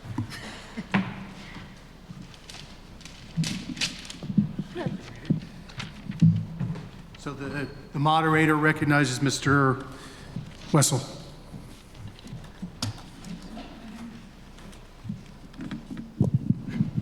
I move that the following people be appointed to serve on the Representative Town Meeting Finance Committee for a term of 1 year until the 2024 Representative Town Meeting. David Levenbach, Eli Coughlin Galbraith, Paula Melton, Millicent Cooley, Mike Hutchison, Oscar Heller, and Alex Fisher. Right? Yes. The last name is Fisher. Point of order, I wasn't nominated. Do you not want to serve? I think it odd to nominate yourself, but I would serve. All right, so you're nominated as well.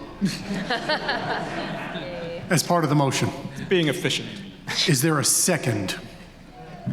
A lot of seconds. Are there any further nominations?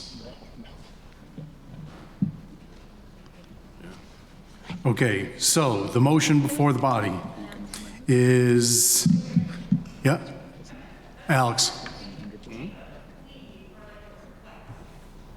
Microphone, please.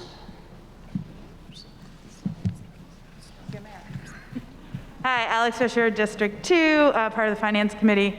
I'm not going to nominate names, but I just wanted to really encourage folks without finance skills to be part of the Finance Committee as named earlier. Other skills that would be very helpful are like graphic design skills or graphic info skills to be able to share financial information with other community members that are less attuned to a spreadsheet. So again, we are a very loving and kind group. You don't need to do math. We often discuss things together, so this is just an encouragement for folks that are considering to nominate yourself. Thank you. Also note we're going to have the communications person on the staff who probably can help with that next year. Is there any other discussion, any nominations? All right, so it's been moved and seconded that David Levenbach, Eli Coughlin Galbraith, Paula Melton, Millicent Cooley, Mike Hutchison, Oscar Heller, and Alex Fisher be appointed to serve on the Representative Town Meeting Finance Committee for a term of 1 year until the 2024 Representative Town Meeting, and that the moderator be authorized to make additional interim appointments to the Finance Committee for a term to expire at the next annual Representative Town Meeting. Are you ready for that question? All those in favor, please stand. Thank you. You can sit. Anybody opposed? The ayes appear to have it. The ayes do have it, and you've adopted Article 22. Article 23 is to appoint people to the Human Services Funding Committee. Are there nominations before we ask for a motion? Nope, sorry. Oh, I'm sorry. That's right. Orders of the day. Article 23 is the percentage of human services funding. Mr. Goodnow. Thank you, Mr. Moderator. I move to direct the Select Board to allocate to human services funding in the FY25 budget an amount equivalent to up to 1.4% of the FY24 budget. Is there a second? It's been moved and seconded that the Select Board allocate to human services funding in the FY25 budget an amount equivalent to up to 1.4% of the FY24 budget. Mr. Davis.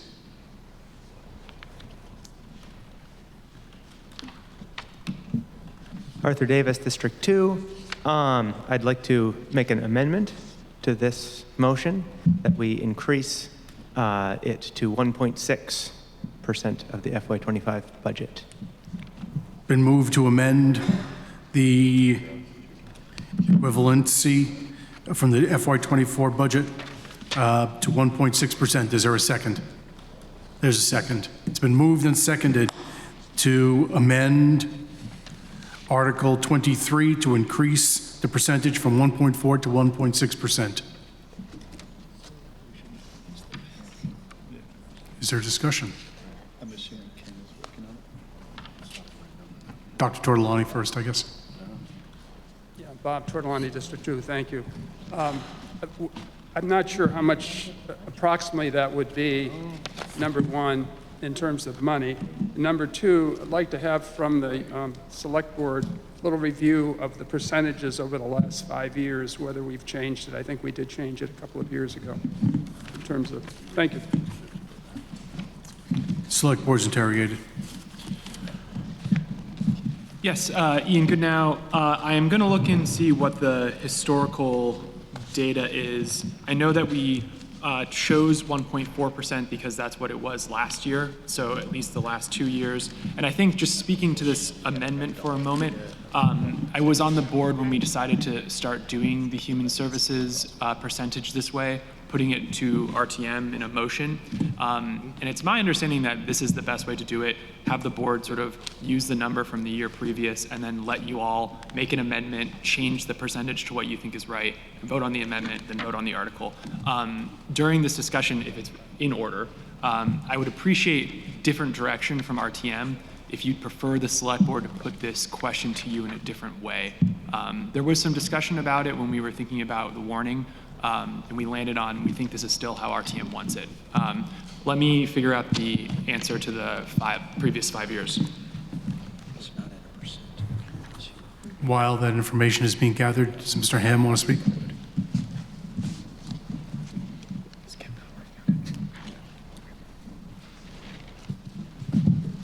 Dorn Ham, District 3. I just wanted to propose actually an amendment to the amendment to raise that point to 2% at the discretion of the Human Resources Committee. And why 2% is because we've very easily given $45,000 to marketing. We've given $35,000 to SeVEDS. The idea of raising it just 1%, like that much towards all of the incredible human services, especially with the cost of everything, all those organizations are more important than they've ever been. So the willingness to even go higher than that, it's like those organizations, as we went down through them, I was just like, you couldn't agree more with most what all those organizations do to just help support our community members in need. So thank you. Hold on. There's a motion and a second to increase the allocation to 2%, but the request was to do that at the discretion of the Human Services Funding Committee, and the moderator would rule that out of order. The amount is allocated by Select Board. So if you're comfortable with that, we'll just change it from, the amendment would be from 1.6 to 2%. Is there a second? There's a second. So now the issue before the body is whether to amend the, was to amend the Davis amendment from 1.6% to 2%. Does Mr. Goodnow have an answer yet? Almost. All right, so is there any discussion on the Ham amendment to the Davis amendment? I see no hand. Ms. Morgan?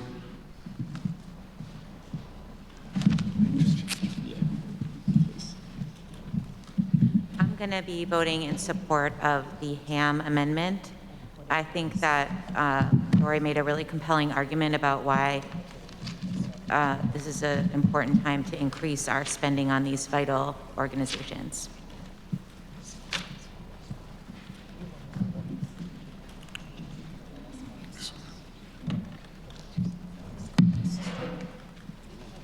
I feel very uncomfortable even to approach the microphone with this because I feel it's so important. Your name?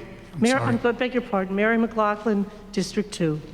I support our community giving, and I think it's vital. I also think it's really important that I have my own charities that I donate to, and that I want to choose to do that. And there are many who are not on this list that we do give to, and I want to feel as if that's my personal decision. I want to contribute through my taxes, and I also want to do it privately. And so I feel badly to say that, but I think that the money that we have determined to be allocated is what we can do as a town. Ms. Gossage?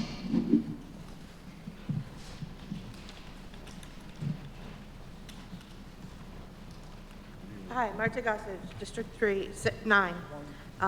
So I'm not going to remember how eloquently it was put, but I do remember at a previous RTM when people were talking about charitable giving and equating it kind of with the human services budget, someone, and I hope they're here and can repeat it, said something really eloquent about how this is not charity, these are services. So all of these organizations have funding from a variety of different places, through grants, through fundraising, through programs of other sorts. But that our human services budget will allow those organizations to provide more services for people in Brattleboro. And I remember, please, if you are the person who said that, maybe come forward, but talked about how this is rides for the blind. This is, like, these are services delivered, but this is not charity. So these are organizations, again, we're not funding the organization or donating to the organization. They provide a service to people in the town of Brattleboro. Yeah. So increasing this budget is not the same as charity in that it's a donation to a cause we believe in. Funding this is a function of residents of Brattleboro getting additional services through these organizations. And again, if somebody remembers that argument from a couple years ago better than I do, I'd love it if you could help me say that better. But I remember that really swayed me. Mr. No? Maybe I got your name wrong. Over here? Yeah?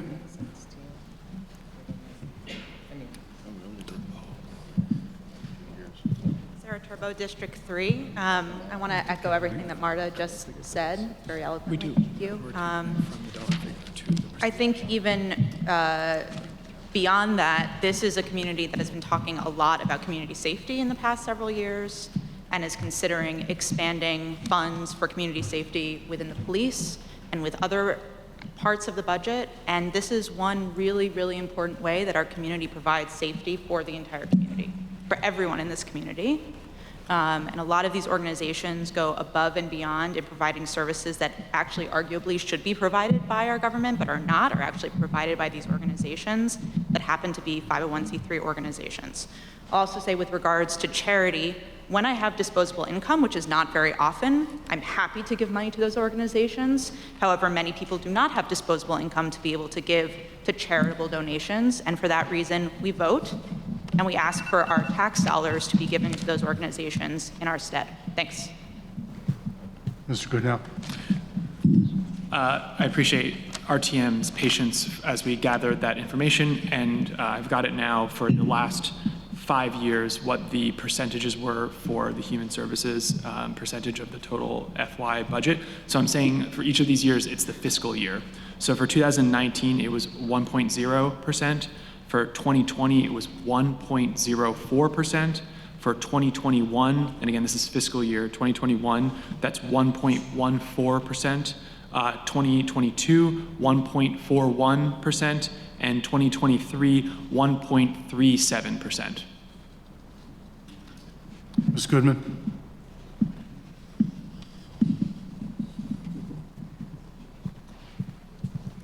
Virginia Goodman, District 2. What numbers are we actually talking about between 1.4, 1.6, and 2?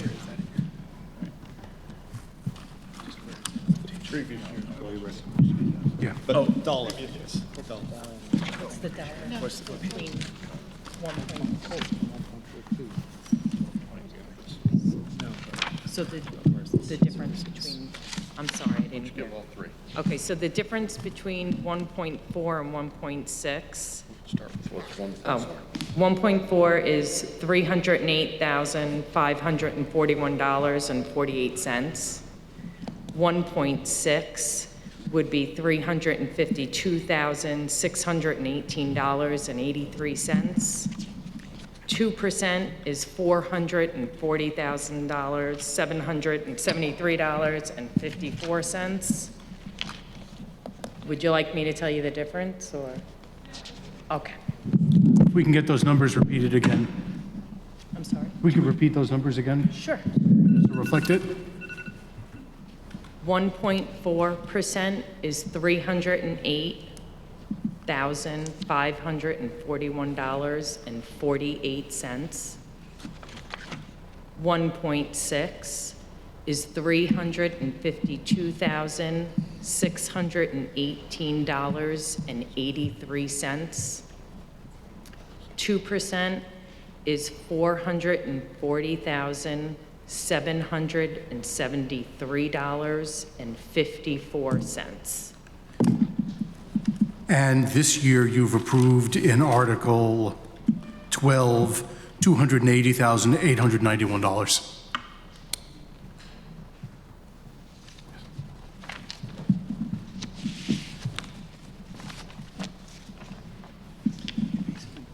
Hello, Jennifer Griffith. I'm District 3. I'm just wondering so the difference in percentages, where does that money come from? So right now it's 1.37. If we increase that to 2%, where does that other percentage, where does that remainder come from out of our budget? Next year, you're going to have to raise taxes more. You're going to have to pay more taxes. Mr. Quick? Oh, Mr. Good now? well, I think that fair, yeah, a large portion of our budget comes from tax income from taxing residents. We also do, I was going to read for you, this year, 76.69% of the proposed FY24 budget is coming from property taxes, and so 7.1% of total revenues are being projected coming from like local option taxes and other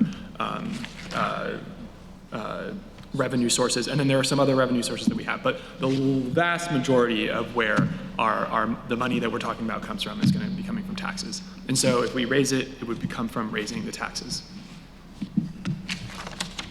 Mr. O'Connor? Kate O'Connor, District 3. I was just going to say what Ian said. This is going to come today. If we put this in, we're raising the taxes, and we're going to redo the budget, and our taxes are going to go up. Kate said it better.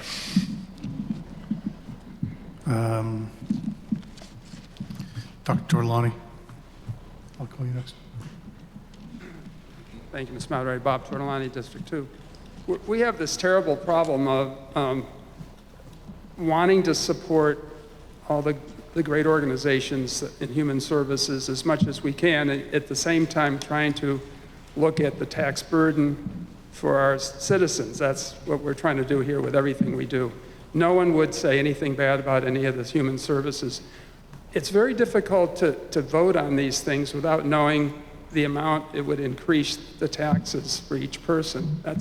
I just get some sense for, let's say you go to 2%, what would be the effect on the average taxpayer, or go to 1.6%. I just don't really have those feelings, yet I feel committed to both supporting to the best we can the human services, at the same time realizing it's tough to pay taxes for everybody. So if we get a little bit more information on the tax burden with these increases, maybe we could have a better sense of how far we could go supporting the motions. Thank you. While Select Board is conferring with Finance Director to see if there's more information to be provided, any other hands? Alex Fisher?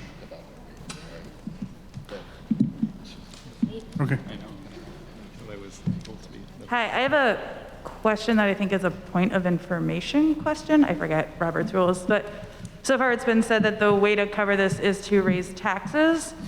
Isn't another possible way to find other places in the budget where things can be cut or added? So I just want to remind us all that this is a question. Within the general fund, if we increase human services, we can also shift other numbers to still have the same expense amount and therefore not raise taxes, correct? Yes. Okay, so I just want to remind us all that taxes are one way to shift the number. I generally, as a finance professional and a budget nerd, do not recommend cutting expenses. However, I also really appreciate and think about the ways that our morals and that our community values are inside our budget documents and inside our towns, and so would greatly support increasing the human services portion and either raising taxes or looking at other places to decrease expenditures. Ms. Atkinson?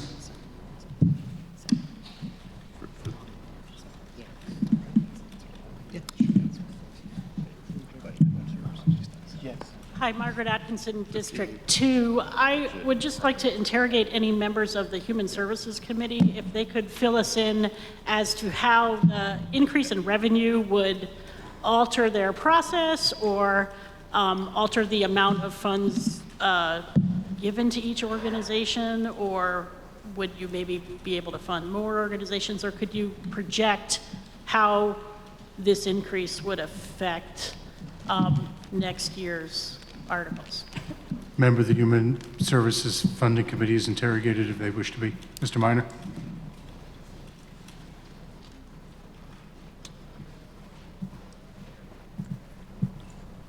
David Minor, District 1, and co-chair of the Human Services Funding Committee.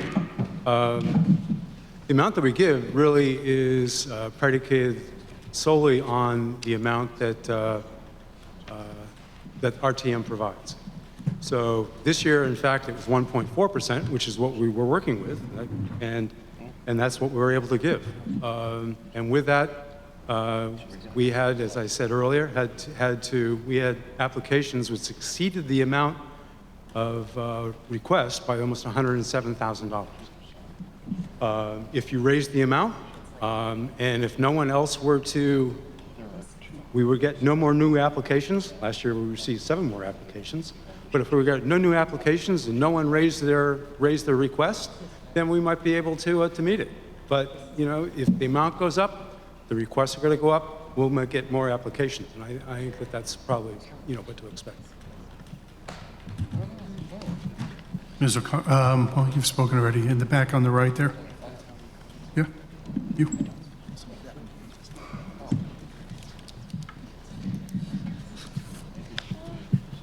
Steve Heim, District 3.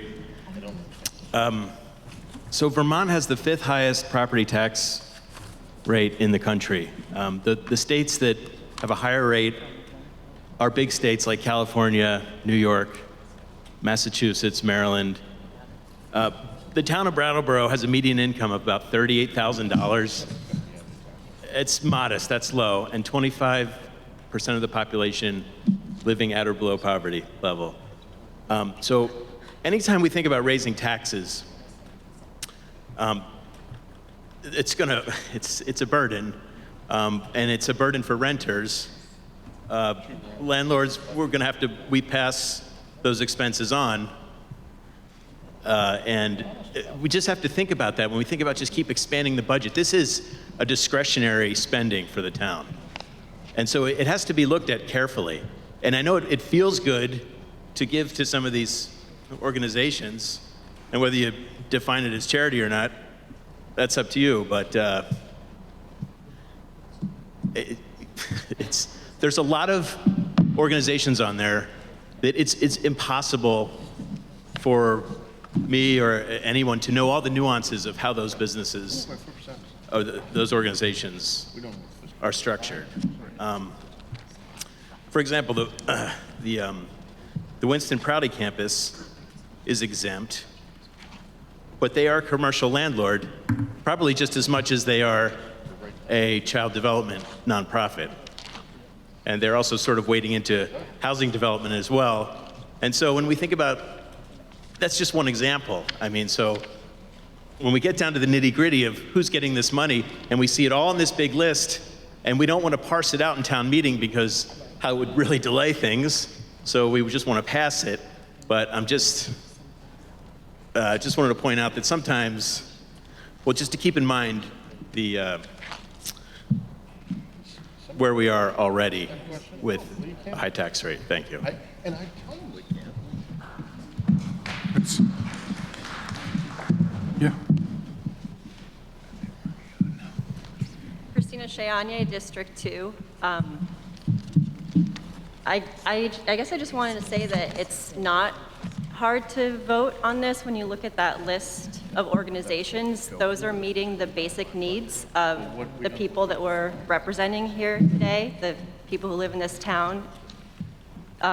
If you read that list and those organizations are not a part of your actual life, then you're privileged and you can afford the increase of 0.5%. And also, we're talking about the same amount of money that we just decided to give to a marketing company, and nobody was talking about raising taxes and looking at that more closely.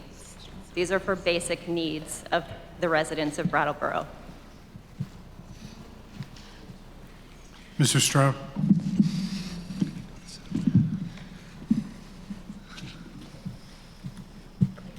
Gary Stroud, District 2. Recently, we had a select board meeting about this in regards to about what type of community we are. And I had said to everybody, we are a sharing community. We share our resources, we share everything we have. One thing that I do, and I've been on since the Human Services, I investigate everything. I check everything. I leave no stones unturned. I get involved, I check it all. We want to make sure that everyone equitably is going to be getting the same amount of money and resources that we need. I mean, this rubrics and what we do takes a lot. You know, we dig deep, we check into to see if they're doing what they say they are doing. So any type of questions like that, like this gentleman was asking, it's good. Do your research, check it out, get involved, be a part of it, so that way you can better understand how these organizations, how these committees work. And I like to get that involvement. I like to get people into getting into these things so they can better understand it, both seasoned and new people coming into the community. And I think that being said, it takes a lot in your heart to really get out there because we're all in this together. We never know who's next going to be on that bread line, whose house is going to burn. So I'm not the type to nickel and dime. I don't believe in that. You can't put a price tag on somebody's life or whatever. It's about us as a community caring for one another and others around us and in the other communities. So that being said, if anybody's ever interested in either coming, getting involved, getting more information, check us out, come on down, email me. I'm around town, I'm a man about town. I'm open to anything and everything and any feedback. I just want to say thank you all too for doing your part in serving, and keep up the good work and keep the faith and fight the good fight. Thank you. Mr. Agavi?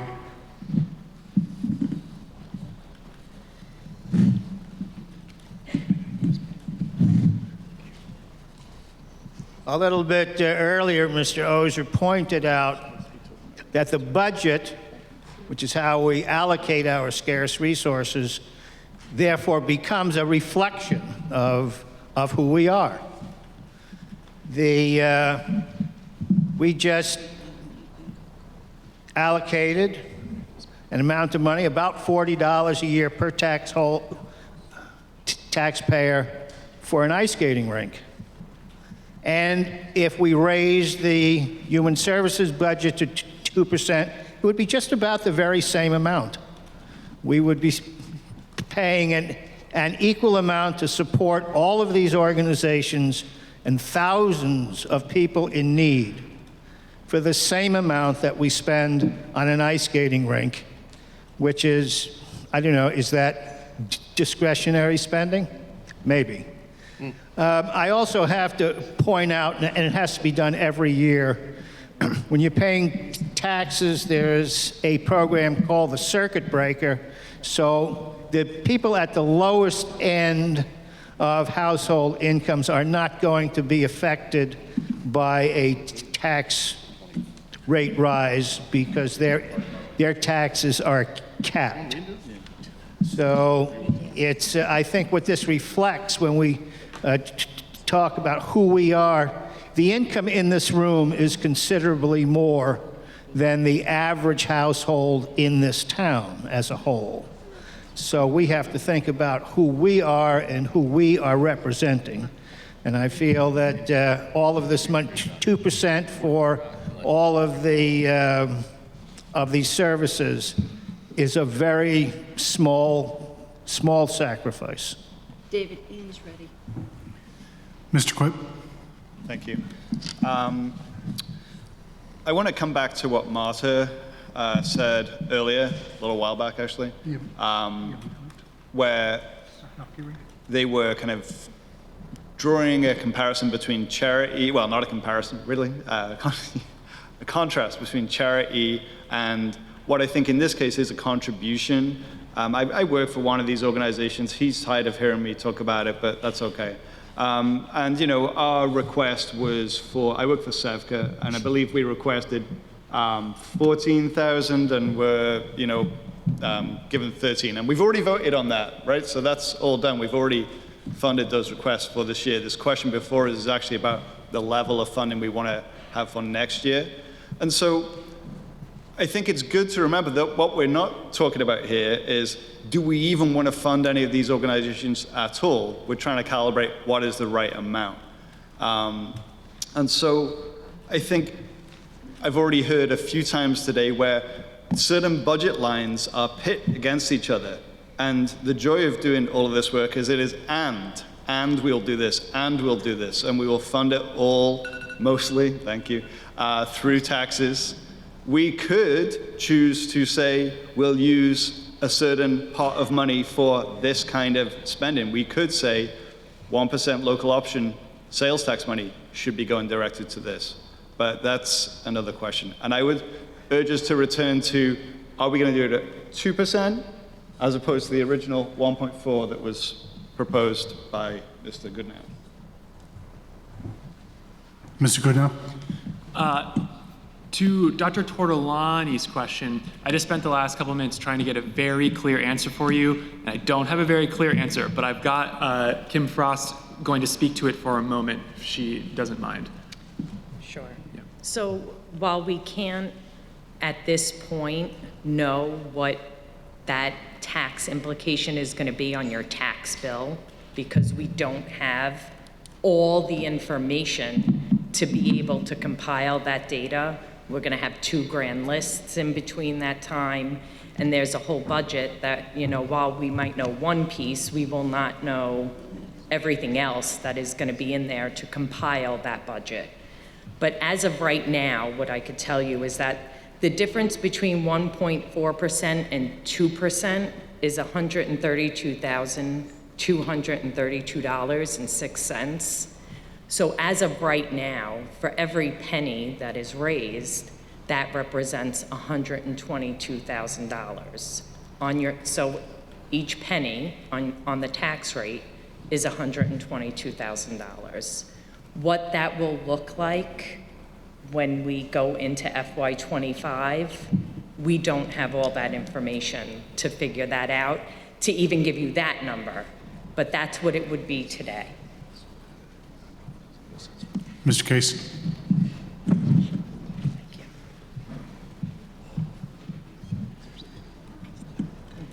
Peter Case, District 2.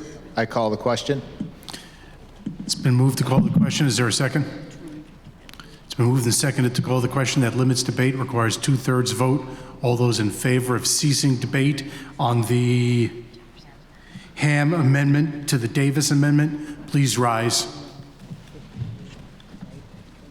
You can be seated. All those opposed to ceasing debate, please rise. The noes appear to have it. The noes do have it. Debate continues.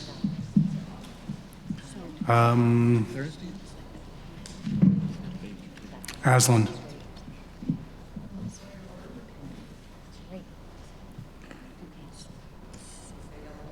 What's that? Point of order?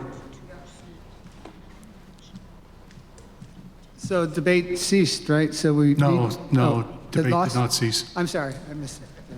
The no votes carried. Hi, Aslan Thompson, District 2. I'm also a member of the Human Services Committee. and admittedly a huge nerd, and I really love this work. I've been in development for like 9 years, nonprofit development, and I just want to talk about process for a minute, because I think you're asking us that. And this actually sounds like a meeting. Like I wish you could see our application. It's one of the most stringent of often the ones that I apply for in my professional role. We're only funding portions of programs with human services and measurable numbers. So it is true that some of these organizations do other work. Most of them do. But what they ask for is narrowed in the applications. And I believe we could share those with you all if that was helpful. But we really go through this very intensive process of examining them. Excuse me, I'm going to sneeze. And in increase, I also want to say this, when Ian Goodnow provided those numbers, in 2020 or 2021, I can't remember exactly which meeting, we did vote to fund 2% for this as like a gesture that showed how much we care about this human service work. And the committee didn't spend it all. And I think that's how we ended up lowering it. And what I really appreciated about the 2% amendment was it says up to 2%. And I can promise you, as a member of the committee, and we all have varying political perspectives, and we take this work really seriously, we won't spend more than makes sense. If someone doesn't seem eligible for the funding, they won't get it. And, we take our fiscal responsibility seriously. So for less than a penny, I mean, I was going to come up here and say I didn't want to advocate for taxes at all, that Fisher's point about reallocating was a good idea. But if it's less than a penny, and we could have the option to fund these folks, I'm completely in support of that. Excuse me. And also, just to be clear, so we did 43 organizations applied. We funded 36 of those, and they got an average of about $7,809 each. So every year, we actually we see increases, but there are a lot of organizations that really do just ask for what they need, and they make that case very clearly with numbers, and it serves directly the folks in our town. So thanks for considering this. Mr. Case.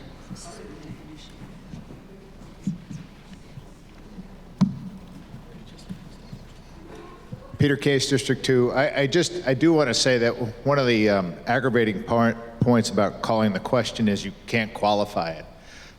So I'd just like to qualify it that I am in support of the amendment of raising up to 2%, just so that we're clear. And I think a majority of the people in this room will follow in that train of thought, which is why I called the question. So just a quick statement. Mr. Ham.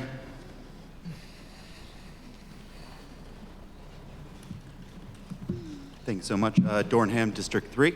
Yeah, I just want to say that, when looking at how small the percentage raised on taxes would be, just how minuscule, we really are, like we've talked about trusting all these committees that do great work in our town and are built up from such wonderful volunteers like all of you here today, and that we trust them as a committee to do the work to make sure that they're not just giving money away to frivolous things. And it's kind of just to a point that just like in the trusting that and how small of a percentage of that makes such a big difference to most of these organizations that are asking for tiny, tiny amounts to match the greatness of the need, especially since the pandemic. It's just sort of like, it seems very common sense to raise it to match the need, which may mean like folks that can giving a couple more cents from their own budgets, but like that's true community. And I like to think about Brattleboro as a true community. And I like to think about what we as community members are willing to give in cents to our neighbors. So thank you. Abigail? Is there anybody else who wants to speak? Is that Tewksbury? Mr. Tewksbury. Captain Tewksbury, District 2, and I'm also on the Human Services Review Committee, so I just wanted to provide a bit more context so that the committee considers what all the different agencies actually ask us for. And part of our process is, one, to make sure that compared to how much service they actually provide in Brattleboro, because many of them are even statewide. And that if we'd had, I think, I understand the numbers correctly, if we'd been able to do 2.6% this time around, we would have been able to fully fund at least a third or half of the agencies that asked for it. As was even the ones we scored highest, we had to reduce about 5% or so. We had a whole thing based on our scoring. But if it had been 2% this year, we would have had more than was asked for, although we probably still wouldn't have funded everything that was asked.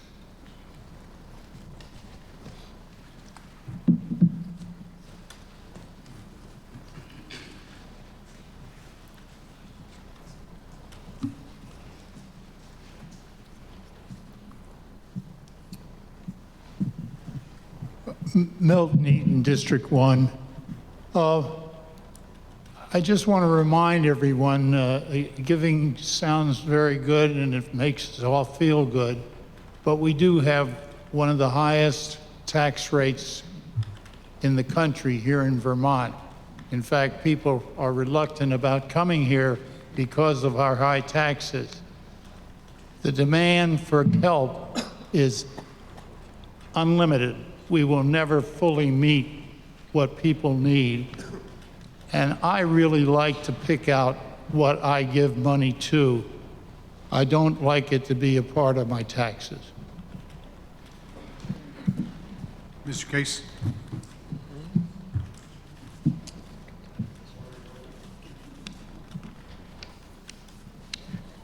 Peter Case, District 2. I call the question. Yeah? He spoke twice to the question. You need to come to the microphone, Mr. Sprite, if you want to make a point of order.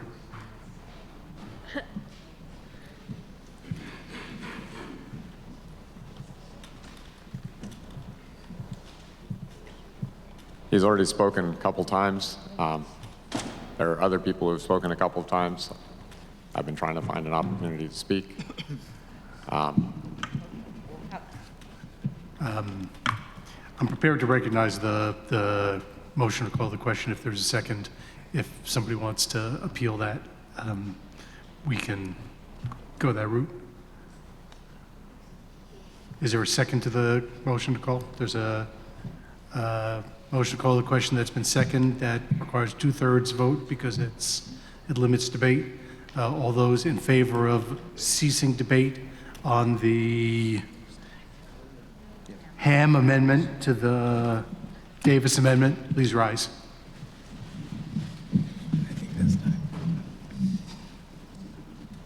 You can be seated, please. All those opposed to ceasing debate, please rise. The ayes appear to have it. The ayes do have it. You voted to cease debate on the Ham amendment to the Davis amendment. The question before the body is whether to amend Mr. Davis's motion to amend to increase the amount in Article 23 from 1.6% to 2%. All those in favor of amending the Davis amendment from 1.6 to 2%, please rise. Be seated. All those opposed to the amendment, please rise. I think the noes have it. All right, we'll call for division.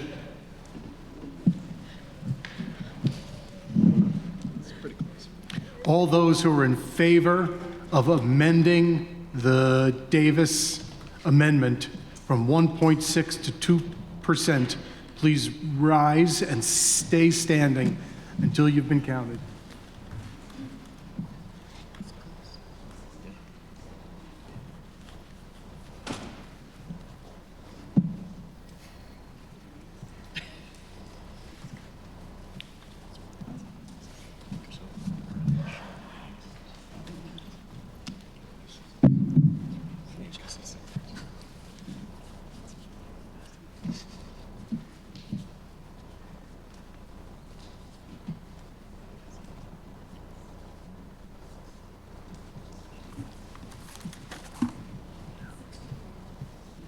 All those who oppose the amendment to 2%, please rise. Stay standing until you're counted.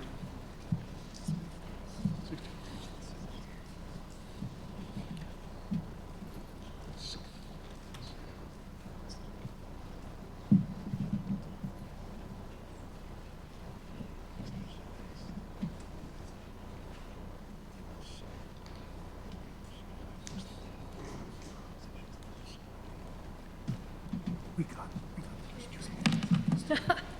person whose hand is raised. Was 50? The ayes have it. It's 50 to 61. You've amended the Davis amendment from 1.6 to 2%. The continuing question on the floor is whether the Article 23 will be amended from 1.4% to 2%. Is there any further discussion on that question? David? Mr. Wessel. Mr. Wessel. So if you get me in front of a beer or a coffee, often the conversation turns to, what do you want your local town government to do? Traditionally, and I got this from a previous select board member's wisdom, who will remain unnamed, but basically, historically, what we really need to do is, number one, fund essential services, fire, EMS, police, DPW. We have all these things that we must fund. Secondarily, quality of life, recreation and parks, our wonderful library, things like that. Third should always be, in my opinion, contributions, donations. Because it's simply not what we have decided our town should be doing. I've said over and over again, I don't think our town would be very good being a social service agency like Groundworks, for instance. I really believe we should be very careful when spending other people's money, which is what we're doing. We're spending our own money because we all pay taxes through one way or another, but what we're spending is everyone's money in the town of Brattleboro. So the beauty of a percentage is that because our taxes don't go down, within my recollection, they go up every year according to the capacity of our community. So if we held this at 1.4%, which I am heavily in favor of, they're still going to continue to rise according to the capacity of our taxpayers. So I'm all in favor of changing what we think our town government should do, but we should think about what we wanted to do right now before we start almost doubling up to $440,000 of a tertiary need or a tertiary, effort of our community. Thanks. Ms. Turbo.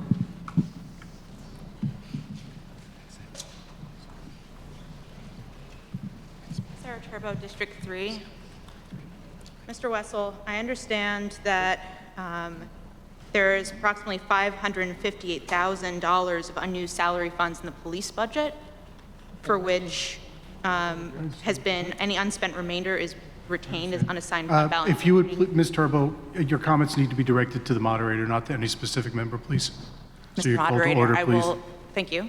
I will draw everyone's attention, I guess then, to the amount of money that is unspent in the police budget and is assigned to, reading from the finance report, retained as unassigned fund balance.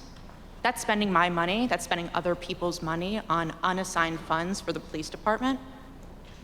So when we're speaking about spending other people's money, that's true, we're spending the community's money, which is why we're here to vote on that today. And I would rather our money go to specific things that we know are helping people, such as the items that are funded through the Human Services funding, as opposed to unassigned funds for the police department for unknown things, or police officers who have not been hired.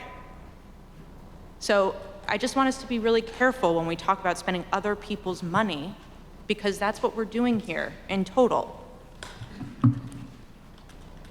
So I think, again, I'll just appeal to those of you for whom community safety is the biggest issue in terms of how we're funding, and we're looking at core funding. And by the way, we also just had to ask that the select board spend core funds for 3 firefighters, which is core funding.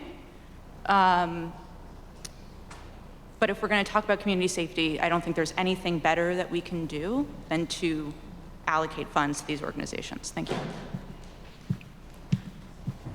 Mr. Sprite?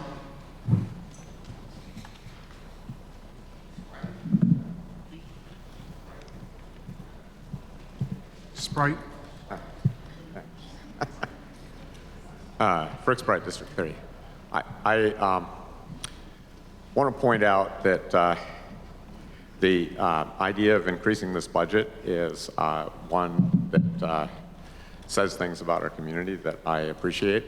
And I also want to say that money is a proxy for intention and effort put into a particular priority. And as far as this area of endeavor, I want to highlight a possibly far greater piece of this endeavor that is accomplished by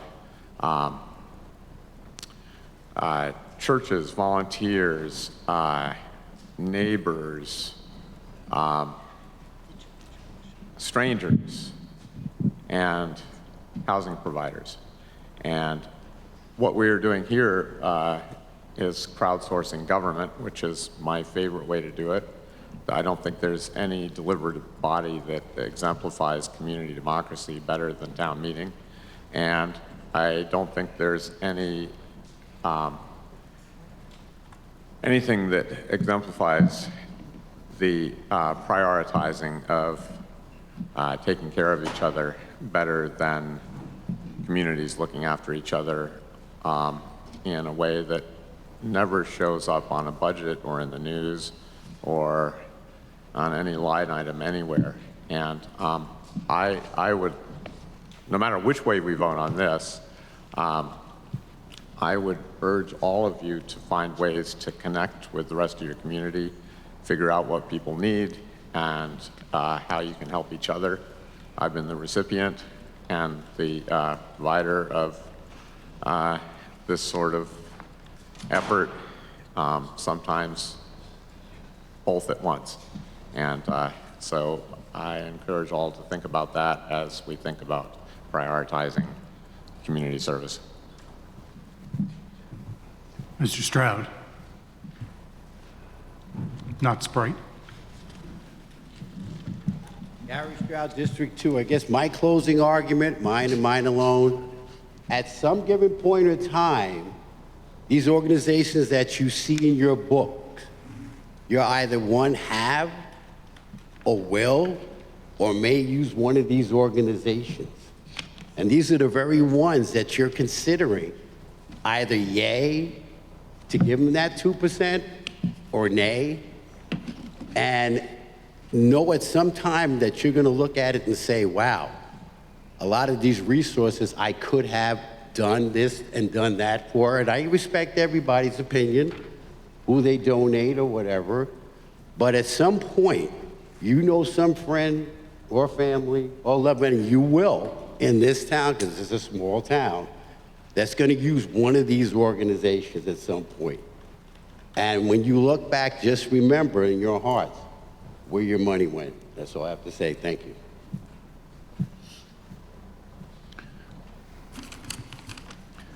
Abigail?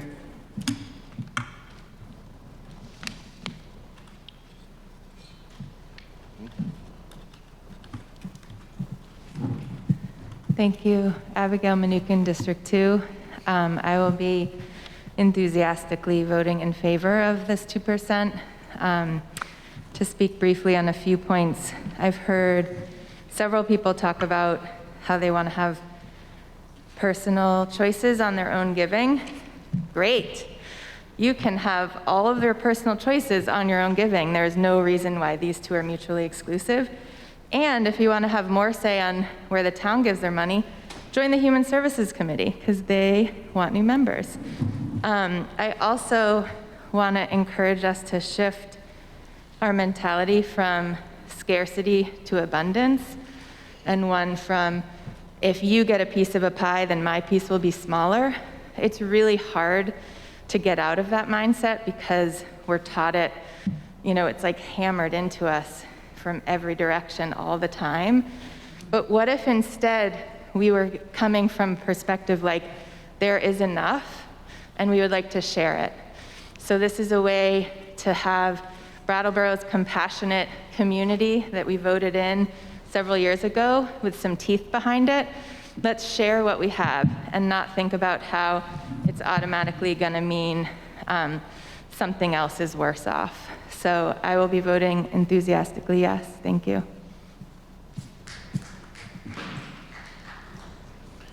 Mr. Chapman?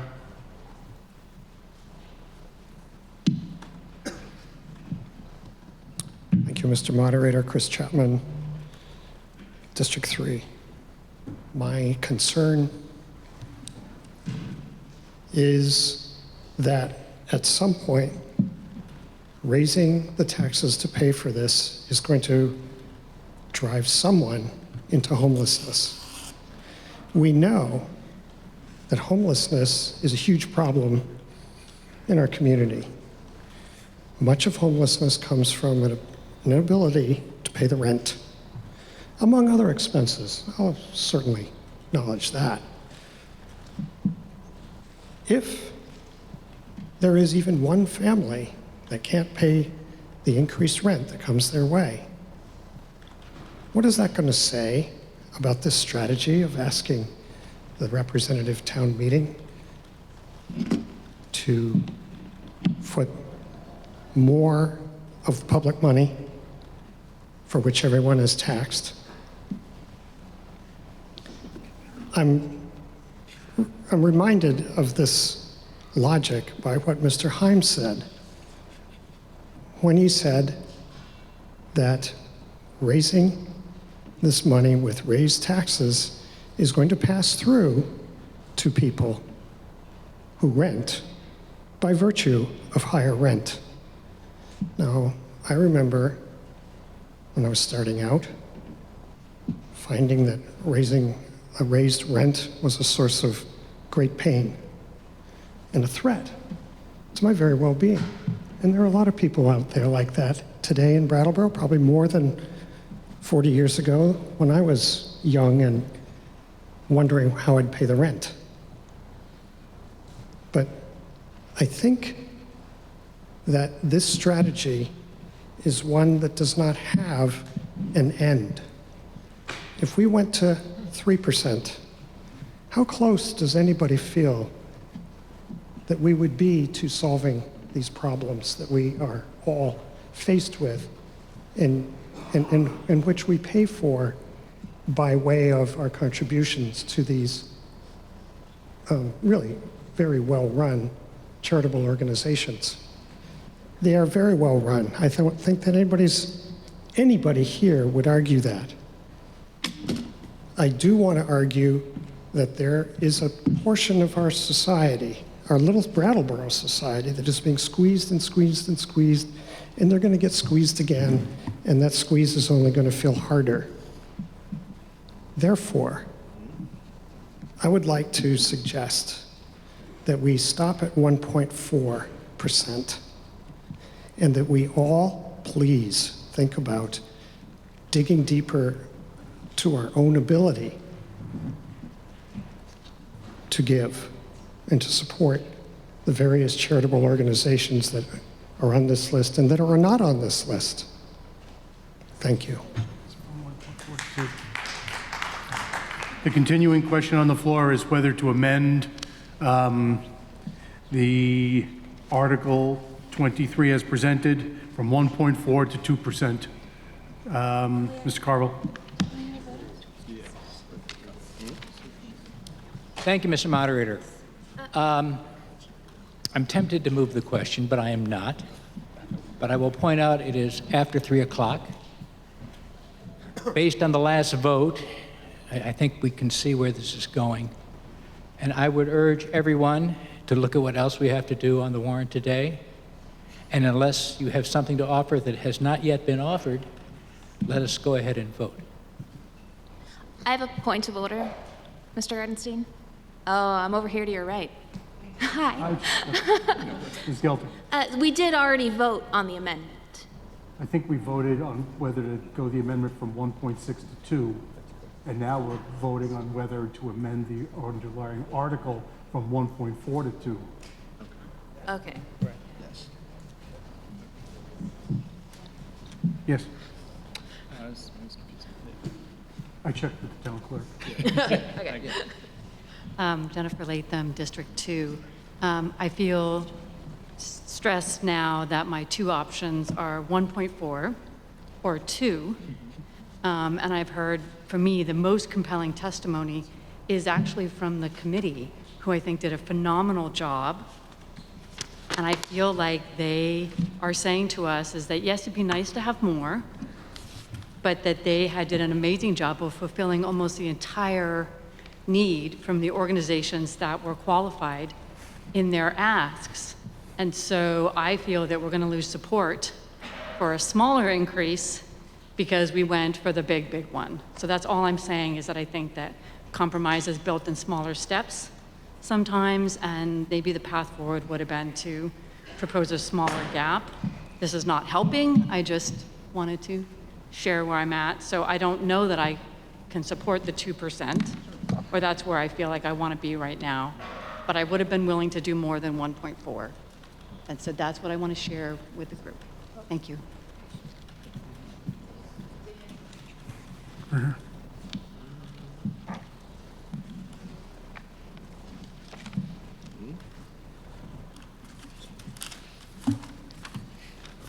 Yeah, Howard Burroughs, District 1. I feel strongly that 2% is a minimum. I think I've been around this town for 40 years or so, and there's more need now than we've ever had. Mr. Himes says 25% are in poverty. These are the human services that go right to them. You walk around Canal Street now, you walk around town, you look at crime and drugs and income inequality. There's never been a time when we needed these services more, and this is a minimum. I think it's a good one. I'd like to see it institutionalized every year at 2%. We've had it that before while I was here. I work with the library quite a bit. We need a social worker in the library now. We haven't always needed that. We're trying to work through getting somebody to come in. We need these services, and the amount that it helps everybody in town to deal with these people in need, you just can't make that.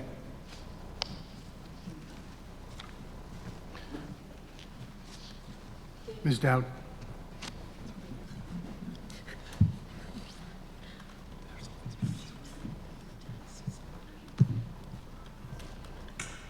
Catherine Dowd, District 1. I just wanted to make a couple points. One was Mr. Himes said that Winston Prouty has tax exempt status, and I didn't want us to weigh this. Unfortunately, tax exempt status for Winston Prouty we gave as listers on the educational component of their services, period, just their school, not the whole campus and not the rentals. And the reason I say this is I also want to just back into, we do have specific criteria to do tax exempt, and it's given to us by state statutes. And I also want to say that I appreciate town meeting having this broad discussion on the merits of NECA, because you could have a broader discussion than we could, and we made a good decision. What that brings me to is when I weigh the human services budget, because I'm a lister maybe, I also weigh all the other ways we support services in town through tax exemption. And as we've seen through the list, it's a very long, broad list, and that's the other way that our tax money is used. Thank you. Mr. Cribb? Thank you. I just wanted to say that to a question earlier, if you were not in favor of the 2%, you should vote against this, and then the question would be back to 1.4%. And if you felt 1.4% was too small, you could introduce an amendment to some level that was the absolute Goldilocks percentage. You know, and whilst this is I feel like this is a conversation we've had every year, and this article is an attempt to make the Human Services Committee's job a little bit easier. It still comes back to this core question of, what is the optimal level that this community is willing to support these kinds of organizations through our general fund? And I tried to say earlier and failed, but these amounts that were given to these organizations are mostly drops in the bucket in their budget. And so I would ask the Human Services Review Committee to really make sure that when we're making these allocations, we're adding capacity to the town's work. Ms. Linden?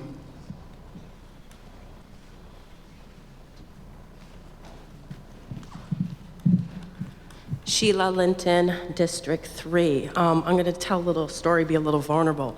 For those of you who don't know, I'm born and raised here in Brattleboro, lived here all my life, raised my children, I have grandchildren here now. I grew up very poor and was a poor adult raising my children. As I looked on that human services list, I think there's 36 mentioned, and out of those 36, I think that I have personally gotten service from at least 21 of those entities just myself. When I also look at those entities, we talked about it being moved on to the renters and that really hurting people who are having trouble renting. I will say that I have been homeless, and I have been a person who has utilized, when I was homeless, I actually had a fire, and guess who I used? The Red Cross. And then after the Red Cross, guess where I went? The food shelf. Putney, Chester, Guilford, Brattleboro. And then after that, guess who I got an apartment with? The Wyndham and Windsor Housing Trust. So when we talk about our community and our families and what the ability is, I want people to have a picture and a story of what that really means.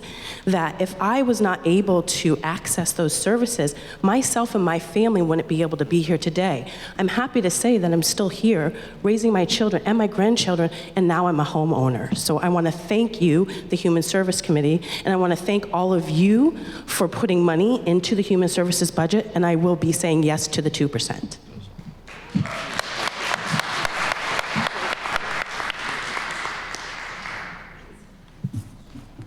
Aslan?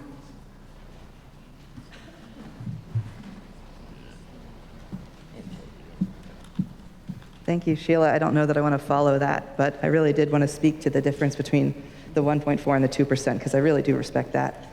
And I think we didn't actually get to fully fund the organizations in the way that we wanted to. There were a lot of hard choices. I think David Miner mentioned this at the info session, but even the best organizations that we wanted to give full funding, we had to cut at least 5%, and some were cut as much as 65%. And so hearing those numbers, I mean, it's less than 1 cent difference between 1.4 and 2%. And also we heard the Finance Committee talk about other places in the budget it could be moved from. And I'm only one member of this committee, and whatever you do, we're going to do it. And I'm excited about it. But I can assure you, we will not fund people more than they're asking for, and we're going to do our due diligence about every single application. So whichever number you give us, we're here for it, but we won't misuse those funds if you do go up that high. Thank you. Dr. Tortolani? Thank you, Mr. Moderator. Tortolani, District 2. I'm almost embarrassed to say it's still not clear exactly on what the 1 cent equaling $100 and whatever $1,000 is in terms of the specific burden for, let's say, a renter paying $800 a month for rent. Any sense for the difference it would be in that person's rent? Or let's say it's someone paying $4,000 a year property taxes, how much more it would be for that person. Is it possible to give some sense for that at all, just as we try to make this decision? Because a lot of us every single person here wants to support human services, absolutely, to the best we can. But we have to represent those people who are really having struggles meeting their rent or their property taxes. That's the thing. We have to represent those people who are having that hard time. Again, the human services are fantastic. They're going to be here whether we do 1.4%, 1.6, or 2. But some people may have difficulties paying their rent or their taxes, and we have to take that into account. I just don't have a sense for the difference it would be between 1.4 and 2% in terms of the tax burden increase. That's all. Thank you. I don't know that I heard that it's possible to have more specificity at this point, particularly as to renters. Is the select board able to respond? Not beyond what we've already responded to, and I appreciate that it is not that clear. I think I would speak to just that we didn't speak to the question of rental income or rental increases, and that's because that's obviously something that we can't speak to at all, really. Did Ms. Jones want to be recognized? All right, Mr. Heim.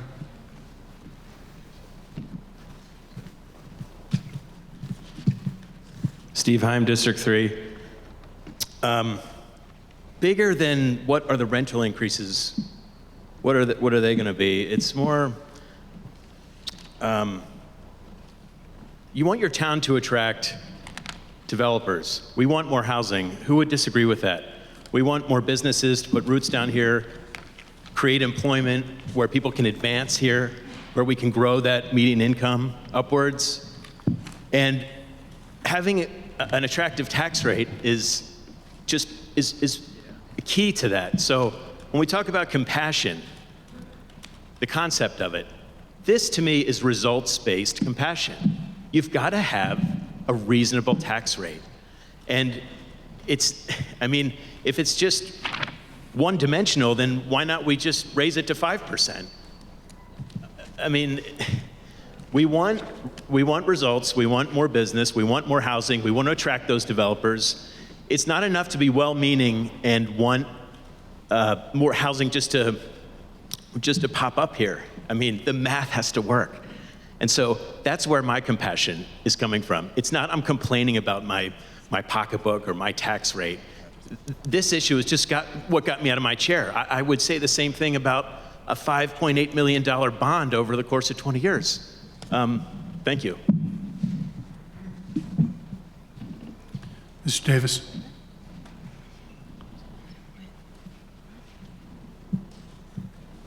Andrew Davis, District 3. I resonate with what Daniel Quip just said. This is a partnership between the town government and these agencies. This money is not a make or break amount of money for these agencies. I have been in this calendar year several fundraising events in the Latches Theater that were full, that raised very large amounts of money for nonprofits in this town. This is a compassionate town. But I'm going to speak to prudence.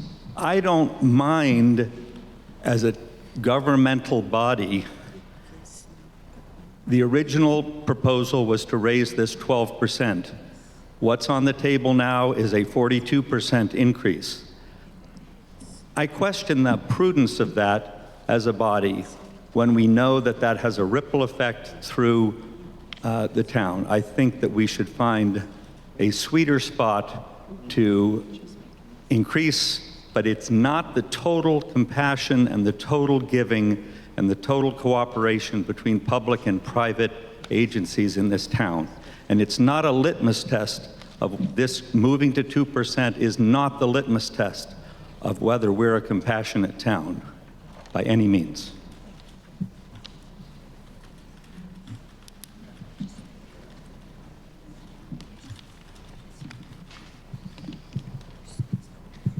Bob Everingham, District 1. I think I have a thumbnail answer for the question of how much it would affect taxes, and correct me if I'm wrong, but I think 1 cent means that for every $100,000 valuation of your home, your taxes go up $10, so a $200,000 home, your taxes go up $20 a year? Does that sound about right?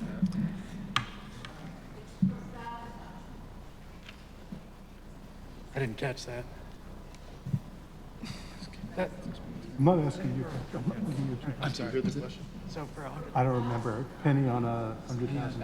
I think that's the scale we're talking about in terms of tax increases. So I think what our finance director spoke to earlier is the most specificity that we feel comfortable giving RTM as to the rate. What a member of representative town meeting presents to the rest of you about sort of their position on their public math on it, we're not going to be able to sort of support the validity of it. I think what you're saying is like a calculation we've done in other years, and I think that what I'm learning talking to our finance director is that that's not a really clear way to make the calculation because there are so many factors that aren't understood for the FY25 budget, and that's kind of the issue. Does that make sense? I think the narrow inquiry is what is a penny on a $100,000 property? So right now. Right now. Good afternoon. I want to start by saying I take no judgment whatsoever on the amount that this body chooses to devote to human services. What I will say is that, for example, for the fiscal 24 year for which you just voted a budget a couple hours ago, we'll set the tax rate in June. And the reason that gets set in June is because by that time, we'll know the value of the budget approved at representative town meeting, and we will know the value of the grand list. What's being asked at this moment, while it certainly feels reasonable, if we raise this to 2% or 3% or some other percentage, what will be the tax impact per 100,000 of value in fiscal 25? I don't think we can answer that, and the reason is there are two different grand lists in between now and then, and a whole nother fiscal 25 budget we haven't even begun to begin. So the process of setting a tax rate, which would enable us to tell you how much per $100,000 of value this will cost you, is to divide the tax levy by the grand list. And in this instance, we know neither number for fiscal 25. I appreciate that. We're that talking helps. about the right order of magnitude though, right? Something like $20 on $200,000 of property. May I interrogate the assistant town Yes, manager? Mr. Quipp. So there are a couple of variables there. Assuming no change in the grand list, Okay. could we arrive at a number that would at least be able to give people a sort of dollars per 100,000 of assessed value? Because that is a number that I think has been more helpful to people in the past. I am assuming no change in the grand list and also no change in the budget? Yep. I guess so. Okay. And I'm not going to ask you to do it right now. If you need a few more minutes to do that, that's fine. But I think that these kinds of ways of speaking about the impact of decisions we make today are more easily understood when we're saying, oh, that makes my taxes likely to go up about $40 more a year. That's okay with me, or that's not okay with me. That's what this one board member is asking for. Okay. Give me a minute. Yeah, thank you. Ms. Gossett.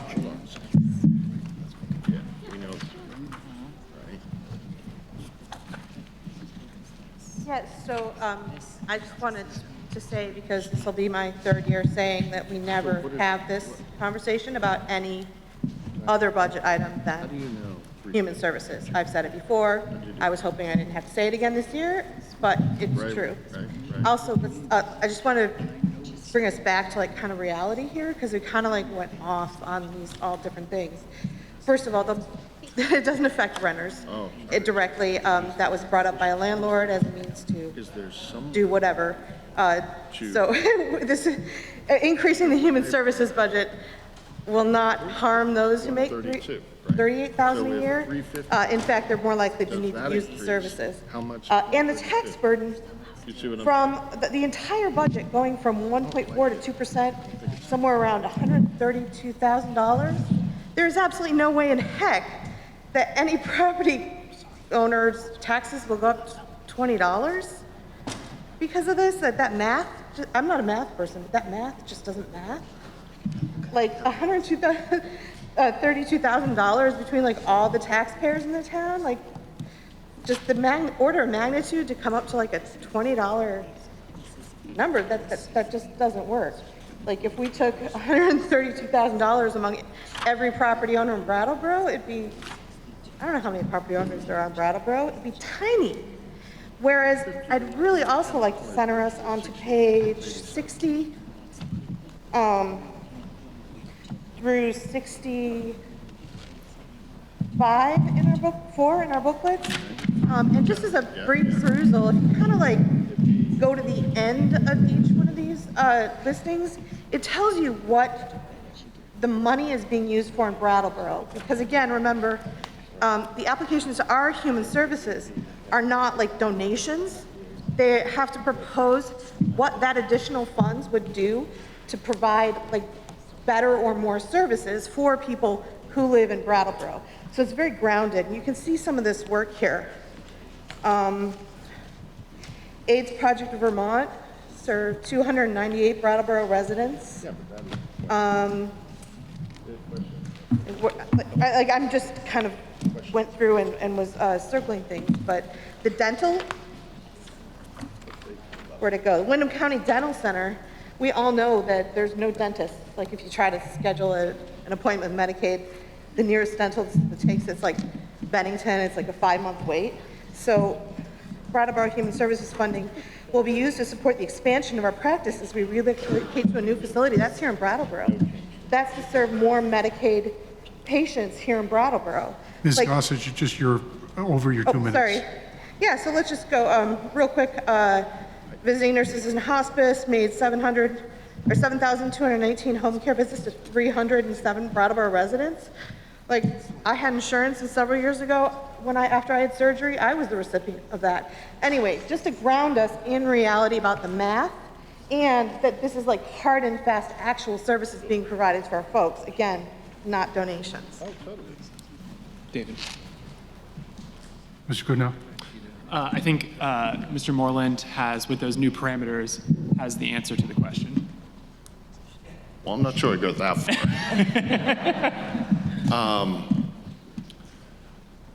So I want to reiterate that we don't feel exceedingly comfortable with this, but, and the reason is because we know the grant list is going to change, and it's going to change again after that.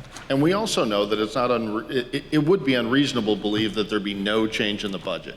However, like Mr. Quip said, if we were to assume no change in the grant list and assume no change in the budget, then it appears that the additional $132,000 would add an additional $10 per $100,000 of assessed value. And that's an estimate. David. Mr. Goodnow? Thank you very much, Patrick. Obviously, I want RTM to note those large caveats, and I would also just like to acknowledge that getting a town municipal staff member to speak on something that he doesn't feel 100% confident on the validity of the stats is so uncomfortable, because we want to make sure everything we tell you is as accurate and as based on the facts that we have as possible. So I appreciate him taking the time to do that, because I think it is important to be able for you all to consider it, to have some number, but please keep in mind those caveats when you're considering this article.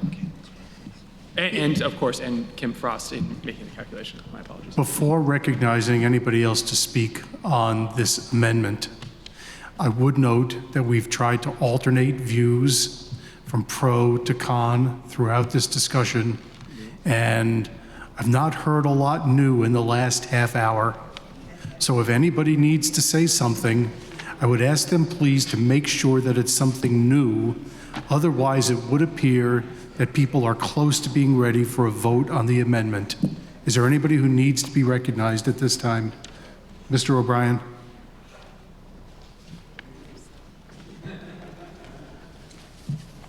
Kevin O'Brien, District 3. Pretty sure this is new, but I think in the Finance Committee report, this same description of understanding of increase on the tax level was displayed for us and given to us to gain in our understanding of how the Memorial Park bond would impact us. So I understand and thank you for going through the difficulties of doing that, but judging again off of this piece of information that we've received and are judging other things in town meeting, that would seem well in line with this. Thank you. Thank you. Mr. Burrows.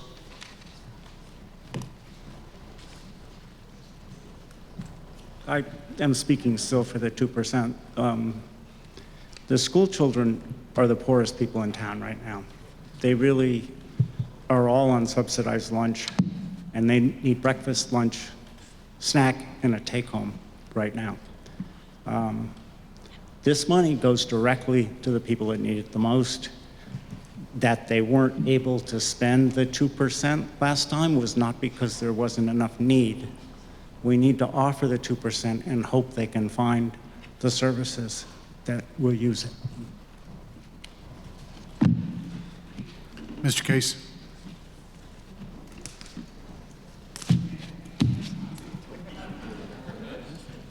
Peter Case, District 2. I call the question. Is there a second? There's a motion and a second to cease debate that requires 2/3. All those in favor of ceasing debate on the Davis Amendment as amended by the Ham Amendment, please rise. You can be seated. All those opposed to ceasing debate, please rise. The ayes appear to have it. The ayes do have it. The continuing question on the floor is whether to amend the underlying Article 23 by increasing the amount from an equivalent up to 1.4% to an equivalent up to 2%. If you vote in favor of this amendment, it's to increase the amount to 2%. All those in favor of the Davis Amendment as amended by the Ham Amendment, please rise. Please be seated. All those opposed, please rise. The ayes appear to have it. The ayes do have it. The continuing question on the floor is whether to direct the Select Board to allocate to Human Services funding in FY25 an amount equivalent to up to 2% of the FY24 budget. Mr. Carville.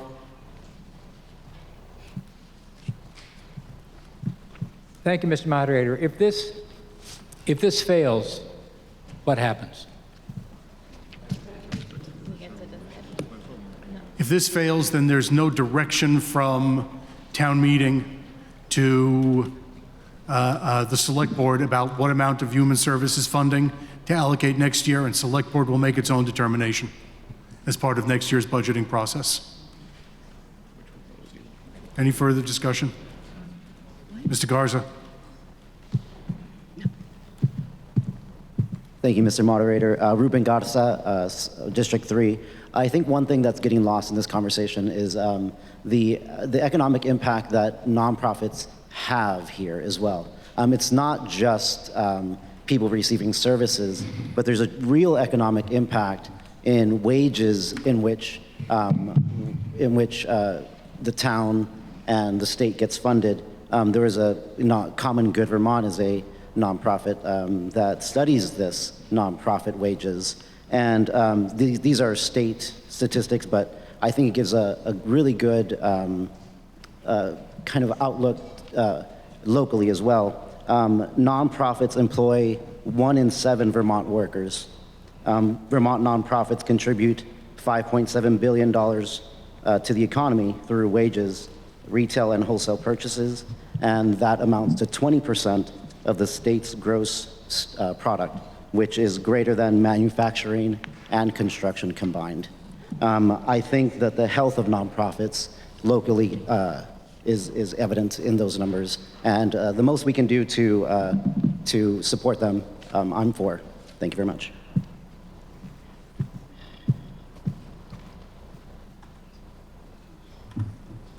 Mr. Agave?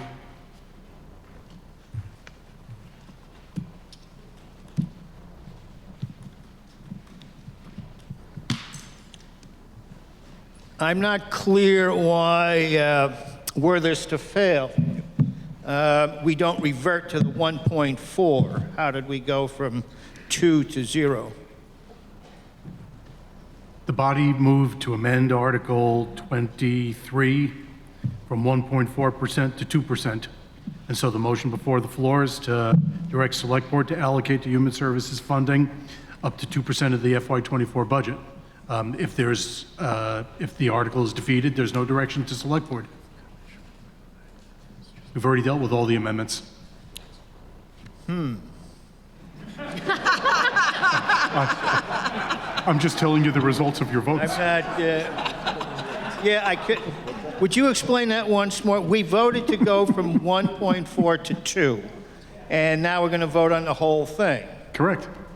Oh, I see, I see. Okay, so then we would vote. All right, I do understand now. Thank you. Okay, thank you. Mr. Brown.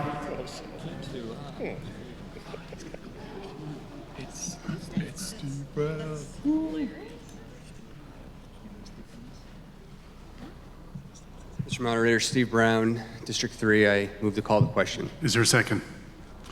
All right, it's been moved and seconded to call the question to cease debate on Article 23 as amended. Non-debatable, 2/3 vote necessary. All those in favor of ceasing debate, please rise. Please be seated. All those in favor of continuing debate, please rise. The ayes appear to have it. The ayes do have it. You've moved to cease debate on Article 23. The question now to be voted on is whether to direct the Select Board to allocate to Human Services funding in FY25 budget an amount equivalent to up to 2% of the FY24 budget. All those in favor, please. What's that?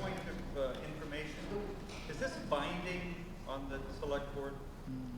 Binding article to ask them to allocate up to 2%, so they can allocate whatever they want, but up to 2%. All those in favor, please stand. Please be seated. All those opposed. The ayes appear to have it. The ayes do have it. You've adopted Article 23 as amended. You've got 2 more articles to appoint members to 2 committees, and then other business. We're going to take a 10-minute break.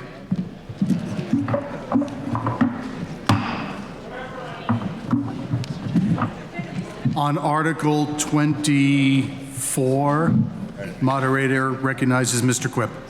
Oh, no, I'm sorry. First, I need to ask for nominations from the floor for the Human Services Review Committee. Mr. Minor.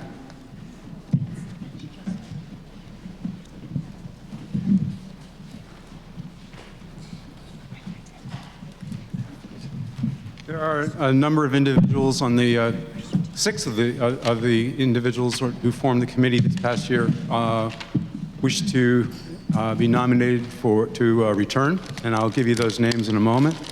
I do want to acknowledge, though, that one individual, Ann Fielder, who has been part of this committee for well over 2 decades, is stepping aside. And I've worked with Ann in certainly, I think, most of those 2 decades. She will be missed. She was provided a lot of energy and support to what we were doing and what the needs of this community are inside the fund.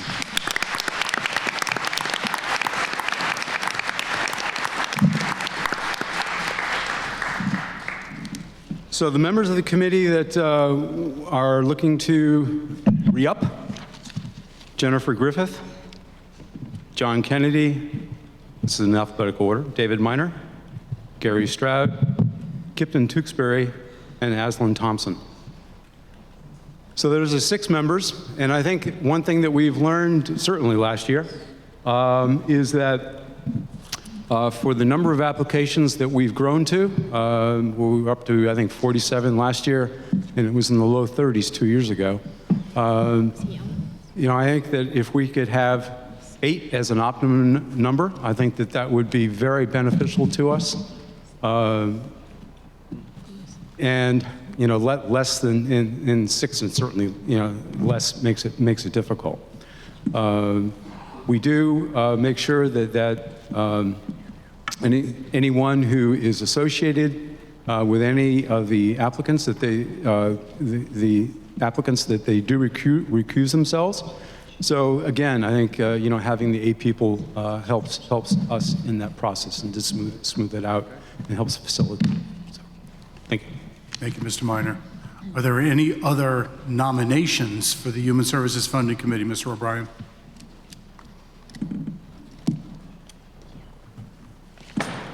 Kevin O'Brien, District 3. I'd like to nominate Sarah Turbo.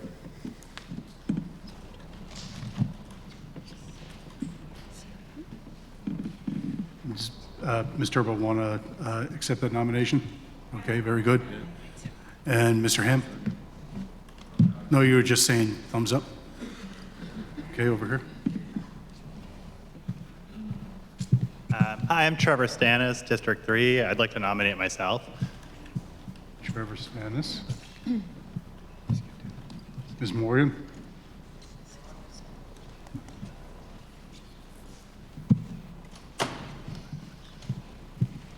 Robin Morgan, District 2. I'd like to nominate Tara O'Brien.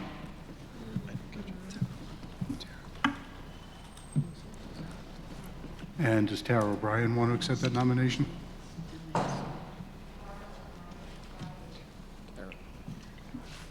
That was a yes. Okay. So we've now got nine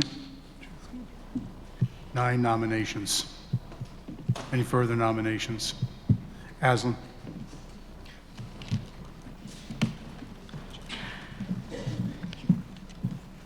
Aslan Thompson, District 2, and I guess our call for people to participate worked. So I would like to nominate Rebecca Tatkovsky, Hannah Cirilla, and Zachary Wigham. I need the last 2 names again, please. Hannah Cirilla, Sorila, and Zachary Wigham. Thank you. Thank you. And I also just want to honor Ann Fielder's service as well. She recruited me for at least a year before I agreed to be on the committee, and I hope I can continue the job in the way that she did it. So we really appreciated her service.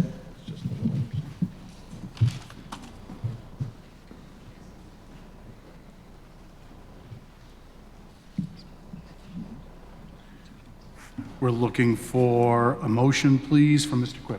Got it. All right. Thank you for all those people for putting themselves forward. I move that the following people be appointed to serve on the Human Services Review Committee for a term of 1 year until the 2024 Representative Town Meeting. Jennifer Griffith, John Kennedy, David Minor, Gary Stroud, Aslan Thompson, Kipton Tewksbury, Sarah Turbo, Trevor Stannis, Tara O'Brien, Rebecca Tatkovsky, Hannah Cirilla, Zachary Wigham, and to further authorize the moderator to make additional interim appointments to the Human Services Review Committee for a term to expire at the next annual representative town meeting. Is there a second?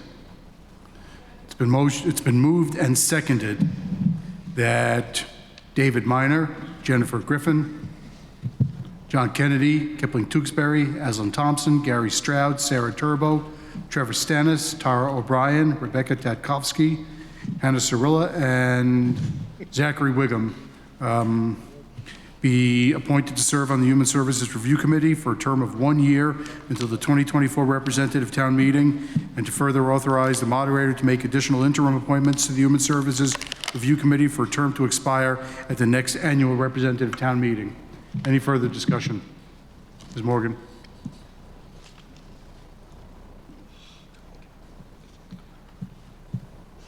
I'm really excited that so many people are willing to serve on this important committee, and I just want to urge the committee to find a time for their meetings that includes all of these members, even if that means that it meets on a flexible schedule. Any further comments?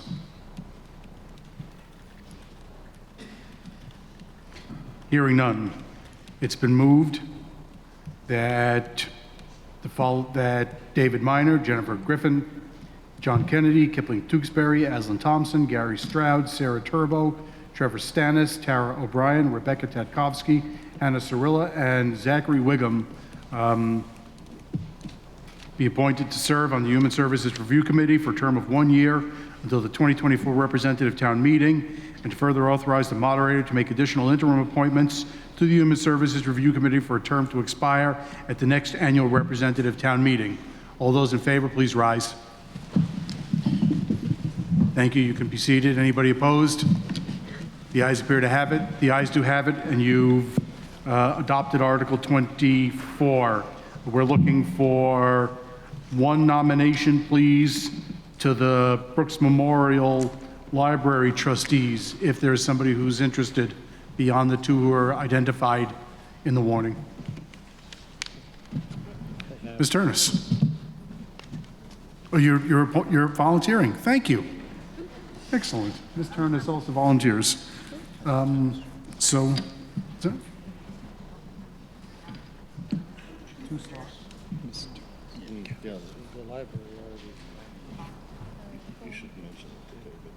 are there additional nominations, it says? Did we need an extra person? No, we didn't need an extra person. I'm sorry. We didn't need an extra person, even though it says we needed somebody on the agenda. We'll remember you for next year. Hopefully you'll still be willing to serve. Okay, I guess we're ready for a motion. We from Ms. can Geltor. add Catherine to the list. Would you like to serve? Sure. Well, yes. you can only have three. Well, Three trustees each year elected. Yes, So actually, you'd have to vote. Star. You'd have more. Where's Star? There's Ms. Latronica. Hi, everybody. Hi, Star. Thank you for your interest in serving on the board. It is a wonderful thing to do for your town. We do actually have a nominee to fill the empty position, which is in the motion that will be read. But we do look every year for people to serve on the board, and then we invite people to apply and go through an interview process, and then we put forth names of people that will give a good balance to the board. But I'm so grateful that other people would like to serve as well. Thank you, Ms. Latronica. I guess my agenda was an error, so we'll keep you in mind for next year.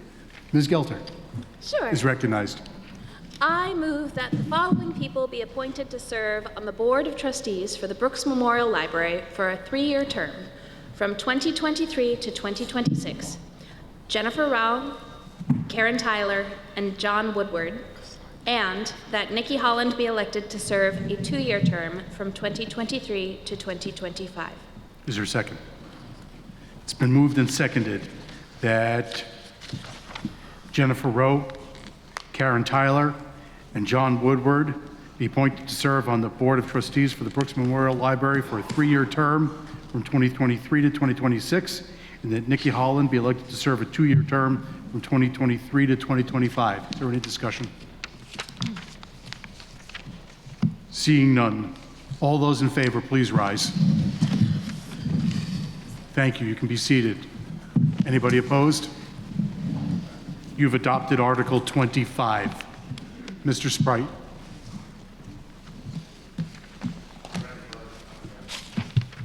I haven't called Article 26 yet, and I wouldn't recognize you first. Point of order. Mr. Quipp. I've never done a point of order before, so if this is not a point of order, I'm so sorry. When does the bond vote close?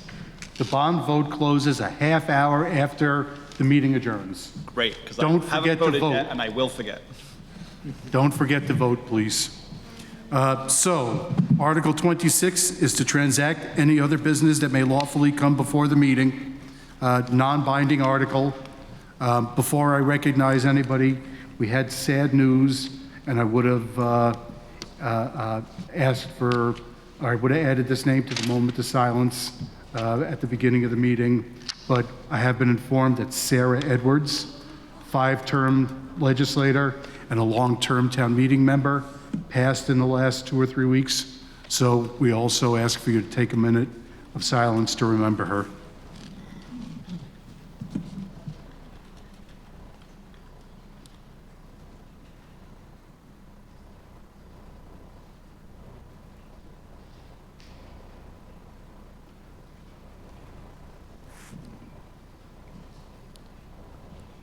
Under other business, I would first recognize Ms. McLaughlin. Thank you, Mr. Moderator, and good afternoon. I'd like to speak about the long-term employee resolution where we recognize employees who have retired. Whereas 7 highly valued Town of Brattleboro employees have retired since the last town meeting. Whereas Highway Equipment Operator Brian King was first employed by the Town of Brattleboro in November 1978 and faithfully served the members of Brattleboro community for 44 years. Whereas Highway General Supervisor Al Franklin was first employed by the Town of Brattleboro in June 1986 and faithfully served the members of the Brattleboro community for over 36 years. Whereas Highway Equipment Operator Stephen Ferris was first employed by the Town of Brattleboro in June 1986 and faithfully served the members of the Brattleboro community for over 36 years. Whereas Animal Control Officer Catherine Barrows was first employed by the Town of Brattleboro in February 1986 and faithfully served the members of the Brattleboro community for over 36 years. Whereas Technical Services Librarian Leslie Markey was first employed by the Town of Brattleboro in September 1986 and faithfully served the members of the Brattleboro community for over 36 years. Whereas Fire Captain Jason Davis was first employed by the Town of Brattleboro in January 2001 and faithfully served the members of the Brattleboro community for over 21 years.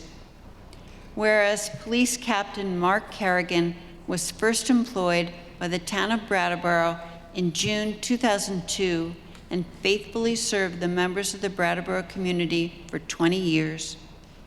Whereas each of these long-term employees contributed significantly to the town during their careers, and whereas the daily contributions of employees like these are crucial to a well-functioning town government that supports its residents and visitors.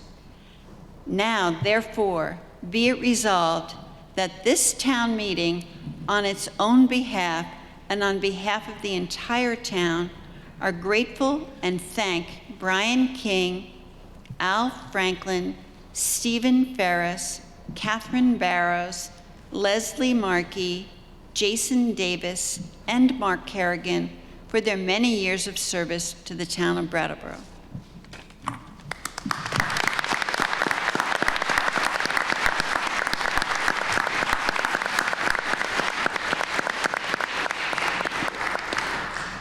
Without objection, be it resolved. Thank you. In addition to the list of retirees I just mentioned, there are 2 Select Board members who will be leaving us this year. Jessica Gelter has served with us on the Select Board for 2 years. In that time, she has brought her wisdom and caring and her particular perspective of the town she loves to all of our Select Board matters. All of us on the board have deep respect for Jessica, as I'm sure you do too. While her Tuesday nights will be free, we will miss her. and we look forward to the next chapter of her civic life that she may choose. Tim Wessel has served our town for 6 years, a truly dedicated public servant. Tim has served through many a turbulent time in our select board life and lives to tell the tale. Tim has served as a bridge from previous select boards and provided stability and continuity to our present board.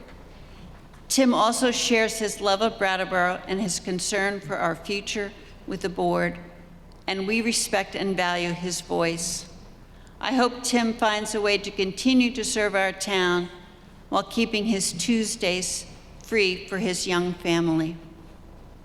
Both of these fine people have offered their service to the town, and we thank them for their time, their intelligence, and their caring. In short, for their dedication. We will miss them, but I hope they know they take with them the thanks and respect of all of us here today. Thank you, Tim and Jessica.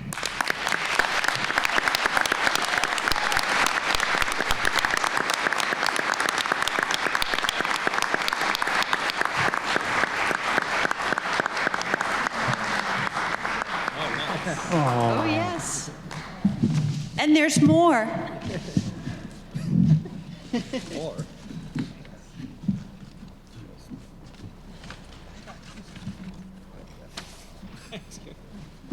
Oh. Oh.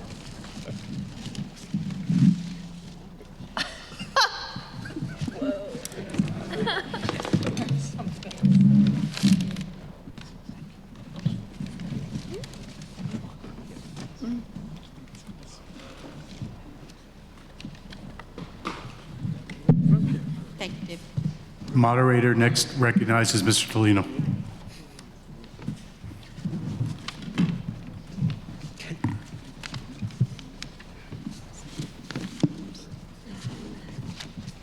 Tristan Tolino, District 3. Just a quick announcement.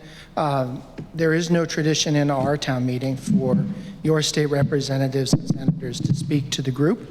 That's totally wonderful, but we do have a tradition of leaving a small report behind for you on the activities of the legislature. Sometimes we've put it on your chairs. Today we did not.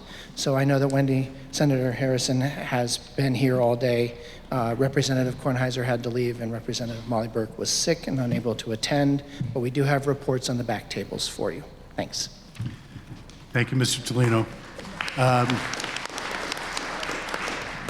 Moderator recognizes Mr. Ozer.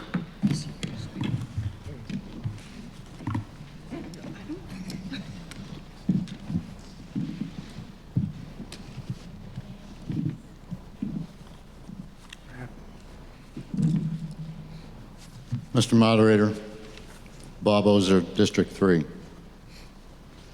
I offer a resolution for your consideration and for the consideration of this assembly.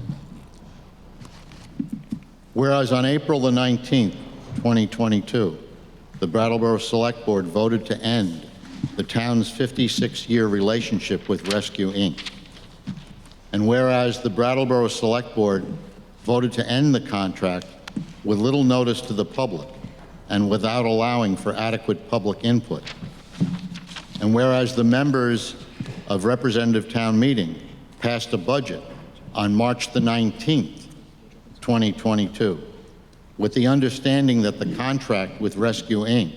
would be renewed based on information in the 2021-2022 annual report, namely a line item totaling $285,600 for ambulance service, and a description of Rescue Inc., which stated that services would be provided based on census population at, quote, the same per capita rate as last year, quote. And now, therefore, be it resolved that the Representative Town Meeting expresses its lack of confidence in the manner in which the Select Board decided this matter. And be it further resolved that Representative Town Meeting calls on the next Select Board to set up a process to determine the future of EMS in Brattleboro that is transparent, that takes into account the opinions of town residents and includes utilizing the services of a mediator or other neutral outside negotiator to engage in discussions with Rescue Inc. And I have a copy I can provide to you, Mr. Moderator. Is there a second? It's been moved and seconded. It's been moved and seconded as follows. Yes? I believe this motion to be out of order. John Kennedy, District 1. I believe this motion to be out of order because it's factually incorrect and states the facts incorrectly.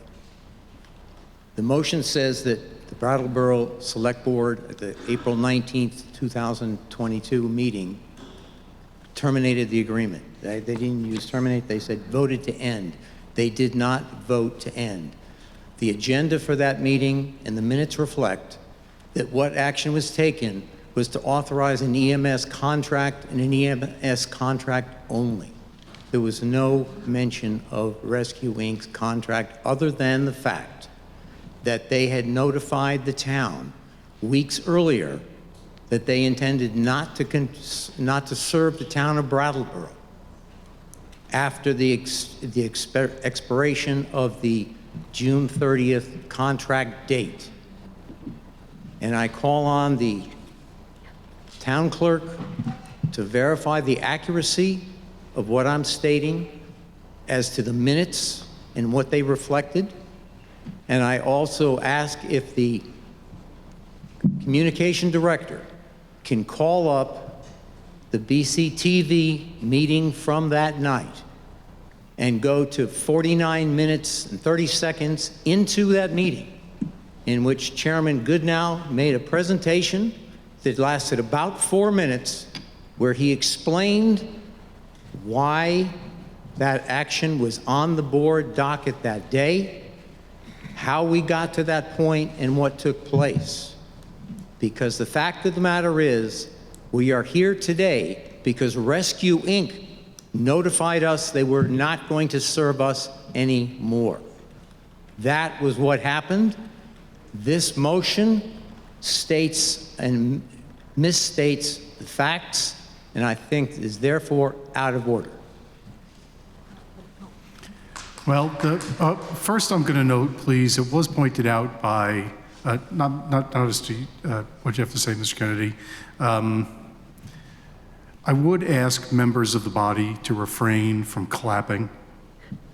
Clapping is just 1 degree removed from booing, and it's not particularly in order at the meeting. It's been going on over the course of the day, and I haven't called to order those who've been applauding, but we would ask, please, that that rule of decorum be honored and that there not be clapping or booing. The votes stand for themselves, and we expect everybody to honor the way all members of the body are expressing their views. So the moderator is not going to rule the resolution out of order. It's been seconded, and I will read it for discussion. And ultimately, it's going to have to come to a vote, a non-binding vote, one way or another. And Mr. Kennedy, I thank you for your comments. It's an excellent reason to vote against the resolution, but this is the way it's been presented. And at this point, I won't rule it out of order. That's subject to appeal, if that's what the body wants to do. So, the resolution before town meeting, whereas on April 19, 2022, the Brattleboro Select Board voted to end the town's 56-year relationship with Rescue Inc., and whereas Brattleboro Select Board voted to end the contract with little notice to the public and without allowing for adequate public input, and whereas the members of representative town meeting passed a budget on March 19, 2022, with the understanding that the contract with Rescue Inc. would be renewed based on information in the 2021-22 annual report, namely a line item totaling $285,600 for ambulance service on page 107 and a description of Rescue Inc., page 60, which stated that services would be provided based on census population at the same per capita rate as last year. Now therefore be it resolved that representative town meeting expresses his lack of confidence in the manner in which the select board decided this matter, and be it further resolved that representative town meeting calls on the next select board to set up a process to determine the future of EMS in Brattleboro that is transparent, takes into account the opinions of town residents, and includes utilizing the services of a mediator or other neutral outside negotiator to re-engage in discussions with Rescue Inc. Mr. Ozer, do you want to speak to the resolution? Yes, thank you, Moderator. I could say a lot, but I don't want to say a lot because I have a time and we need to do other things as well. There's one thing that's important here, and it is the bottom line, that there needs to be a discussion, and the parties involved in this need to be present in a room, in a situation in which they are both free and able to discuss the issues. That has not happened since June of 2022, and that meeting did not go well, from my understanding. So my point is merely that if we need a mediator, there may even be someone in the audience today who's listening to this, who knows sides of the issue and can be that kind of a facilitator. But there needs to be facilitation. We have a service provider local to us who's had a long relationship with us. There have been bumps in the road in previous years, in 1968 and 1983. In 2023, perhaps we can resolve some differences and move forward in a manner that's appropriate. And I guess I'll leave it there, unless you have questions. Is there anybody from the select board who wants to be recognized? Not necessary. No. All right. More than in any other article, because I can't really tell what people's positions are, it would be helpful to be alternating positions. So if there's somebody who's opposed, Mr. Morton, to the resolution, we'll hear from you, and then we'll try to alternate positions. Thank you. I do oppose the motion. It's really accomplishing two things. The first thing is condemnation of people who've been doing their job before, disapproval of that action. And the second thing is to recommend the new board would do something transparent. This is a non-binding resolution. I believe the board, as it's newly constituted, will do due diligence and do exactly what the second portion is asking for. So the real impact of this resolution is one of condemnation. I don't think that's appropriate. I'm going to vote against it. Ms. O'Connor?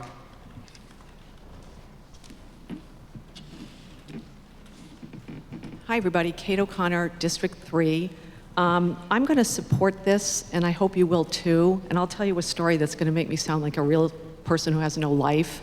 But I was at the April 19th meeting where the Select Board made the decision, and there was no public input. And I went home that night, and I was really, really mad. And I was disappointed in the decision itself, but I was really, really, really disappointed in that the public wasn't given any input at all.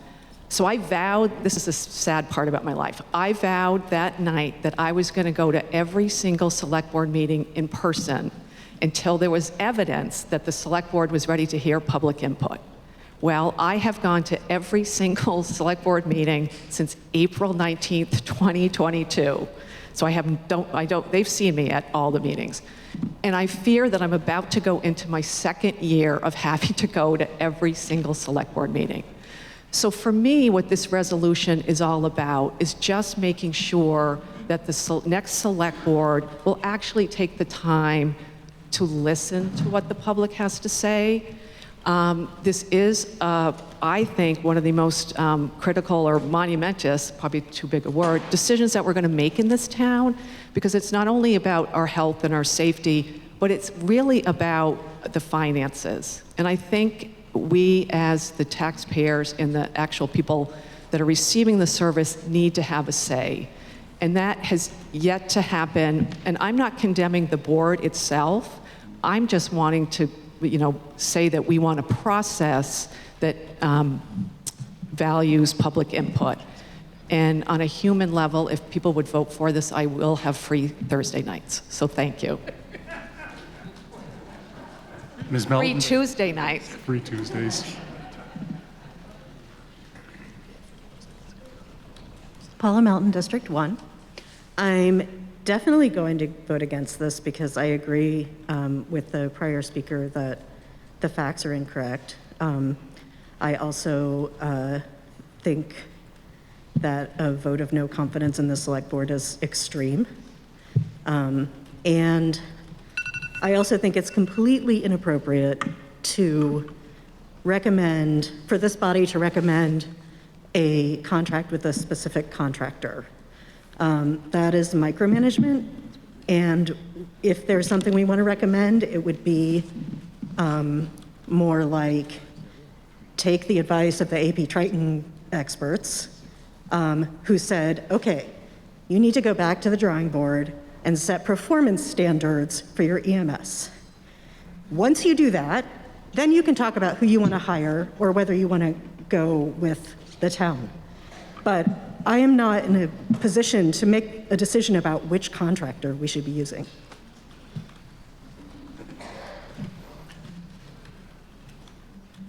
If there's somebody who's in favor, I'd prefer to call on them next. That's not Mr. Oser who made the proposal. All right, Mr. Agave?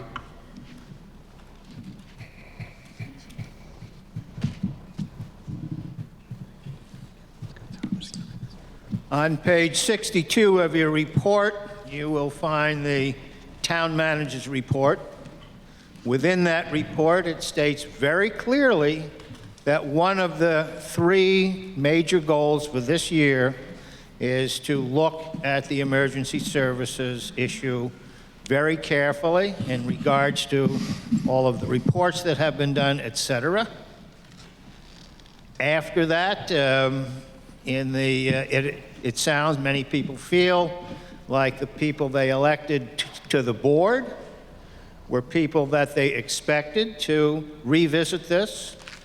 And I feel sorry that we are here getting into the weeds with so much information that we don't have, trying to make a decision, trying to encourage the board to do something that it is already apparent they are going to do.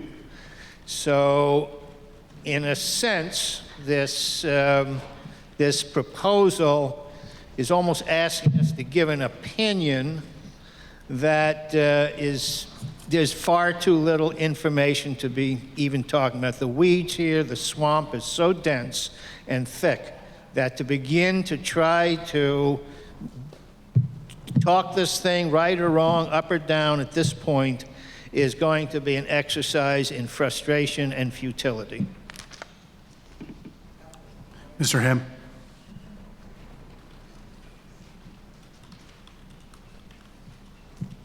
Hi, Doran Ham, District 3.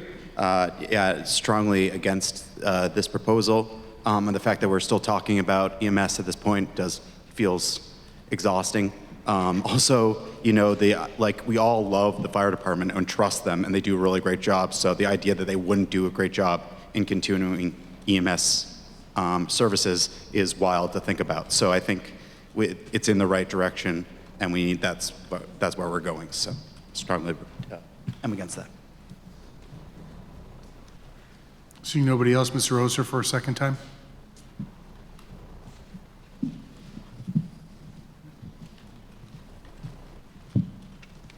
So not to make a comment, Mr. Moderator, but more a correction. So the resolution does not say to initiate or reinitiate a contract with rescue. it says to re-engage in discussions with rescue. It does not say what those discussions will result in. It merely says to talk with them. So I'm not recommending a contract. I wouldn't be opposed if you did that, but that's not what the resolution says. Dr. Reichman?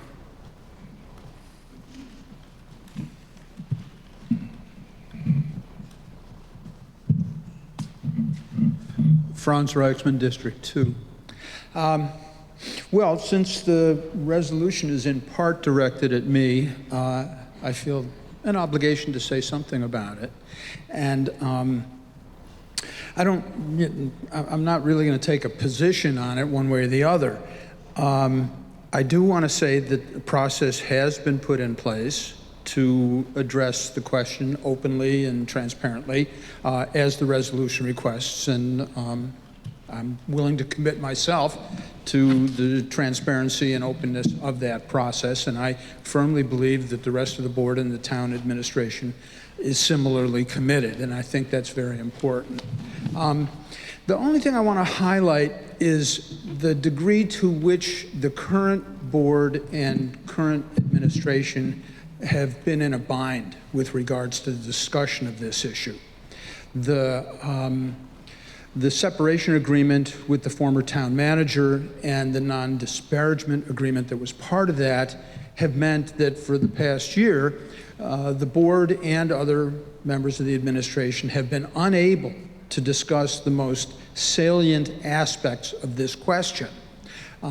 I've been up in front of a microphone at select board meetings several times saying what happened and what did we learn from this, and they've said we can't talk about it. That is a very unfortunate set of circumstances. By getting as much information as I could from other sources, I've been able to piece together my own viewpoint on what happened and what we've learned. And those of you who subscribe to the Reformer and the Commons can read my comments that have been published this week, so I won't rehash them here. I will just say that I think we are ready to move forward. I've been able to satisfy myself that what happened was in some ways regrettable, and a lot of folks would change the sequence of events if they could, but that none of that needs to affect what we do at this point. And I personally am ready to move ahead with the discussion of what kind of emergency medical services the town of Brattleboro will have. We don't know even what the options are yet. We're going to find out, and I look forward to making good decisions with the rest of the board, with the town administration, with the people of town, being as informed as we can possibly be on what those choices are. Thank you.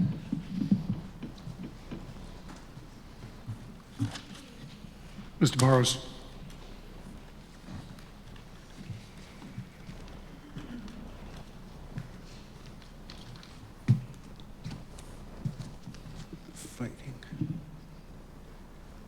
Howard Burrows, District 1. I think it was a very unusual situation that went on, largely probably involving a town manager who's no longer with us. I'm an EMT. I've worked with rescue, not here, but in New Hampshire.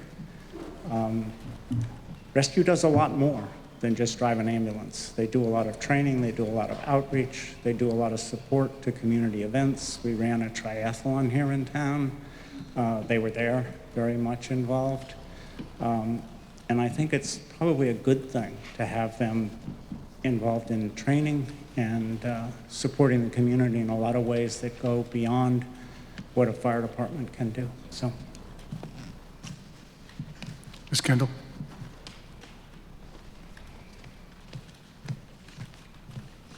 Beth Kendall, District 3. First of all, I do want to mention that in the resolution, as I heard it, it actually spoke to the process and not to the board.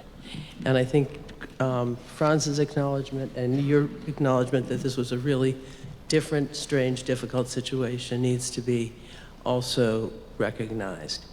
But I do believe that at this point, regardless of where we go, and I'm not endorsing a decision to rehire, rescue, or whatever, but that it behooves us as a community to have a relationship or to try to mend the relationship or repair what was, if only out of some kind of decorum, if nothing else. I mean, they are first aid, they are EMS, they are physically in our community. So in terms of the resolution as stated, I think the piece of it that asks, and it's very possible that the select board was going to do this anyway. I think that I will acknowledge that people have spoken to that. But that to talk about trying to have a conversation at this point with rescue, just basically to kind of understand and repair what has happened. And I think that part of the frustration that you hear when you hear about this is, again, the difficulty with what went on and the inability to be transparent if that was in fact the case. So, and then also to kind of understand that on some level there is at this point a lot of advocacy for regional EMS in the state of Vermont because of the state of things. Now, it may not be what we need to do, and that then becomes also financial in addition to everything else. But so I do appreciate and look forward to hearing the conversation as it goes on. Mr. Carville.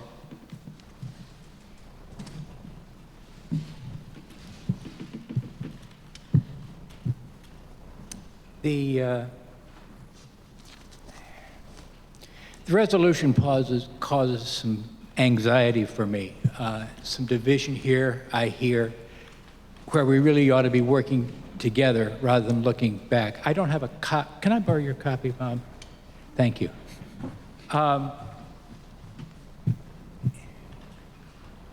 I'm not sure that anything is advanced by attacking or voting no confidence in something.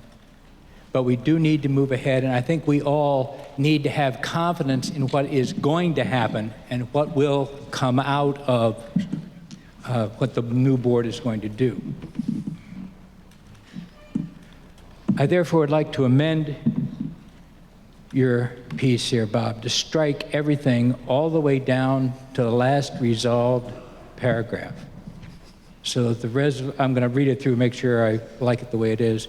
So that the only thing we're voting on is resolve that representative town meeting calls on the next select board to set a process to determine the future of EMS in Brattleboro that is transparent, takes into account the opinions of town residents, that includes utilizing the services of a mediator and other neutral outside negotiator to re-engage in discussions. Period. I'll add period there and I'll drop the last three words. It's been moved that the OSA resolution be amended by striking words being the entire beginning of the resolution, so it only reads, resolved that representative town meeting calls on the next select board to set up a process to determine the future of EMS in Brattleboro that's transparent, takes into account the opinions of town residents, and includes utilizing the services of a mediator or other neutral outside negotiator to re-engage in discussions. Is there a second? There's a second. Is there any discussion on that proposed amendment? Mr. Franks. Tom Franks, District 2. Mr. Moderator, I am very much opposed to that amendment because it retains a piece of the amendment the proposal that I find objectionable, and that is directing the select board to re-engage and, in ways that, may I borrow that, Bob? You're so handily seated. Thank you for sitting. Thank you for sitting next to the, and takes it and utilizing the services of a mediator or others outside neutral negotiator to re-engage in discussions with Rescue Inc. To what purpose and why should the select board be directed to that? I was going to speak to the, before my time runs out, I was going to speak to the the proposal, and just to say that I have complete confidence.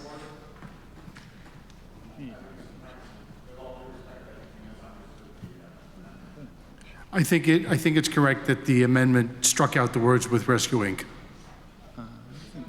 No, it didn't. No, it didn't. The requested amendment was ended at "in discussions," period. Why would you need a outside mediator or neutral outside negotiator in discussions? And then at that point, I'm sorry.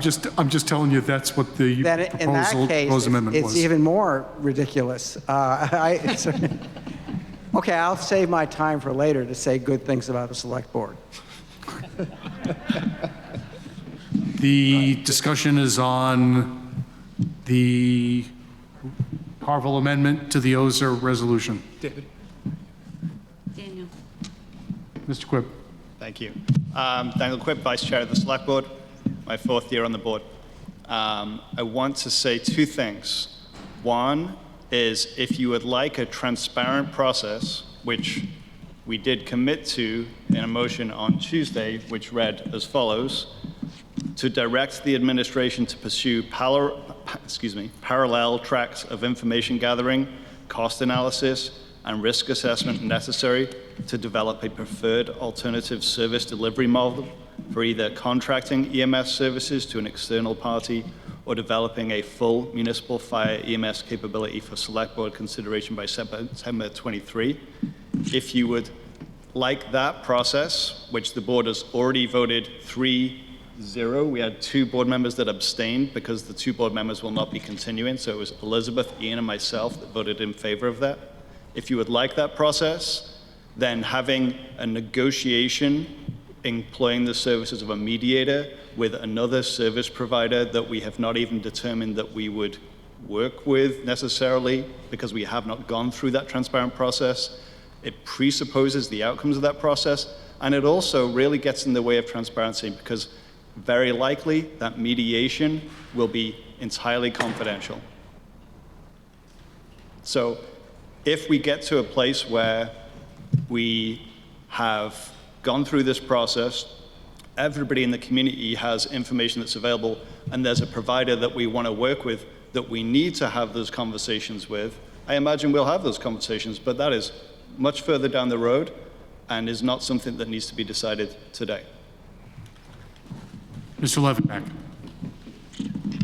I would like to, David Levenbach, District 3, I would just ask Mr. Quipp again if he would, in the text he quoted, is there anything that includes public participation, public opinion, public engagement? You know, I guess I'm being interrogated. So the straight answer is no, but I feel like what we committed to on Tuesday did include some language around that. I mean, all of this stuff will happen in select board meetings. Where there is public participation. Yes. But I think, in fact, the spirit behind the original resolution was a feeling that the select board, with the exception of allowing people to participate in the relatively short frame of public participation, that the feeling was that the public was never really engaged, never really had an opportunity to express their feelings on what is, I guess, a life and death operation. Thank you. The question on the floor is whether to amend the OSER resolution as proposed by Mr. Carville. Mr. Garza. Thank you, Mr. Moderator. Ruben Garza, District 3. So if Rescue Inc. would like to repair the relationship with the town, as we are their customer, I think that the best appropriate time to do that is if AP Trident resolves that the best option for us going forward is not to hold these emergency services at the fire department, but somewhere else, then they can repair the relationship then with an RFP, a request for proposal, that's competitive and that's very transparent, which is what I think everybody wants. And so that, for that reason, I will not be voting on this now. Mr. Quipp. Just to speak to Mr. Levenbach's concern earlier, I believe that what Mr. Levenbach is speaking to there is feelings around what happened, and what I've heard from Select Board elect member Franz Reichsmann is that we're interested in moving forward. I know that the people continuing on this board are interested in moving forward, and what we've committed to is an open public process. Mr. Case.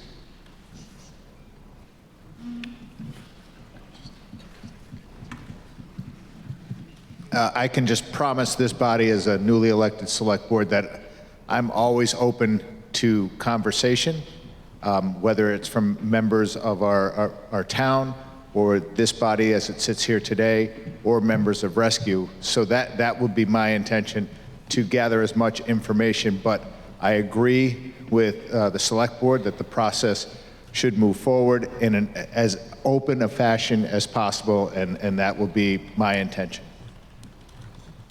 Dr. Tortolani.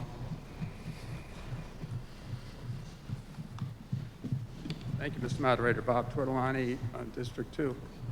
I'm happy whichever way this resolution goes. I'm happy that we're talking about this. I've been in town, I guess, about 50 years now, and probably this is the most emotional issue that has come up, continues to be talked about, thought about. We're dealing with two organizations right now. I mean, maybe more than two, but Rescue and the fire department are both essentially loved by the community. And I hate to see one against the other. We've got, and I'm really happy to hear what the select board is talking about in terms of really focusing on working this out and trying to be very transparent. I'm glad with our new people that are very interested in this situation. We really need to do healing. I mean, it's essentially we need to heal. Our community is really hurting because of what's happening right now. So I have faith in the select board to go forward the way they are.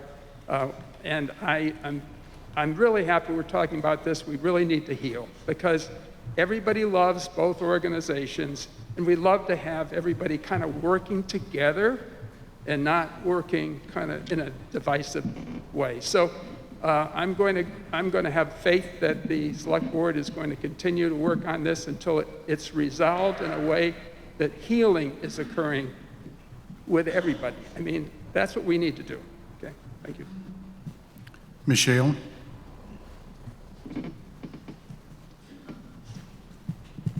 Christina Cheania, District 2. Bob, do you mind? Thank you. I move to amend the amendment to just have it say that representative town meeting calls on the next select board to set up a process to determine the future EMS in Brattleboro that is transparent and takes into account the opinions of town residents, period. Is there a second? I'd accept that change to my motion. Okay, so that's a friendly amendment. Now the motion to amend is to strike all portions of the OSER resolution such that it will read as follows. Resolved that representative town meeting calls on the next select board to set up a process to determine the future of EMS in Brattleboro that is transparent and takes into account the opinions of town residents. Ms. O'Connor.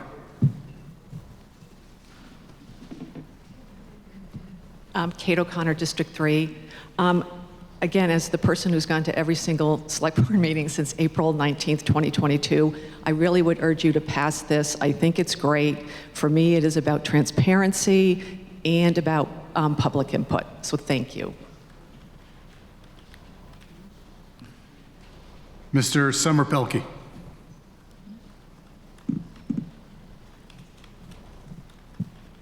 Yes, thank you. I'd just like to call to question. Is there a second? It's been moved and seconded to call the question. That cuts off debate. 2/3 is necessary. All those in favor, please rise.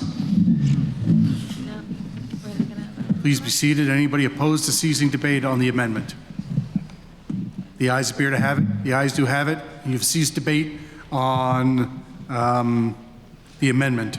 So, the Carville amendment. All those in favor of amending the OSER resolution to strike all language and leave the resolution as follows. The representative town meeting calls on the next select board to set up a process to determine the future of EMS in Brattleboro that is transparent and takes into account the opinions of town residents. All those in favor of amending in that manner, please rise. Please be seated. Anybody opposed? The ayes appear to have it. The ayes do have it. You've amended the OSER resolution. The continuing resolution on the floor is the OSER resolution as amended by the Carville amendment. I don't see any further hands. Ms. Gelter. Hi, thank you. Jessica Gelter. I am curious what RTM would mean when they say public participation. As clerk of the Brattleboro Select Board, I have spent many, many hours editing many, many pages of public comment that has come in both in the public participation portion of the agenda as well as during discussions that we've had in Select Board meetings around this issue and different elements of it, from the AP Triton study results to the future process and how we carry forward. So I'm curious, and besides that as well, there is a community survey that was part of the AP Triton report that the director of that organization reported back to us had more community participation than he'd seen in any other community that he'd worked with. So moving forward, I think it would be very helpful for the Select Board to understand what that term in this motion means. What does public participation mean moving forward? If anybody has comments in response to Ms. Gelter's inquiry, that would be helpful. Mr. Davis.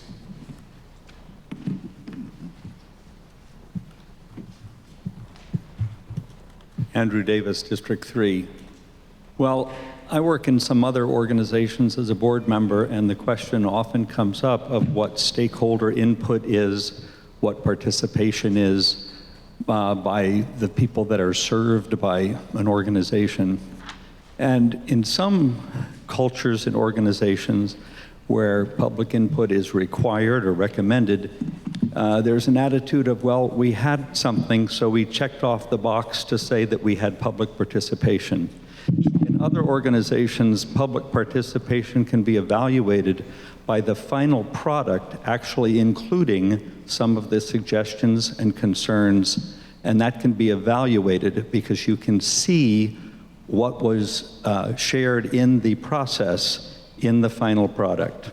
That's a way to evaluate authentic public participation. I think at the core of this, and I hope this, I was not someone who dedicated all of my Tuesdays for the last year. I'm not into who did what, who said what, but the perception for me as a member of this community, to put in the fewest possible words, is it came across as ready, shoot, aim. A big decision got made, and then we began studying options. And it seems as a RTM member that we allocated funds, we could have engaged the community in the options while we had uninterrupted services with our regular provider. That's what has never sat easy with me, was that sequence to make a big decision and then, well, we're going to study it. I think this resolution, as amended, is an attempt to simply say, can we get the playing field back to level? That's the only reason a mediator was mentioned in the original article, was that we're all in this community. It's a rural community without endless options. Is the playing field, as we move forward and listen to the public, listen to the experts, have we restored a level playing field? So all the potential providers and all the potential options can be evaluated evenly and fairly and transparently without leaving anybody out of consideration. I think that's at the heart of this matter, and I don't think it's about condemnation. I think it's about trying to restore balance. Thank you.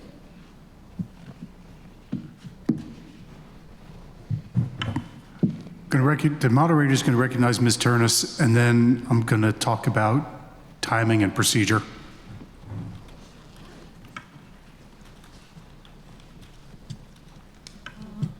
Hi, Catherine Turnus, District 3.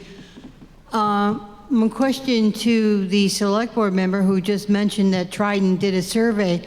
Where did they survey? I never saw it. None of my seniors at the senior center ever saw it. So who did they survey and where did they get the answers from? Select Board is interrogated. If they want to be. It's not necessary. I'm not sure what their marketing strategy was around the survey. I know I saw it on Facebook and through emails, but I'm not sure where else it was distributed. Well, Facebook don't reach everybody.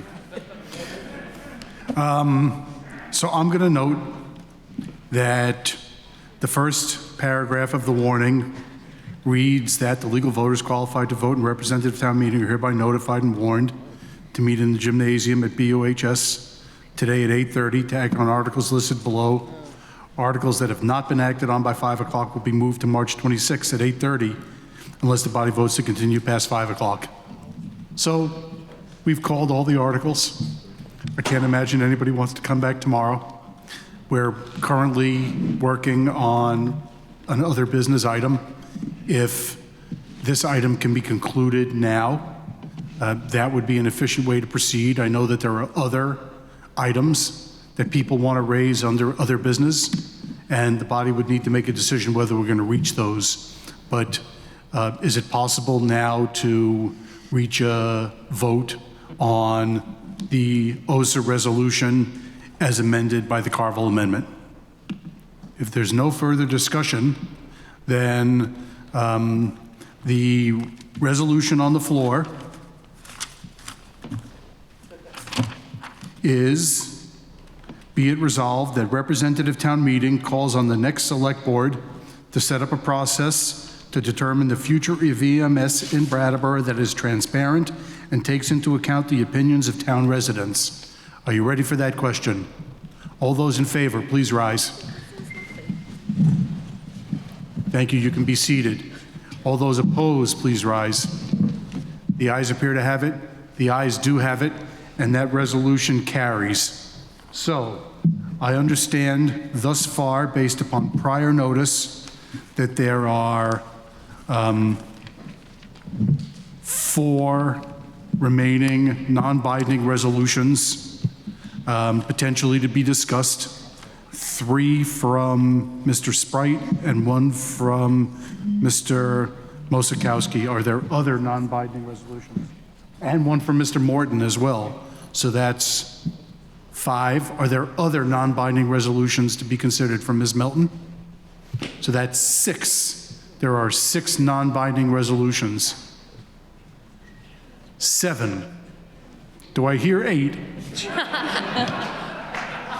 I'm sorry. So, either we're going to have a motion to continue the meeting tonight, or we may have a motion just to adjourn, and I'm going to leave it to the body. Continue tomorrow. Wait, Ms. Kendall?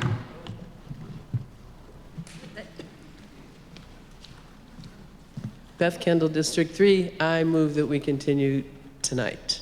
Okay. Mr. Case. Well, is there a second? There's a second to continue discussion now. I hope there's no discussion. Mr. Sprite, if you need to discuss the motion to continue, go ahead.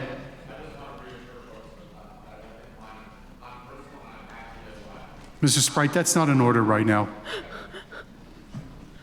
Is there any further discussion about continuing now? Mr. Bosworth.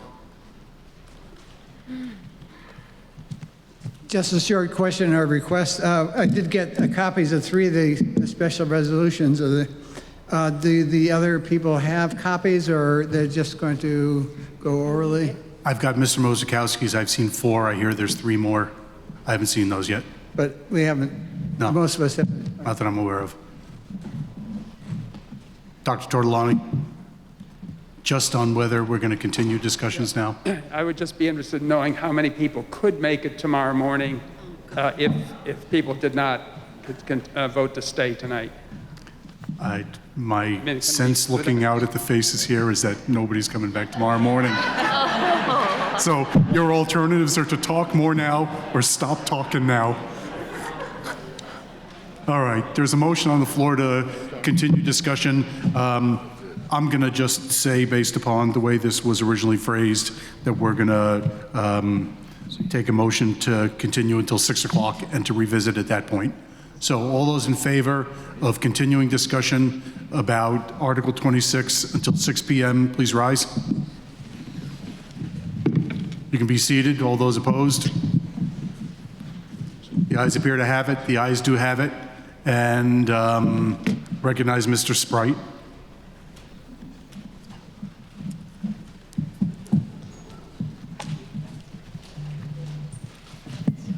Sprite, District 3. I appreciate everybody who supports that idea. I think it's a great conversation.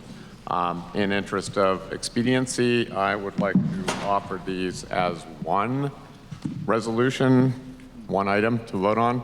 I think they're far less controversial than what's come before. And I have a gazillion copies here if anybody doesn't have them, wants to take a quick look at them. Would you be willing to help? Thank you, Andy. All right. They are one to our national representatives, one to our state representatives, and one to our town representatives. In that order,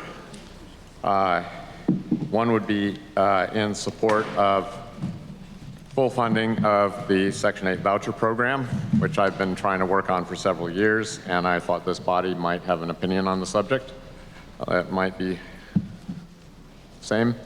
Whereas housing affordability and stability are recognized public good, and any such public good is appropriately publicly funded, and that such programs work best when equally available in all states, thus equalizing both access and burden.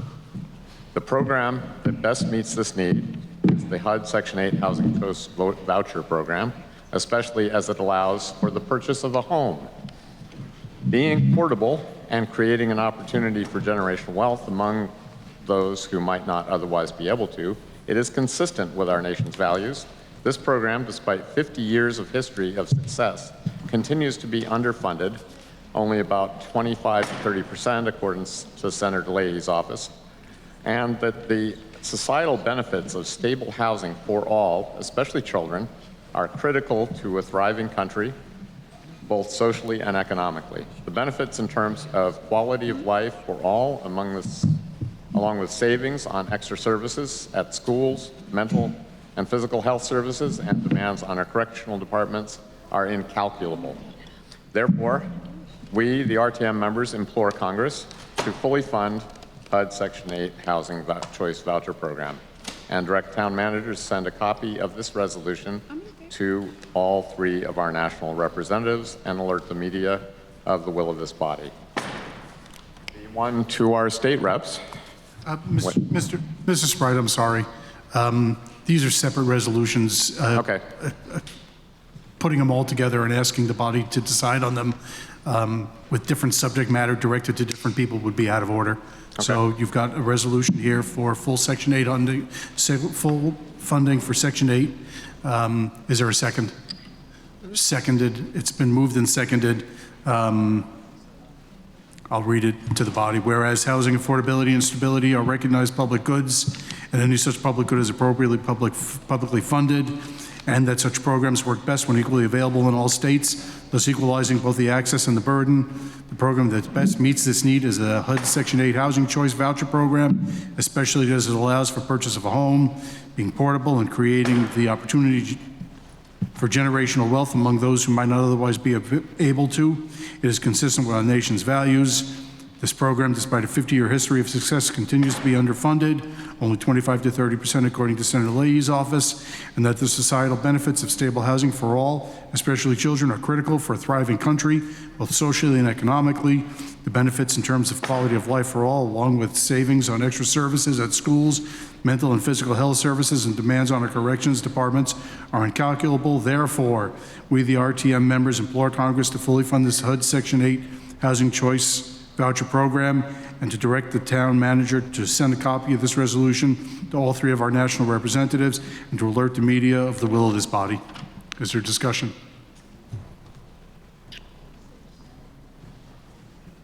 I don't see any discussion. Dr. Tortolani. We probably should have Brattleboro, Vermont in there somewhere if it's going to go to the national. I would take that as a friendly amendment. We, the RTM members of Brattleboro. We accept that as a friendly amendment, Mr. Sprite? Okay, we added the words Brattleboro after RTM members. Any further discussion? I'm not going to read it again. I just read it a second ago. All those in favor, please rise. Thank you. You can sit down. Anybody opposed? That Sprite resolution carries. The ayes appear to have it. The ayes do have it. Is that Mr. Mosikowski? Moderator recognizes Mr. Mosikowski.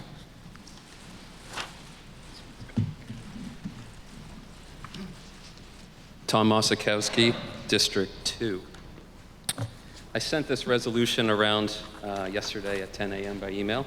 There's a couple dozen yellow copies going around, so if people have ones to share, feel free. Mr. Moderator, this is what I think is exciting resolution for the body to consider. Here goes.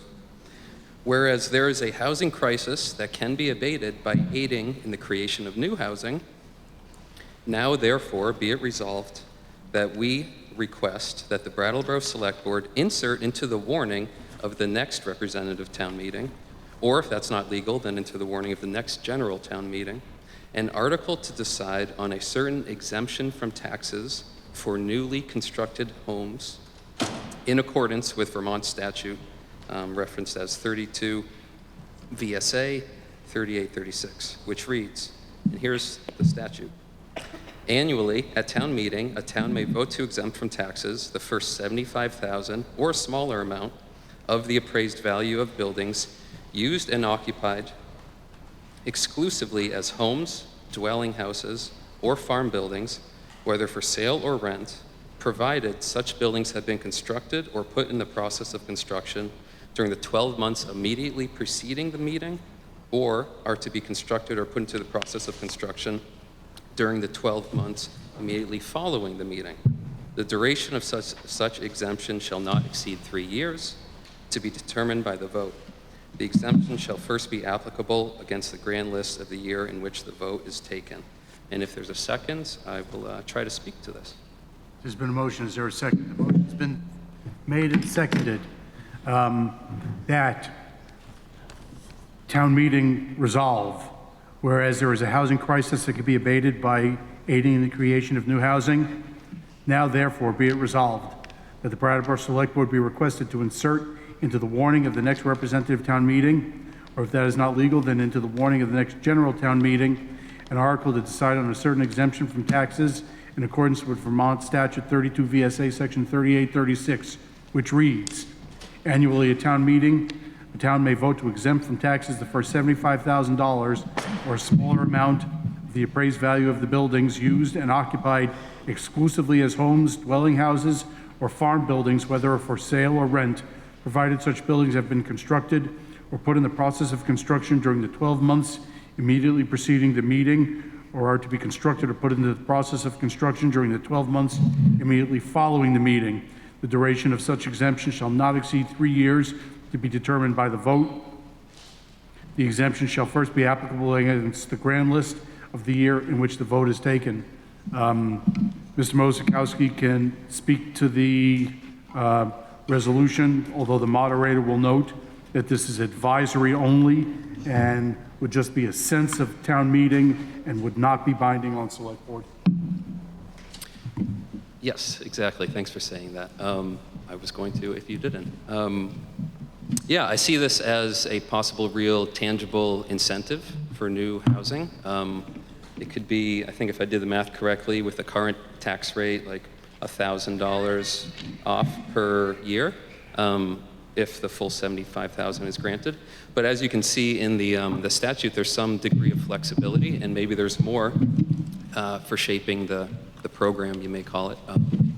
But all that can be figured out in the whole year between now and next RTM, and perhaps amendments can happen at next RTM. If this is well publicized, then maybe people will start, and if it seems like this body is in favor of this, then maybe people will start building in this year because the incentive is retroactive for the previous 12 months. Yeah, I just see that if we're in a housing crisis, and this is something we can do as a real tangible reward and incentive. I'll leave it. Mr. Stroud.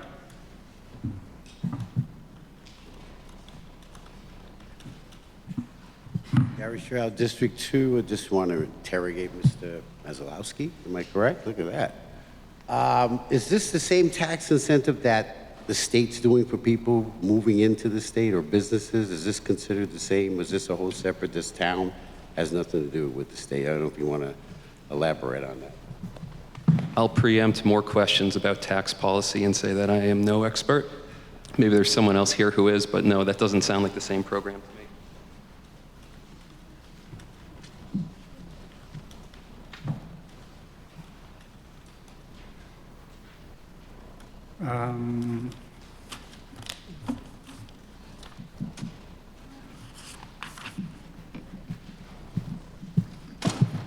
Trevor Stannis, District 3. I would just like to make a quick comment that I know it seems simple that like more supply meets the demand, but there's actually no evidence that building new housing lowers the average rent unless it's affordable housing, and there are other ways to address the housing crisis. Thank you.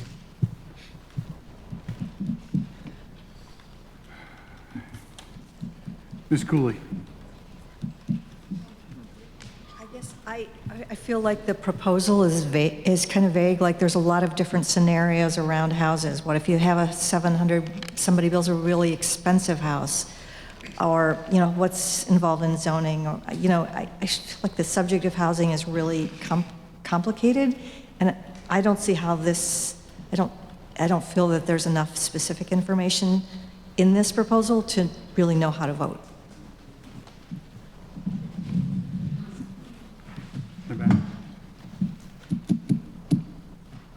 Alex Fisher. Hi, Alex Fisher, District 2. Tom, thanks for bringing this forward. I think it's great to bring up housing here in our meeting. However, I will be voting no on this as it feels like it's mostly going to be money going towards those that can afford to construct new buildings, which are not the folks that I understand in our area that are facing the housing shortage and that are at most risk for houselessness and homelessness due to the housing crisis. I'm very excited to see how the town plays a role in potential building of permanent low-income co-op housing and land trust housing. So excited for a more comprehensive housing proposal from the town rather than something that appears to mostly be a tax break for developers or those that can afford to develop at this time. Thanks.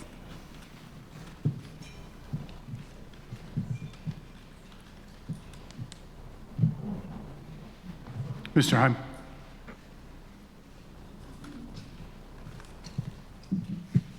Steve Heim, District 3. At first glance, reading through it, can appreciate the creativity here. This is it's productive thinking to a serious issue. I like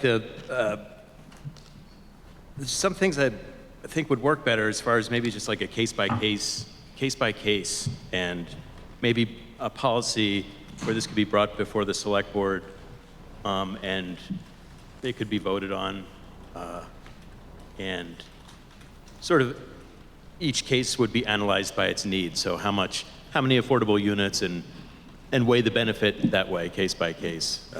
Because, farm buildings could, that could be, just somebody's 6-car garage. So, thanks. Mr. Mozakowski. It's my understanding from seeing some other statutes that in their actual implementation, there's often some flexibility with developing the program according to the, community input and how the select board writes the article, and then after an approval, how the actual program gets developed and the criteria.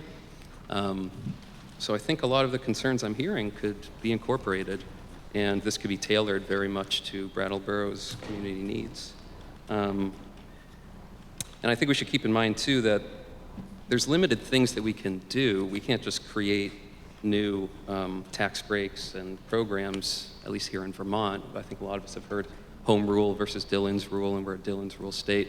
So I think this is in a limited set of tools in the hardware store, metaphorically. This is one tool that we can add to our toolbox for solving, not solving, but helping to play a role in, this crisis. Mr. Davis. Arthur Davis, District 2, fellow member, and I were just realizing a misconception that we had about where this language comes from, and maybe other people have had the same confusion. This language, starting with annually at town meeting, that second paragraph is the Vermont Statute 32 VSA Section 3836, not like new language. Anyway, I don't know if that helps just people understand where this is coming from. That was kind of unclear to me up until this point.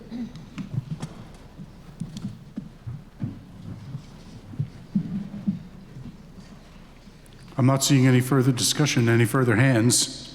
So the resolution before the town meeting is as follows. Whereas there is a housing crisis that can be abated by aiding in the creation of new housing, now therefore be it resolved that the Brattleboro Select Board be requested to insert into the warning of the next representative town meeting, or if that is not legal, then into the warning of the next general town meeting, an article to decide on a certain exemption from taxes in accordance with Vermont Statute 32 VSA Section 3836, which reads, annually at town meeting, a town may vote to exempt from taxes the first $75,000 or a smaller amount of the appraised value of buildings used and occupied exclusively as homes, dwelling houses, or farm buildings, whether for sale or rent, provided such buildings have been constructed or put in the process of construction during the 12 months immediately preceding the meeting, or are to be constructed or put in the process of construction during the 12 months immediately following the meeting. The duration of such exemption shall not exceed 3 years, to be determined by the vote. The exemption shall first be applicable against the grand list of the year in which the vote is taken. All those in favor of that resolution by Mr. Mosakowski, please rise. Thank you. You can be seated. All those opposed, please rise. The noes appear to have it. The noes do have it, and the Mosakowski resolution is defeated. Moderator recognizes Mr. Morton.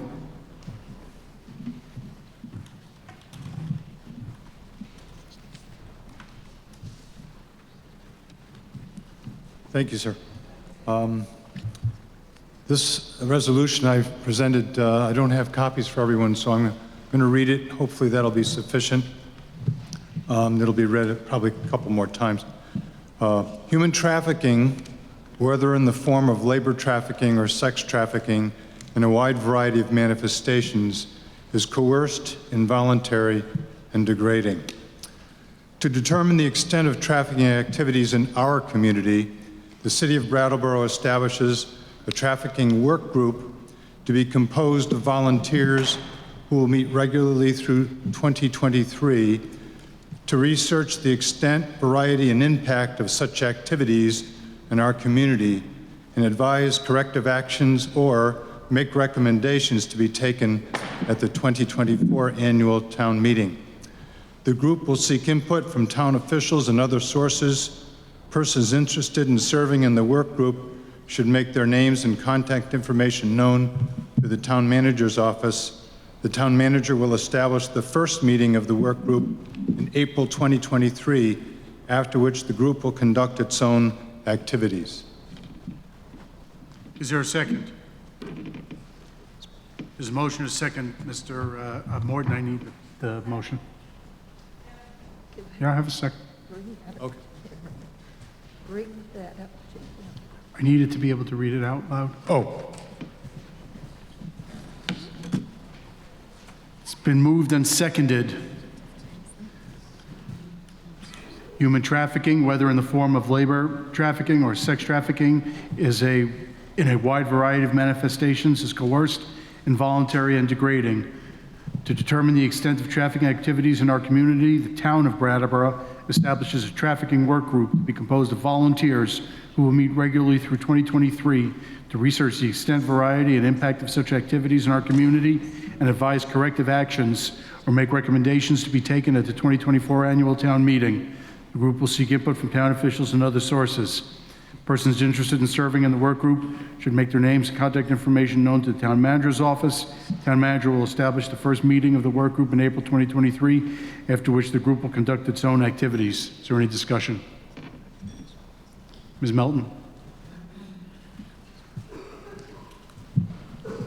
Paula Melton, District 1. A point of information. I'm wondering if there is any precedent for having a work group of this kind, and if so, what the results were.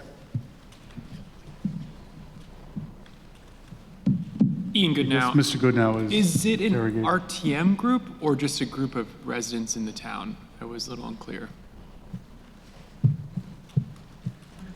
the intent of the resolution starts here, but really be open to other members of the town who hear about it and wish to participate.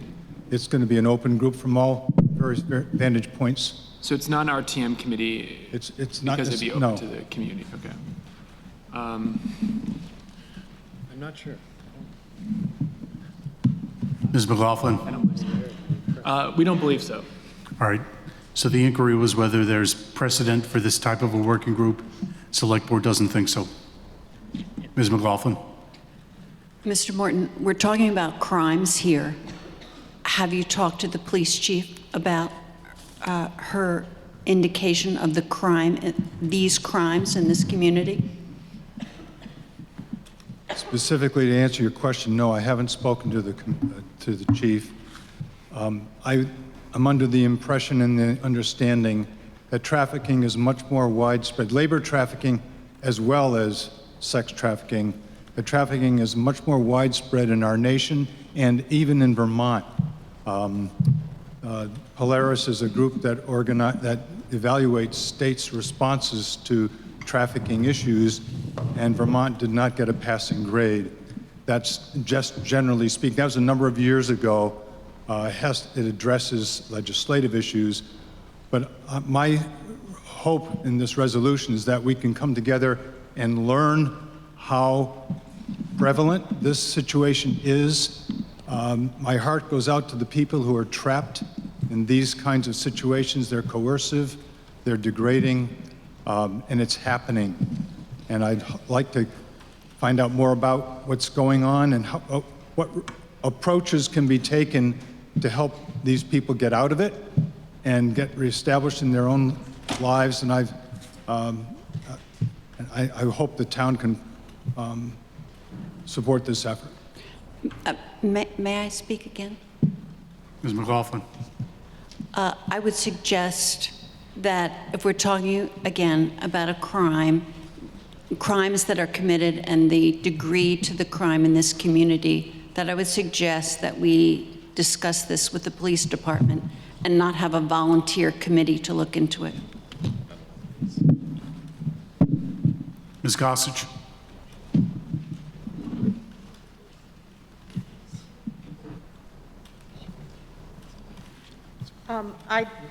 I was not aware of this prior to just hearing about this, but what Mr. Morton proposes, at least I understand why, and maybe I can articulate that.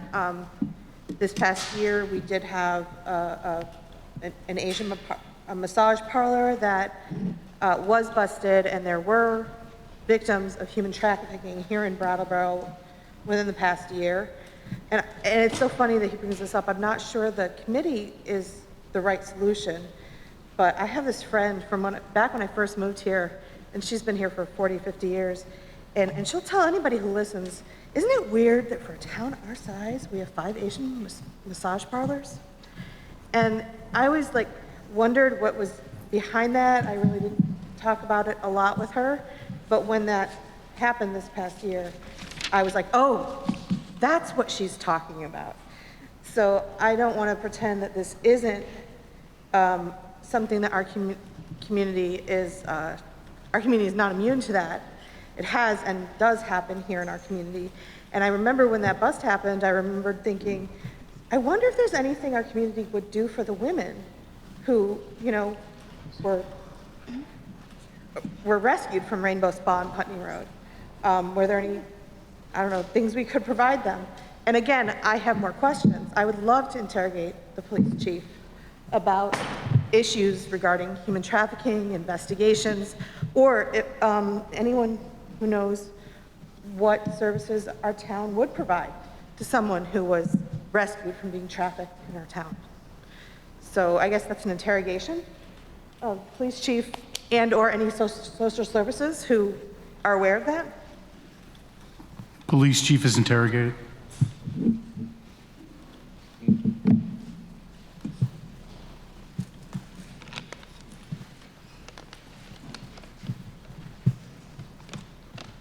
Norma Hardy, Chief of Police. Just to give you a succinct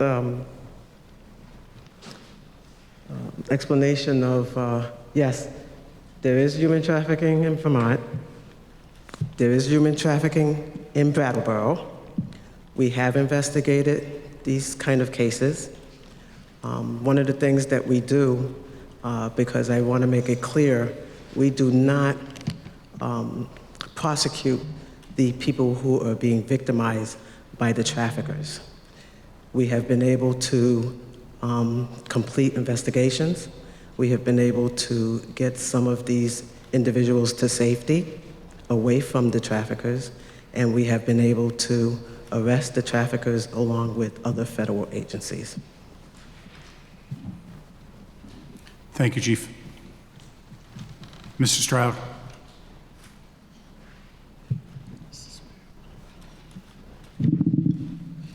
Yes, Gary Stroud, District 2. I have to concur with Chief Hardy and also with Ms. McLaughlin. This is a very dangerous thing. And unless you're an expert at this, and this thing is really deep, I think something like this, you should get involved with the police and how to spot things like this and get involved more, because setting up a watchdog group and then, you don't want to go vigilante and go in there. These things are very delicate. This stuff goes way back to other countries, and you getting involved, if you have no experience, you don't know how this thing goes, it can get very ugly. My suggestion, and this is just a suggestion, is to get more information and sit down with the police and find out how do they deal with this sort of type of thing, because this thing is not just in Brattleboro, it's systemic, it's all over. So the network that may be here, you don't know where else it might be at or cropping up. So out of safety reasons, not just for the people that you're trying to help, and I'm with you, but for your own safety and people getting involved as well too, so you have a better idea. So at this time, I'm gonna vote that down until more information and more expertise can be involved with this. Mr. O'Brien.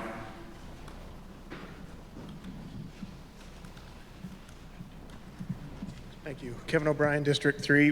When I first heard the proposal, I heard it more as an educational group, so maybe there could be additional clarification on what this group would do. So gathering resources to understand the impacts on our community and how that spreads across the state of Vermont. So increasing the awareness that it does happen. is what I would believe the intent of this group would be, but could probably use some further clarification by the proposal. And I would also like to inquire as to whether this would be an anti-trafficking group rather than a trafficking group, and if any thought was put towards that. Mr. Morton? Yeah, Rick Morton, District 1. Yeah, thank you for that question. Yes, this is the intention of trying to help the community understand the nature of what is happening here now and taking whatever steps to educate ourselves, to do the research, not to be out in the streets necessarily, in fact at all necessarily, but to work with authorities, find out what the experts can tell us, and educate. We can educate the rest of our community. Banks, for instance, need to be able to recognize people who are trying to bank those profits. There's ways to tell. Other businesses are also susceptible. My understanding is that there's 25 or 30 different types of businesses that are susceptible to this kind of activity, labor trafficking, and it's prevalent throughout this country. Yes, it would be educational. It would be spreading the word to people who would need to know. We're not trying to confront people or even do rescues, but this would be a process of informing ourselves and spreading the word as to the nature of this scourge. And it would be with the idea of dealing with it in a way that suppresses it or to ideally eliminate it. Mr. Case.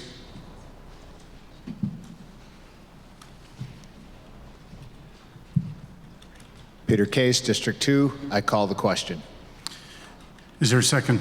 There's a second. It's been moved and seconded that debate cease on the Morton resolution. Non-debatable, 2/3 vote is necessary. All those in favor of ceasing debate, please rise. You can please be seated. All those opposed, please rise. The ayes appear to have it. The ayes do have it. You've ceased debate on the Morton resolution. The question for the body is whether to vote for the following resolution. Human trafficking, whether in the form of labor trafficking or sex trafficking, is in a wide variety of manifestations is coerced, involuntary, and degrading.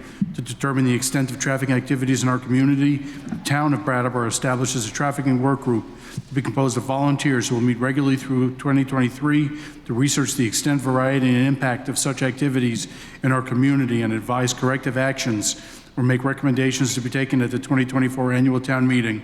The group will seek input from town officials and other sources. Persons interested in serving in the work group should make their names and contact information known to the town manager's office. The town manager will establish the first meeting of the work group in April 2023, after which the group will conduct its own activities. All those in favor of adopting that resolution, please rise. You can be seated. All those opposed, please rise. The noes appear to have it. The noes do have it. And the Morton resolution is defeated. Ms. Melton.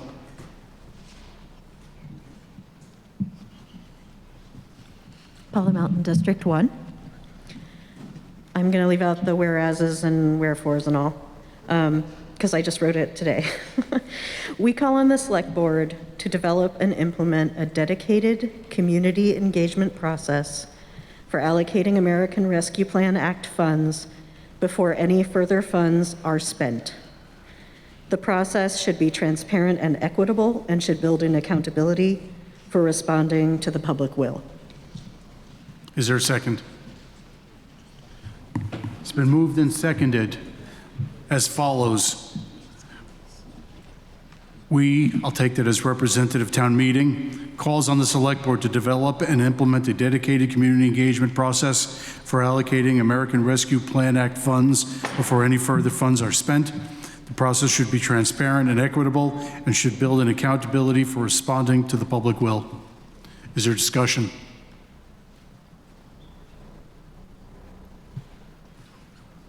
Mr. Levenbach. David Levenbach, District 3, for fear of no discussion, I will say that I have made this point a number of times on my own behalf, and I think also representing the Finance Committee. This has been a persistent issue. We've called for it for a long time, and I fear that the decision to set aside $1.75 million of the fund without having had any public engagement is reason why this is an appropriate resolution. Thank you. Mr. Davis.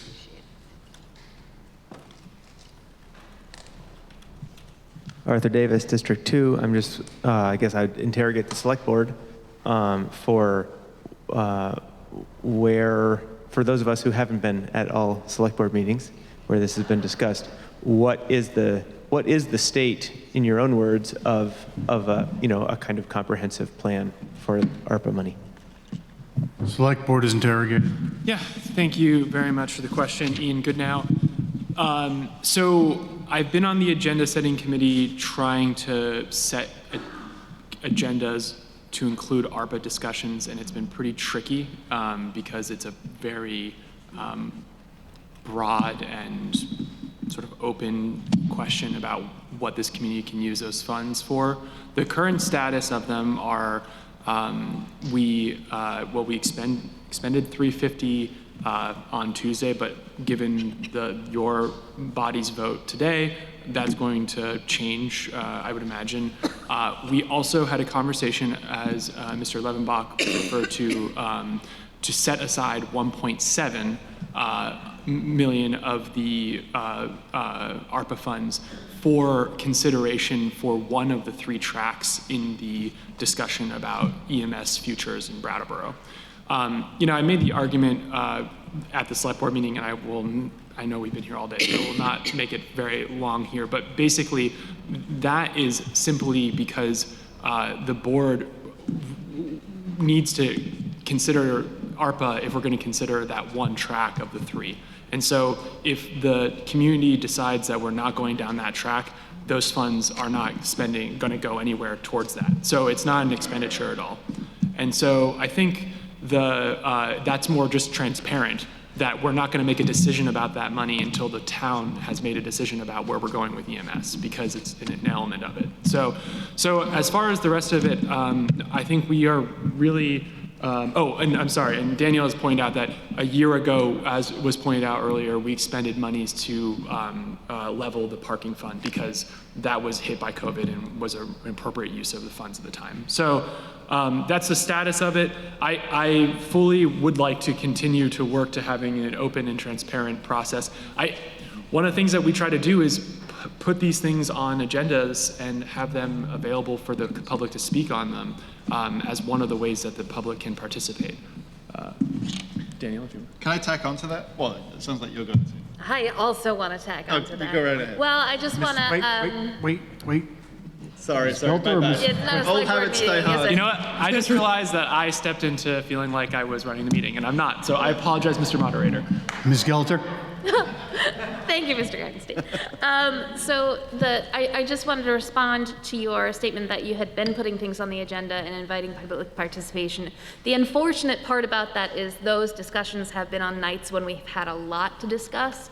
And twice in the last few months, we've gotten to those wonderful ARPA discussions around 9 or 10 o'clock at night.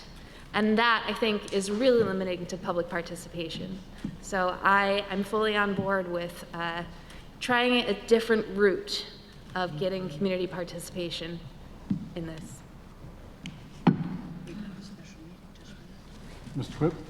Yeah, I guess just kind of speaking to the resolution, I support it. That's what we've been trying to get to. Circumstances have made it real hard to get to that. It's a tricky fund because we've got a very broad set of uses, and there's also a pretty lengthy timeline. So urgency on other things has meant that this thing, that whilst it's transformational and huge, has this long timeline. So it's like, okay, I keep getting pushed down the road, and I really hope that this summer we can make some progress on it. Ms. Melton?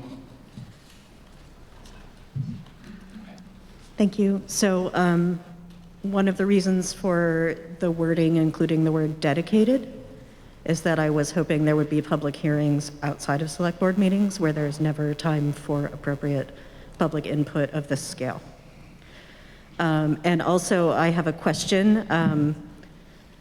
So the 1.7 that's been set aside, so if the town went down the option of having its own EMS program run by the town, does that 1.7 automatically get spent at this point? No. Okay, thank you. Yeah, I'm sorry.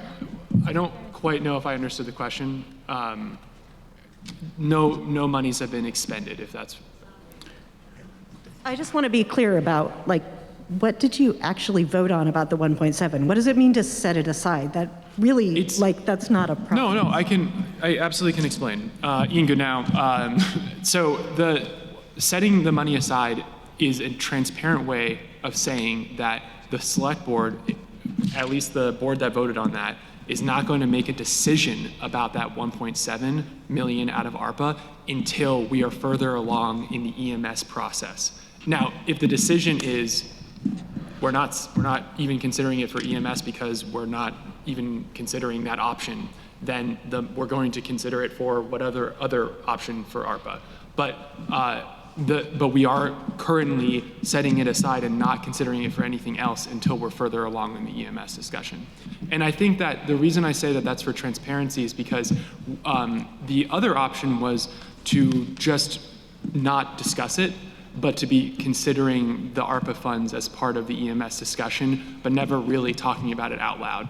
And the board felt that it was really important that when the community is considering these options for EMS, that when they're considering the EMS in-house municipal version, that they are considering the fact that it could expend a massive amount of the ARPA funds. That could be one option. And that needs to be part of the conversation, so we want that now. For people to be starting to think about that now, 6 months from when our municipal manager told us that he will be at a place where we're probably ready to make a decision in September, that we're thinking about that now.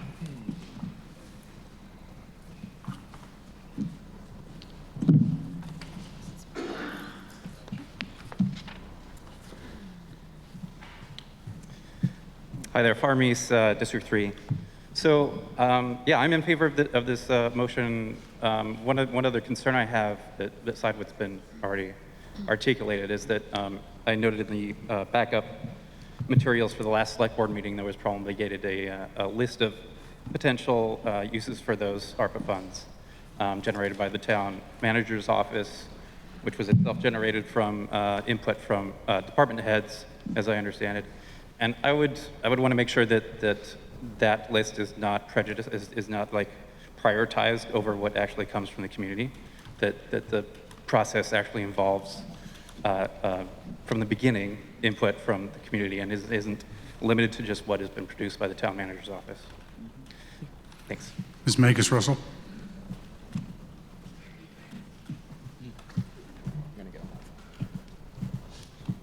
Emily Magus Russell, District 1. I want to acknowledge the challenge that the Select Board faces in navigating how to make decisions, and also that the town staff face in terms of how to make decisions and how to propose in Select Board meetings and to RTM.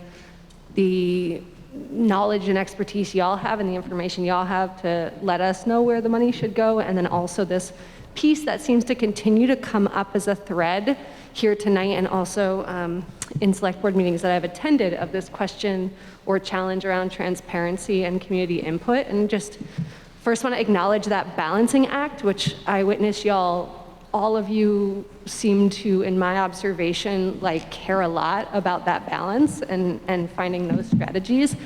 I do want to acknowledge though that there are several areas it seems in regards to the business that the select board and the town are addressing over the last few years, where this question of community input and how the town is soliciting community input continues to come up. And as somebody who participated in the committee in authoring the community safety review process, this was a big part of our process as well. How do you solicit community input in a community where attending select board meetings is really inaccessible for a lot of people? not to mention the tone at the select board meetings sometimes on some topics makes it really difficult to stand up and speak. And so it really does feel like there's a call for us to figure out as a town what are effective strategies for community input, because it does feel like a big messaging that's coming forward is that the current strategies don't feel like enough and don't feel effective despite the intentions that may be otherwise. And yeah, hopefully the communications coordinator can help with that. So thank you. Question, Mr. Levenbeck. Thank you, Mr. Moderator. David Levenbach, District 3. I just want to make sure that I'm not mishearing Mr. Goodnow. In the event that the Select Board does go down a particular route of a fire-based EMS, I don't think he meant to suggest that necessarily that would be funded from the ARPA money. It might, in fact, be funded from some other source and leaving the 1.75 for some other beneficial use. Yes. Thank you. Question on the floor is the Melton resolution. Is there any further discussion? Mr. Moderator. Ms. Gelter. Hi. There was a word in the resolution that I was curious about, so maybe this is a point of information, but I believe that the resolution was not to spend any more of the money, and I want to just check in if that is different than allocating, because we recently allocated $350,000 to cover hiring firefighters and have not spent it yet. The wording in the resolution is allocate. Is allocate. Okay. Question before the body, whether to adopt the following resolution. We call on the Select Board to develop and implement a dedicated community engagement process for allocating American Rescue Plan Act funds before any further funds are spent. So there is a spent, not expend, spent.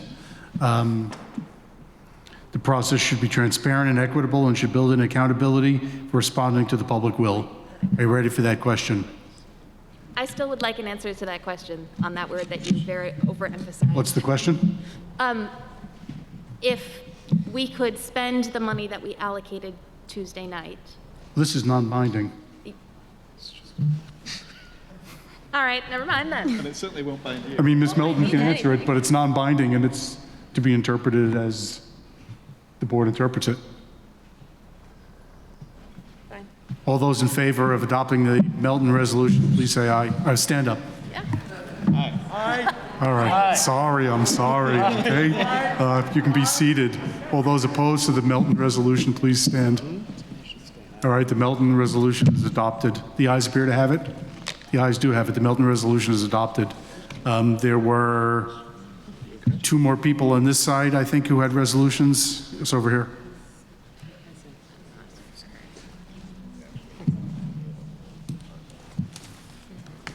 Yes. Hi, my name is Ann Louise Wagner, District 2. I wanted to simply make an important acknowledgement before we close this year's meeting that there are elected reps who had no way of voting or having a voice within this meeting that we're getting closer and closer to closing up. Those folks didn't have an option because they couldn't be here in this gymnasium in person. There was lots of back and forth and conversation around that. There were some accommodations made, like the encouraging masking, having the tests, the more space that I know I definitely appreciated. But I encourage us to have that continued commitment to thinking about how to have this space be accessible in our evolving world. Thank you. Is there, once again, we've asked please not to have applause. Was there somebody else on this side?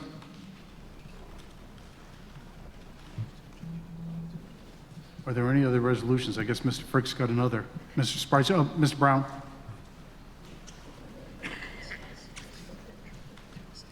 Steve. Hold on, Mr. Sprite. I recognize Mr. Brown. Mr. Moderator, Steve Brown, District 3. I move to adjourn the meeting. There's a motion to adjourn. We'll take a second. There's a motion to adjourn, and there's a second.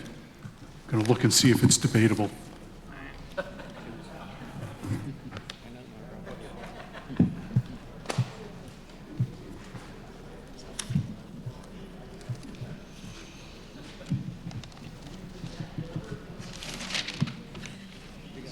Motion to adjourn is not debatable. Requires a majority vote. All those in favor of adjournment, please rise. Say aye. No, rise, please. I'm sorry. Okay. Oh, you can sit, please. There. All those opposed to adjourning, please rise. I think the ayes have it. The ayes do have it. We're adjourned. I want to thank everybody for your participation in this year's town meeting.